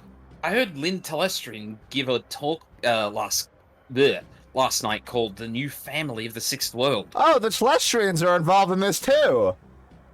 Weird. My fears. I've got a family right here, Shane. They're drunks and lowlifes and whores, and I choose them over any of your Brotherhood members. Now, Buzz, I need to get back to work. She's awesome. I love her. Mm-hmm. With body language that leaves no question the conversation is over, Cherry Bomb turns her back on him. Sorry, I got interrupted.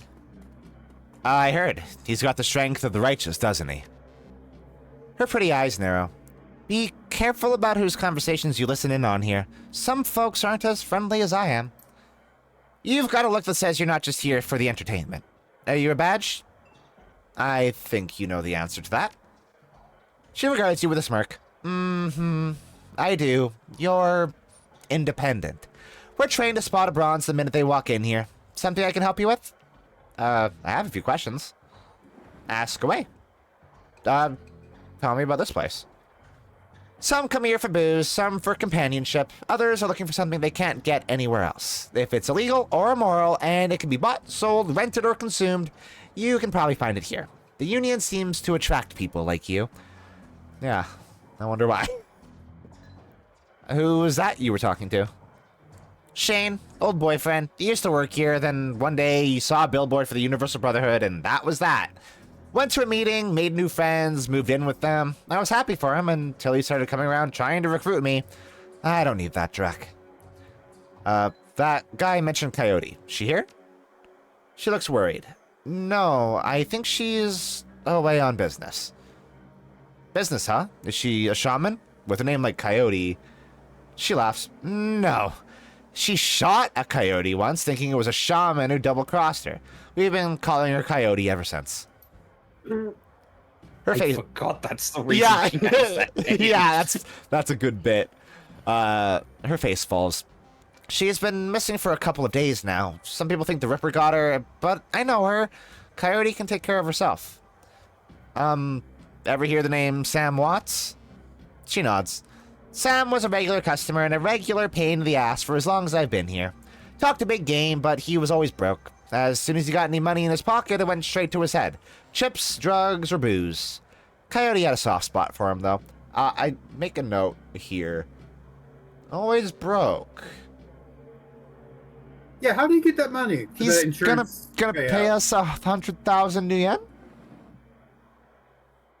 That's odd. I mean, he somehow retained a lawyer, so Yeah, like that's both of those are a lot of money. There are some things here that aren't adding up. Did you see Sam on the night he died? No, that was Coyote's shift. Ah, I see. Who runs this place? I want to talk to them. That'd be Mrs. Kubota. She's in the back room. You can't miss her. Thanks for the intel. I appreciate the help. Gutter punks have to stick together. Talk to you later. Gutter punks is such a fucking good word. Love to be a gutter punk. Okay, Mr. So gutter punks is cool, but not as cool as crust punks. Gutter punks is cool. Gutter punks has good mouthfeel. Mm-hmm. Yep. But Crust does not. Crust punks does not have good mouthfeel. No, it does not. Crust has bad mouthfeel. Well, I'm gonna let you voice Mr. Kluwe, cause he's cool. Posted at the doorway to the VIP section is a tower of troll muscle wrapped in an impossibly tailored suit. Whether the product of good genes or expensive aftermarket cosmetic work, the troll's gleaming horns perfectly frame his face, and his polished tusks and goatee accentuate the rest of a lantern jaw. Welcome. Please behave yourself. That's the perfect voice for him. Will do. You get trouble in here often? Nothing a stern look can't usually solve. You have business here? Looking into the death of Sam Watts. Heard about that. Real shame what happened to him. There is a sharpness in Kluwe's eyes, the look of a man who has seen much and earned wisdom at a young age. I figure Sam was the type who needed to be thrown out on occasion. Encouraged to call it a night, I'd say. Sam was a drunk, but usually wasn't a violent one. Usually? What about the night he died? He was a bit agitated. Didn't catch the specifics. Might have been over a woman. thought I was going to have to show him out, but I had to deal with a couple of rival go-gangers posturing for one of the working girls upstairs. Jake helped Sam out instead. I appreciate you talking with me. Happy to help. All right. Noog. Great name. Oh, Johnny Clean. So cool. She's cool. Mrs. Kubota is the coolest. If I didn't steal Auntie Cheng to put in our campaign, I would have stolen Mrs. Kubota. Yeah. Mrs. Kubota watches you cross the room, sizing you up as you approach. As you get closer, you can see that she's of mixed race, African and Japanese. Her demeanor says, "This is my house, mess with it at your peril." But her eyes twinkle with a playful light when she speaks. Who wants her? I could, I guess?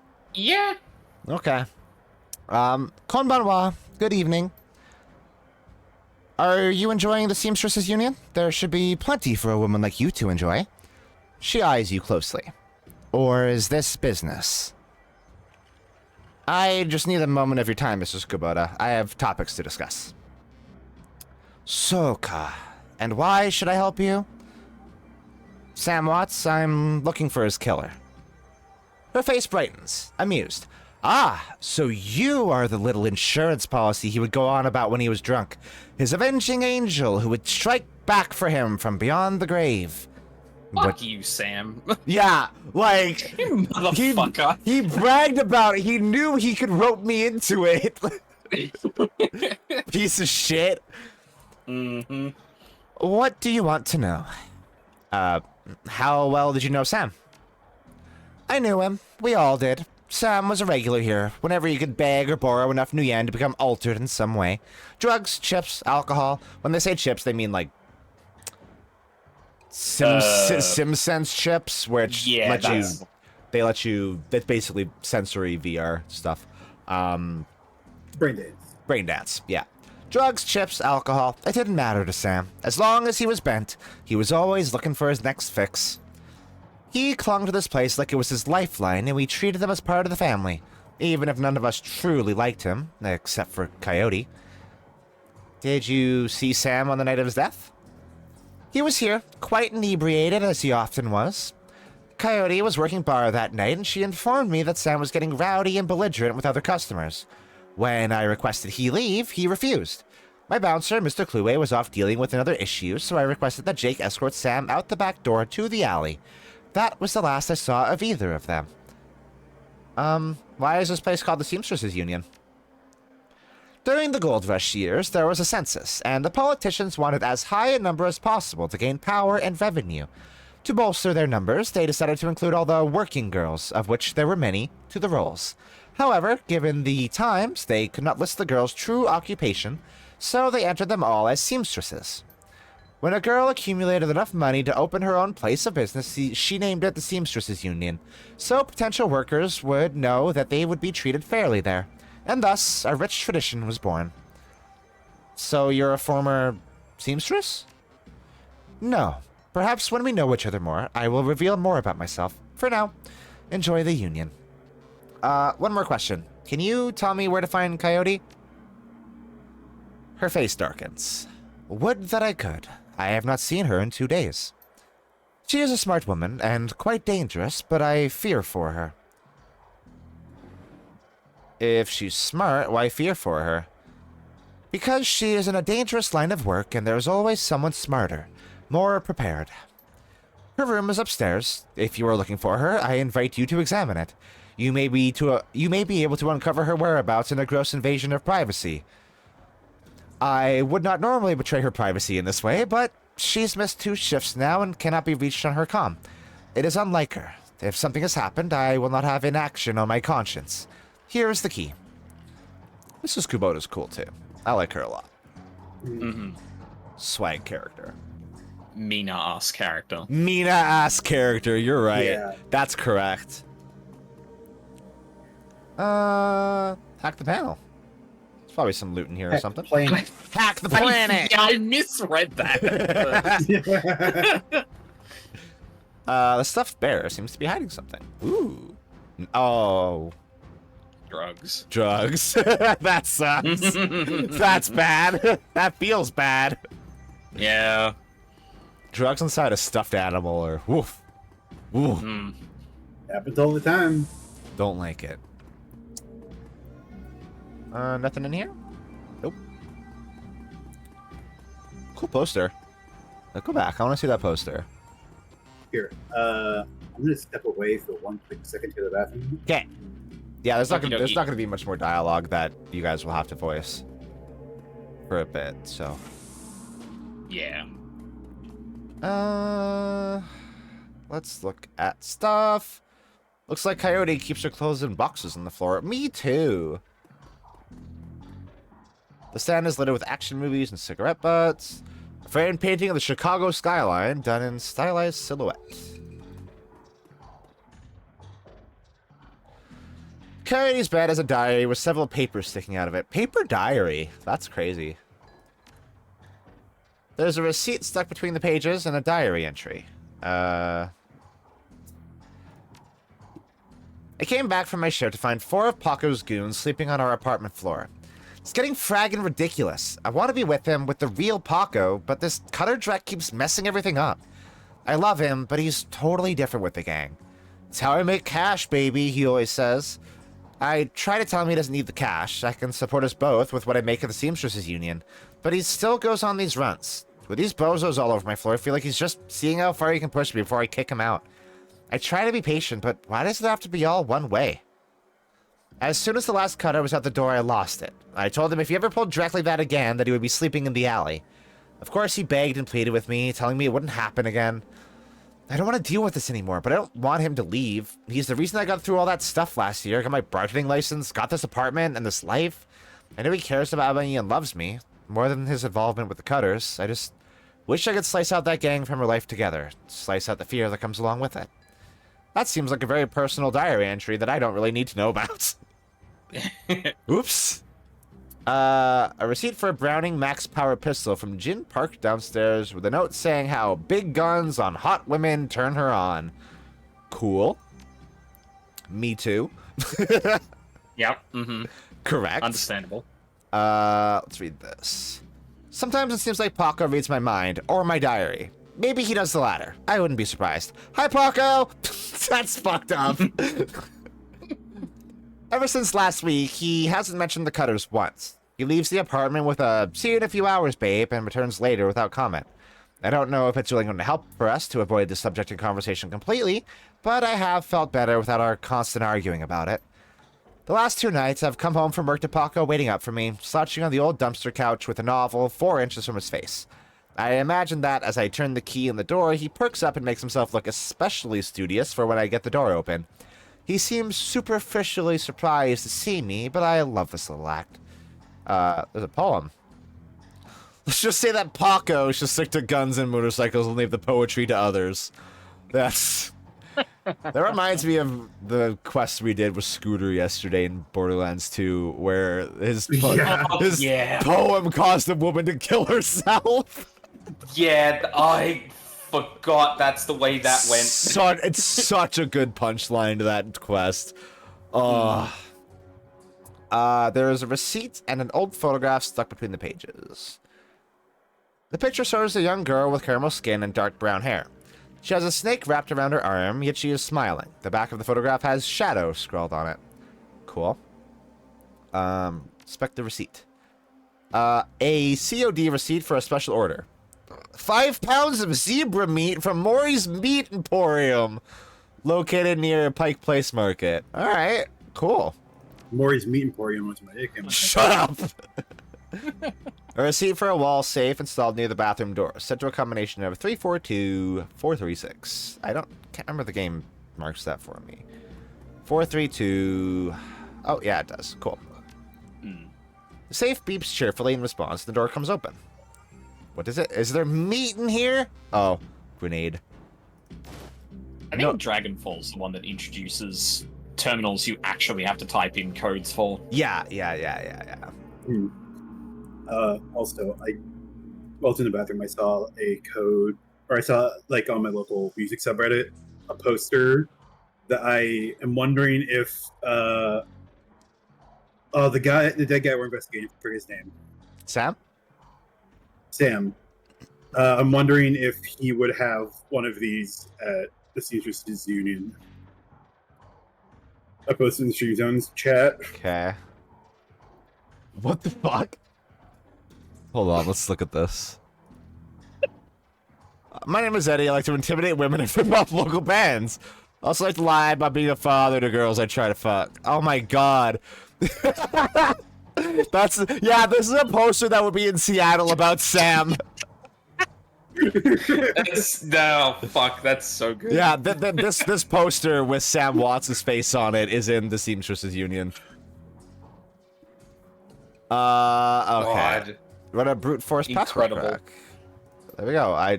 The passwords trust no one. Yeah, baby, let's go. X-Files reference. We love to see it. This game is made for me. 3 days ago, meet with Delilah about gig. Today, meet Paco for date at Pike Place Market, due in 30 minutes. Okay. Cuddy's contact list has exactly one entry, someone named Paco. There is no comlink number or other contact information for him available. This does not seem like a very useful list of contacts. That's a good line.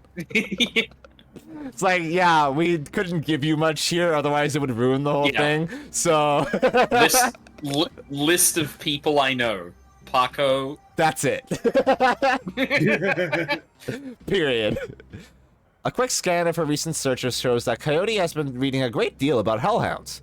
It also suggests more than a casual interest in vintage action figures. You know what I love about this game is that it'll give you a piece of relevant information, and then it'll just give you something for fun, something to like little bit of character building kind of stuff. I like that. I like it a lot. Yeah, literal fun facts for no reason other than It's building fun. character and world. Yeah, these games are written well. Mm-hmm. Let's talk to Mrs. Kubota. You know Paco? He's a ganger, a member of the Cutters. He's a good kid in a nasty line of work. I warned Coyote against getting too attached to that type. They don't live long. Have you heard of Maury's Meat Emporium? Her face twists in disgust. No, I am a vegetarian. Okay. Did you know Jen Parks sold Coyote a gun recently? I'd be more surprised if she hadn't. Bouncers can deal with most of the troublemakers, but around here you need a gun just to take trash out to the dumpster. Coyote has a date with Paco at Pike Place Market in the next half hour. If you would go down there, it might bring me peace of mind. I'll call a cab for you. It should be able to get you there in time. Gambate kudasai. Good luck. Cool. Let's talk to Johnny Clean really quick. This is a Wharfy character. It has to be. The man is dressed like a janitor, but is wearing unusually clean overalls. He's tall, rail thin, and has a cunning look in his eye that says he's more than just a maintenance man. Howdy. Name's Johnny Clean. You knew? Name's Johnny. I'm the janitor. Yep. Yep. Yep. I am. I imagine you've seen all sorts of things in a place like this, eh? True. Quite true. I keep my mouth shut about it, too. That's the secret to keeping a job here. Staying alive in general. Gotta work. See you around. Alright. I'll talk to you later. I'm sure he will not be important at all. He will not come up later and is not at all relevant to any Shadowrun lore whatsoever. Nope. Did you sell a Browning Max Power to Coyote the bartender? Also, she's cute as hell. Yeah. Hi. Hello. Hey, hey, lady, I'm discreet. I don't talk about what my clients I don't talk about what my clients or what they buy. Bad sentence. Yes, that is the sentence. Yeah. Bad for biz. However, I'm sure she would recommend me if she was a customer, which I'm not saying she is. She can't recommend you if she's dead. Did she say anything about why she wanted it? All she said was that she was looking for stopping power. He's back on the drama. I'll buy a gun, sure. I like gun. Guns are cool. I will partake. I will partake of a... It's not really a fancy thing to call a gun, huh? It's just a gun. Yeah. No fancy word for it. I can sell things. Okay. Firearm is close, but Firearm, yeah, that's true. Yeah.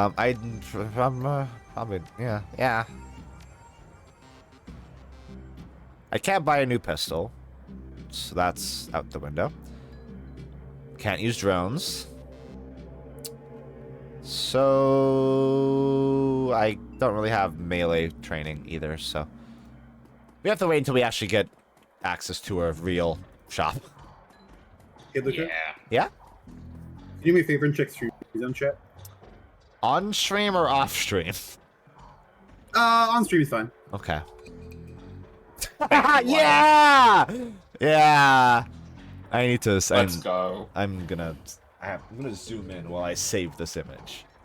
'Cause you don't need to see my file structures. You don't need to see this shit.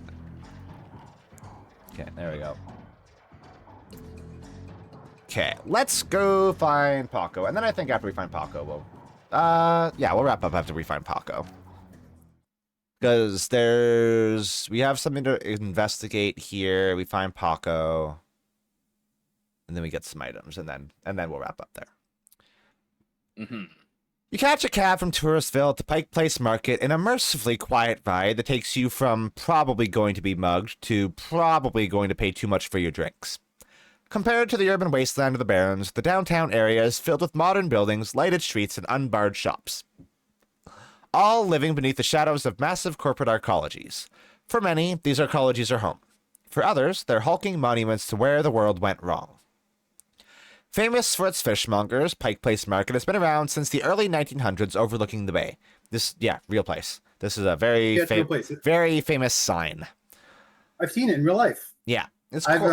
had a fish thrown at me there. It's a cool place. Now it's a market for all things, legal and illegal. A melting pot of the haves and have-nots. Even though most of the shops are closed, the sights, sounds, and smells of the market hit you from the moment you step out of the cab. It probably smells largely of fish. Yeah. All right. What's going on over here, guys? Oh, look, it's let's. Oh, yeah. Oh, that's interesting. Let's have a look around. Crazy. Oh, look at that guy. That looks like a real man that is through elf ears. Yeah. Yeah. The handsome young man turns away from the crowd and fixes you with his full, completely undivided attention.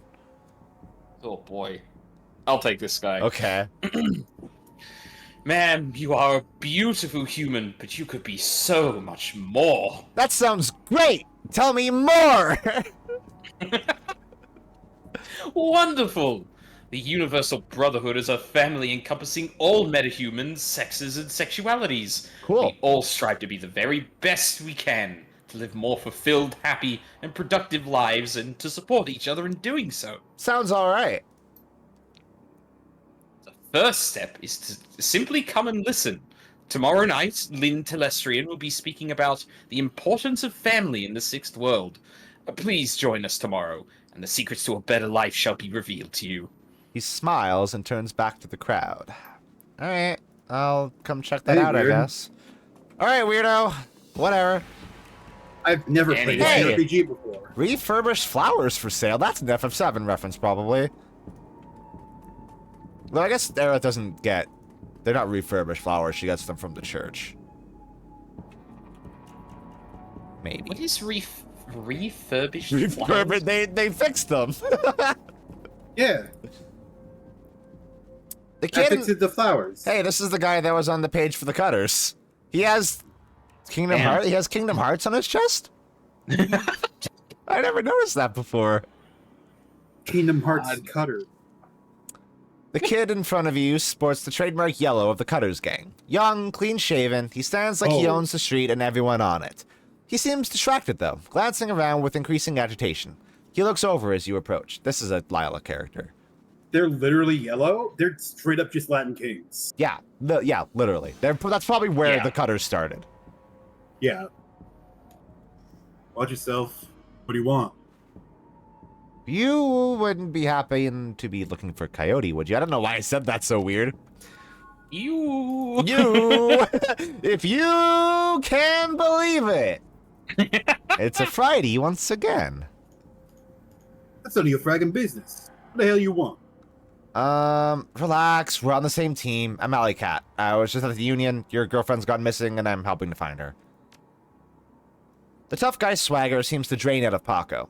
The cutter is gone, and before you stands a kid in a yellow jacket that doesn't quite fit. Coyote's missing? Man, that explains everything. She was supposed to meet me here over an hour ago. Look, sorry for getting your face like that. What else do you know? She's missing. I need to find her. Ever heard of a place called Murray's Meat Market? The Coyote had a receipt for some zebra meat from there. What, you're rummaging through her stuff? Yeah. Yeah, that shop she's down the block. What the hell she's doing with zebra meat for, though? Beats me. Do you know a fixer named Mr. Delilah? Coyote had a meeting with him a few days ago. I know, I'm sure. Blake doesn't allow any cutters to take psychics, though, so I got no reason to deal with him. Cody hasn't said anything about taking new work. Oh, I should mention, fixers are people who set Shadowrunners up for like jobs and stuff. I don't like.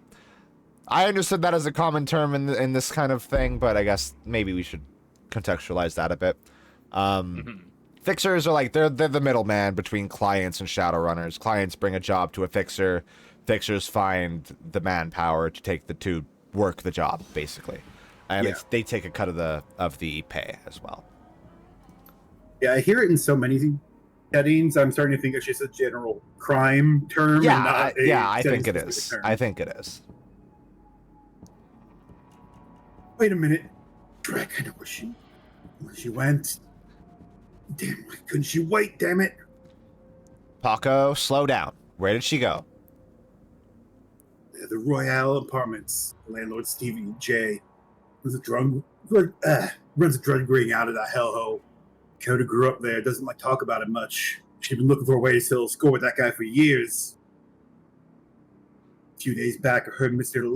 Delilah was looking for runners to steal some sort of item out from under Stevie J's nose. She must have taken the job, be sure of it.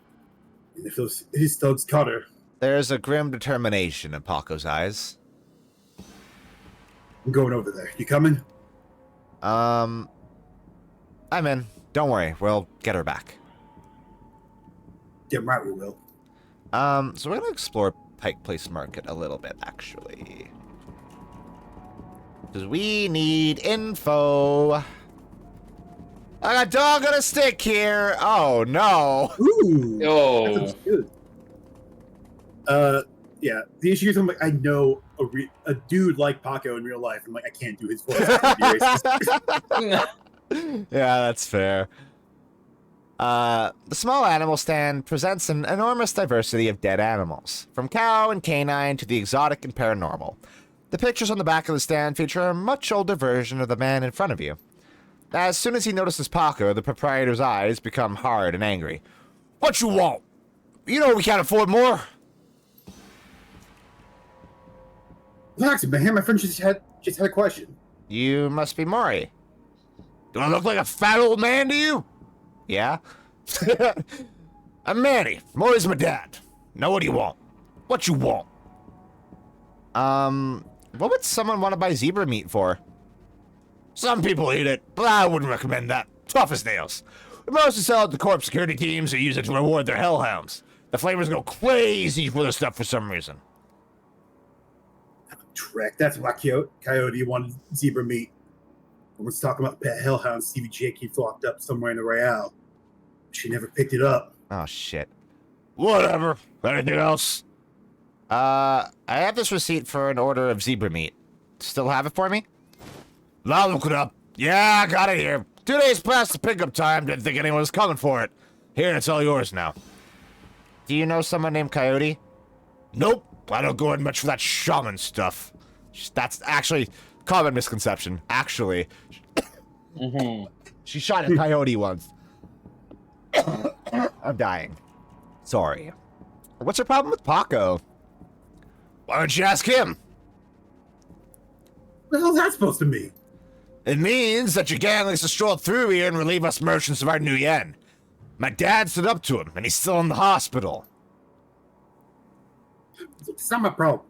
I'm at the bottom of the cutter ranks anyway. I couldn't do track about that, even if I wanted to. Tell that to my dad. I don't got time for this. I need to find Coyote. You're right, Paco. Let's get going. Let's get going a little bit further down the street because... Oh, no! Oh, boy. Oh, beans. Beans. As your eyes adjust to the flashing lights, you spot the body of a woman, dead on the pavement behind the police line. Panic spreads across Paco's face. Oh, no. Oh, no, it's that Coyote? This isn't happening. God damn it. Paco, breathe. Now take a closer look. Is that her? Paco steps forward and breathes a huge sigh of relief. No. No, it's not her. Thank God. Look, let's not hang around here too long, all right? Too many load-stop pigs around. Paco looks over at the victim again. Too bad. Whatever happened here. Not gonna let anything like this happen to Coyote. Paco seems like a good kid. A tall, emotionless Lone Star officer blocks entry to the crime scene. Behind her, you spot the lively face of the organ grinder's coroner, Dresden. This is an active Lone Star investigation. Please step away from the barrier. I'm here to see Coroner Dresden. And who might you be? It's all right, officer. She's with me. Dresden steps up to the barrier with a warm grin, and Worthy, you can take the other guy here. Okay. The officer looks at you with poorly concealed skepticism. Okay then, make it quick.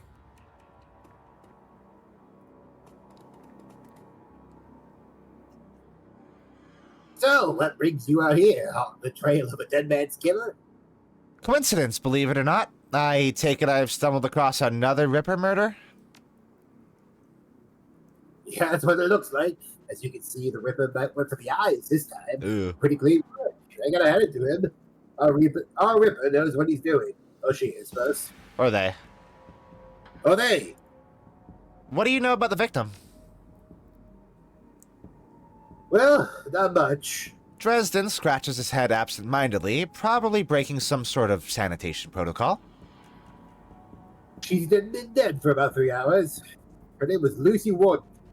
Worked for Stuffer Shack just around the corner. Looks like she's been leaving work when it happened. Can you tell if she was subdued in some way before her eyes were removed?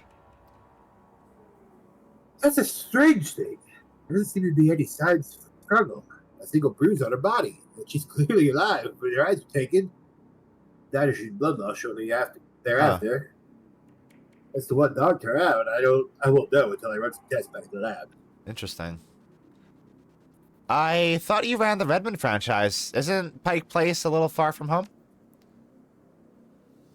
Yeah, well, I don't really mind a change of scenery.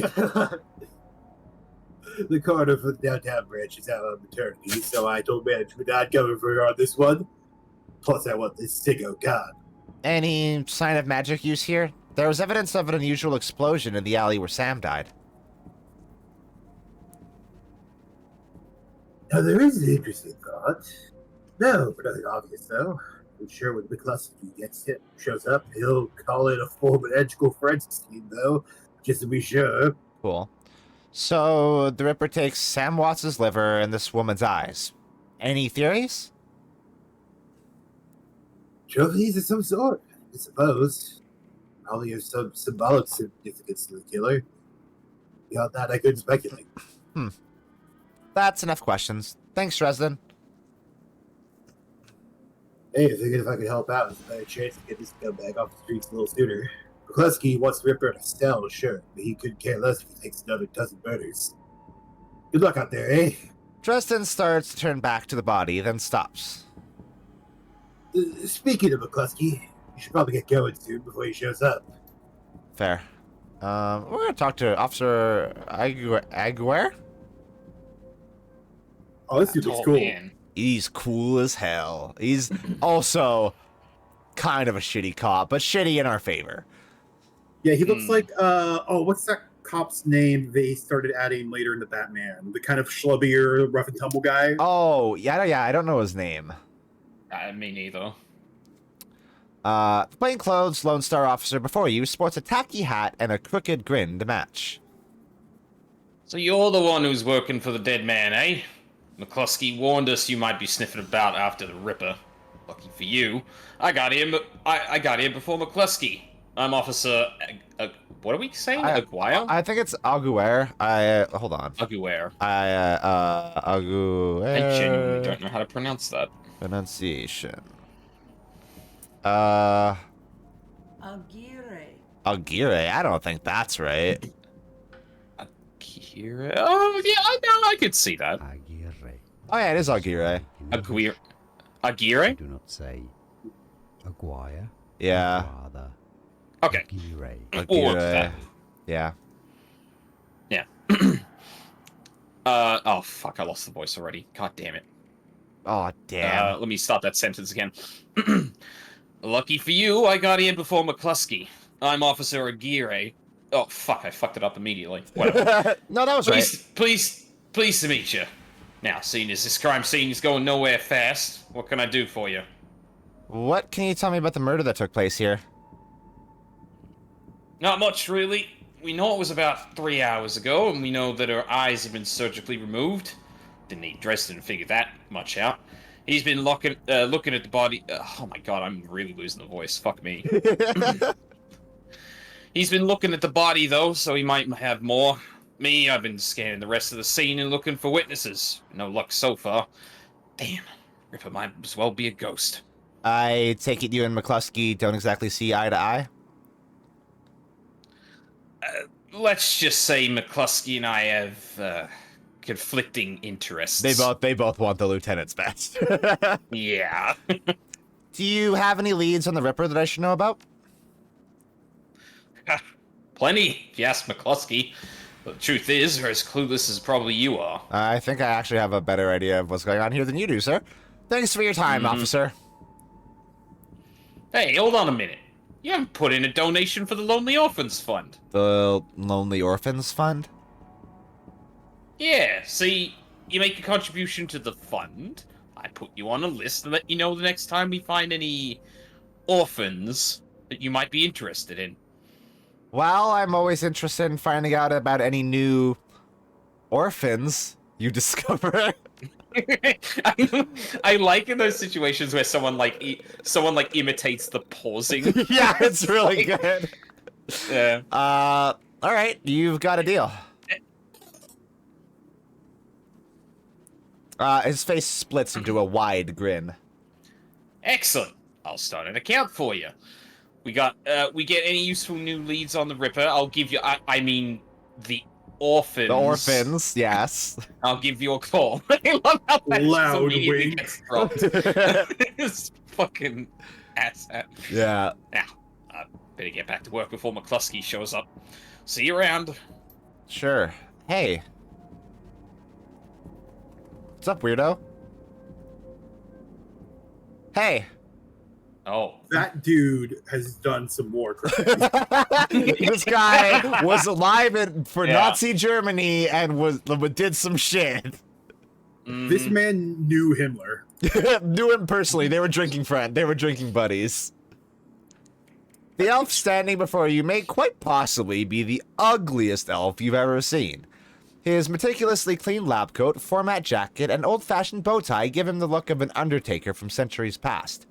He notices your approach and locks eyes with you, smiling a thin, unnerving smile. I have a voice in mind for this guy. All right. Hello there, stranger.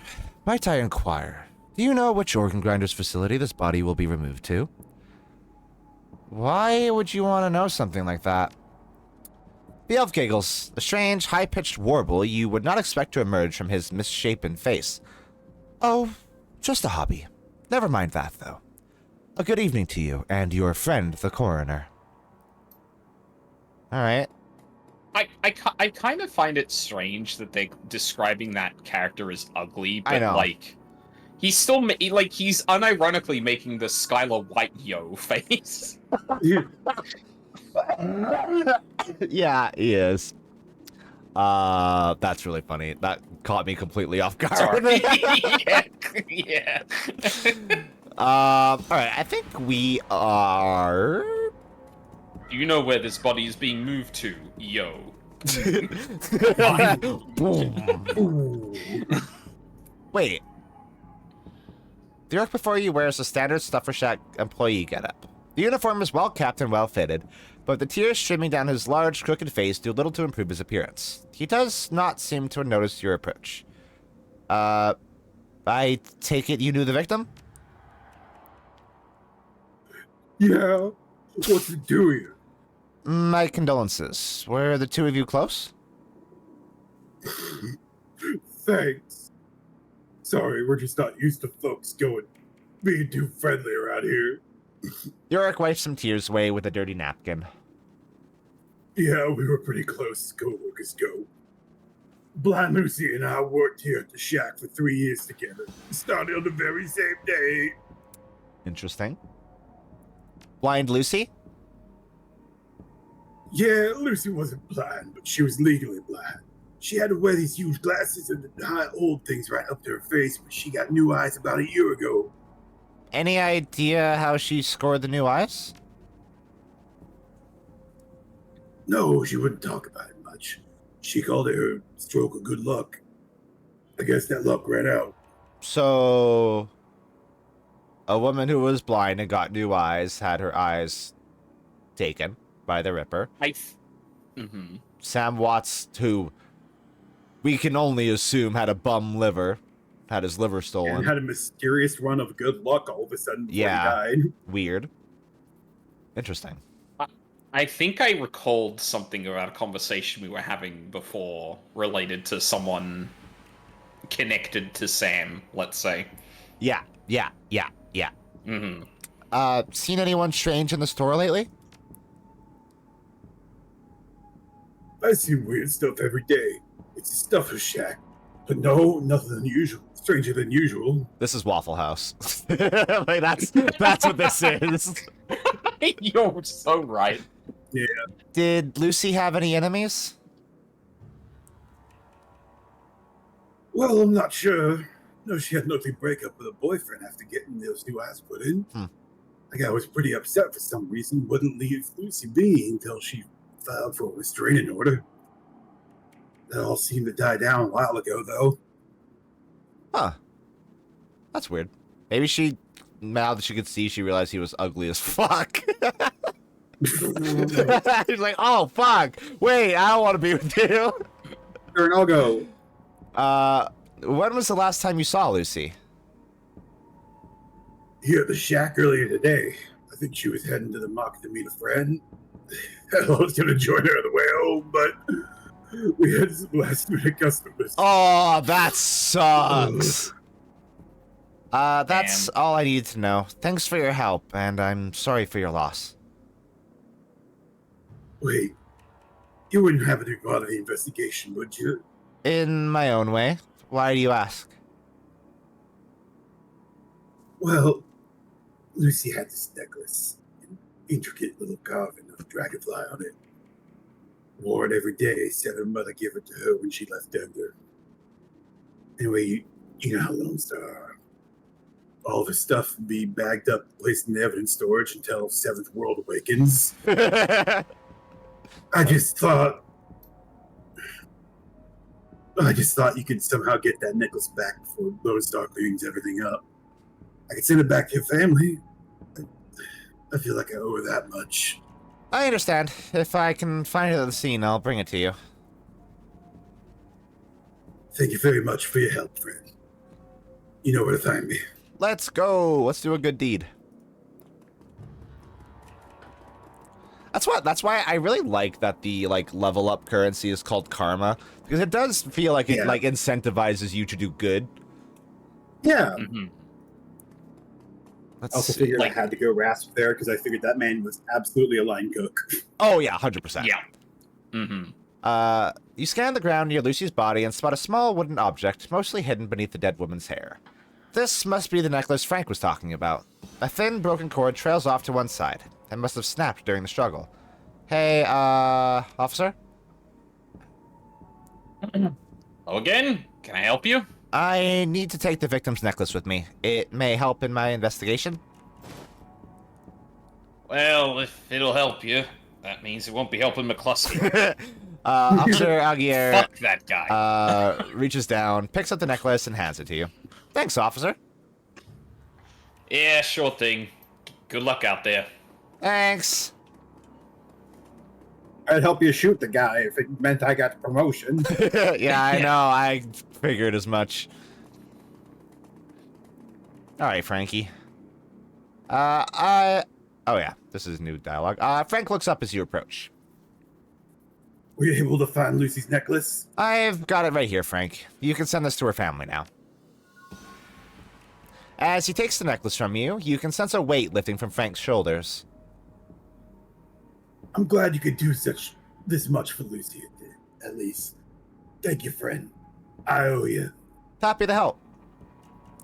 And then I think this is just God, junkie is a word I haven't heard in a while. Mercifully. I mean, can I get information out of you? I mean, yeah. I always do that in Cyberpunk too. Like, if there's a homeless character asking for money, I'm like, yeah, I'll give you money. I don't give a shit. Yeah. Oh, that's a lot of karma to spend. That's Ooh, a lot of nice. karma. That's a lot of karma. We're good. We're a good person. Yeah. I In am. my head, I feel like there's definitely a different categorization between, like, an addict and a junkie, you know? Yeah. Where, like, junkie is somebody who, like, would actively, like, you cannot trust the word I'm going to say because all I care about is getting what's my next fix. Mm-hmm. And, like, it's definitely something you can treat, but, like, is it significantly harder than somebody with just an addiction? Like, it's another level. Yeah, it's a level higher. I'm trying to think of what is actually going to be useful in this game. Because, like, gang, probably not going to be extremely useful. Security might be useful. Corporate is always useful. So maybe Shadowrun are good? Not in this game. In Hong Kong it is. Because you're actually dealing with more Shadowrunners in Hong Kong. Gotcha. So we can do corporate, I guess. That'll be helpful somewhere down the line. And then let's also do... Let's just bump my intelligence up. And then point in biotech. You know what? Why not? Yeah. Why not? Why not? A drone. Yeah. Why not? Might as well. Another body on the field. Yeah. All right, let's save. And then we will wrap up for the night. Man, yeah, there's... Hell yeah. Look, my first save is 2019. Wow. God. Yeah, I like this game. It's a good game. Wow. That was a fucking stream. That was a lot of... I mean, we played the game for 2 hours. Like, that's what happened. I didn't expect the timeline to take 3 hours. Oops. It's a bit dangerous when you could potentially do wiki diving alongside it. Yep, and you know what? I should have factored that in because I'm very much aware that I have ADHD and will definitely go down rabbit holes and get stuck in the weeds, and it's kind of my whole thing. Morphe and I were not helpful with that. No, we definitely That's true weren't. too. We're probably the worst people with that. Yeah. Because we got yappers in the fucking VC right now. Like biggest it was yappers, gonna happen. world's biggest yappers. That was fun. So we will be doing another episode of Shadow Walk with me on Thursday. But after that, we will be doing it every Tuesday, just because it's more convenient. It's more convenient for everybody. And I don't want to have to wrangle people's schedules, so everybody can be here for it. So set time. Everybody knows when it's gonna happen. It's up to you to be there. Morphe and Lila, that was a very fun time. Yeah, thank you for having me. Yeah. I hope you all know a little bit more about Shadowrun than you did before, and like it more. Because you know what would be cool is if I could spend even just a little bit more awareness and appreciation for Shadowrun in this world, so I can help build some groundswell around it, and maybe things can happen with it. That would be cool. Absolutely. I've been wanting to play the TTRPG with you for years. Just we haven't been able to get it together. The crazy thing is like if there was any TTRPG people would expect me to run, it's Shadowrun. And I haven't so far. So yeah, I'm really excited to do it. My secret game plan here is if I can get you all interested in Shadowrun, then I can just be obsessed with it for the rest of my life, and there will be no point where I have to stop. Because then we can just do Shadowrun, and that'll be good. Shadowrun forever. Shadowrun forever. Yeah, we'll see how it goes. We'll see how we like the systems. And if we don't like the systems, we'll have to mod Cyberpunk Red, I guess. Or deep dive to find something else. Or deep dive to find something else. But there's nothing that fits it. It sucks. Oh. That we haven't dug deep enough. We can find something. Yeah, we can probably find something. It's just, it's so... New stuff is released every year. It's just, the issue is that, like... You know how people at this point are like, they know the D&D lore and they're devoted to D&D because they know all the lore for it? Yeah. That's me in Shadowrun. Where I'm like, I love the lore of Shadowrun. I love the universe. I love everything that's going on in it. It's just the actual act of playing it is maybe less than ideal. Which is why I also want more large-scale Shadowrun games that don't suck. Oh yeah, it's like, that's what I'm saying. It's like finding other small games to try and hack and make it work. Yeah, like, I mean, honestly, we might even able to make it work with GURPS. I mean, we've kind of been doing it with Savage Worlds already. Yeah, to a degree. So if we need to, we can just make it work there.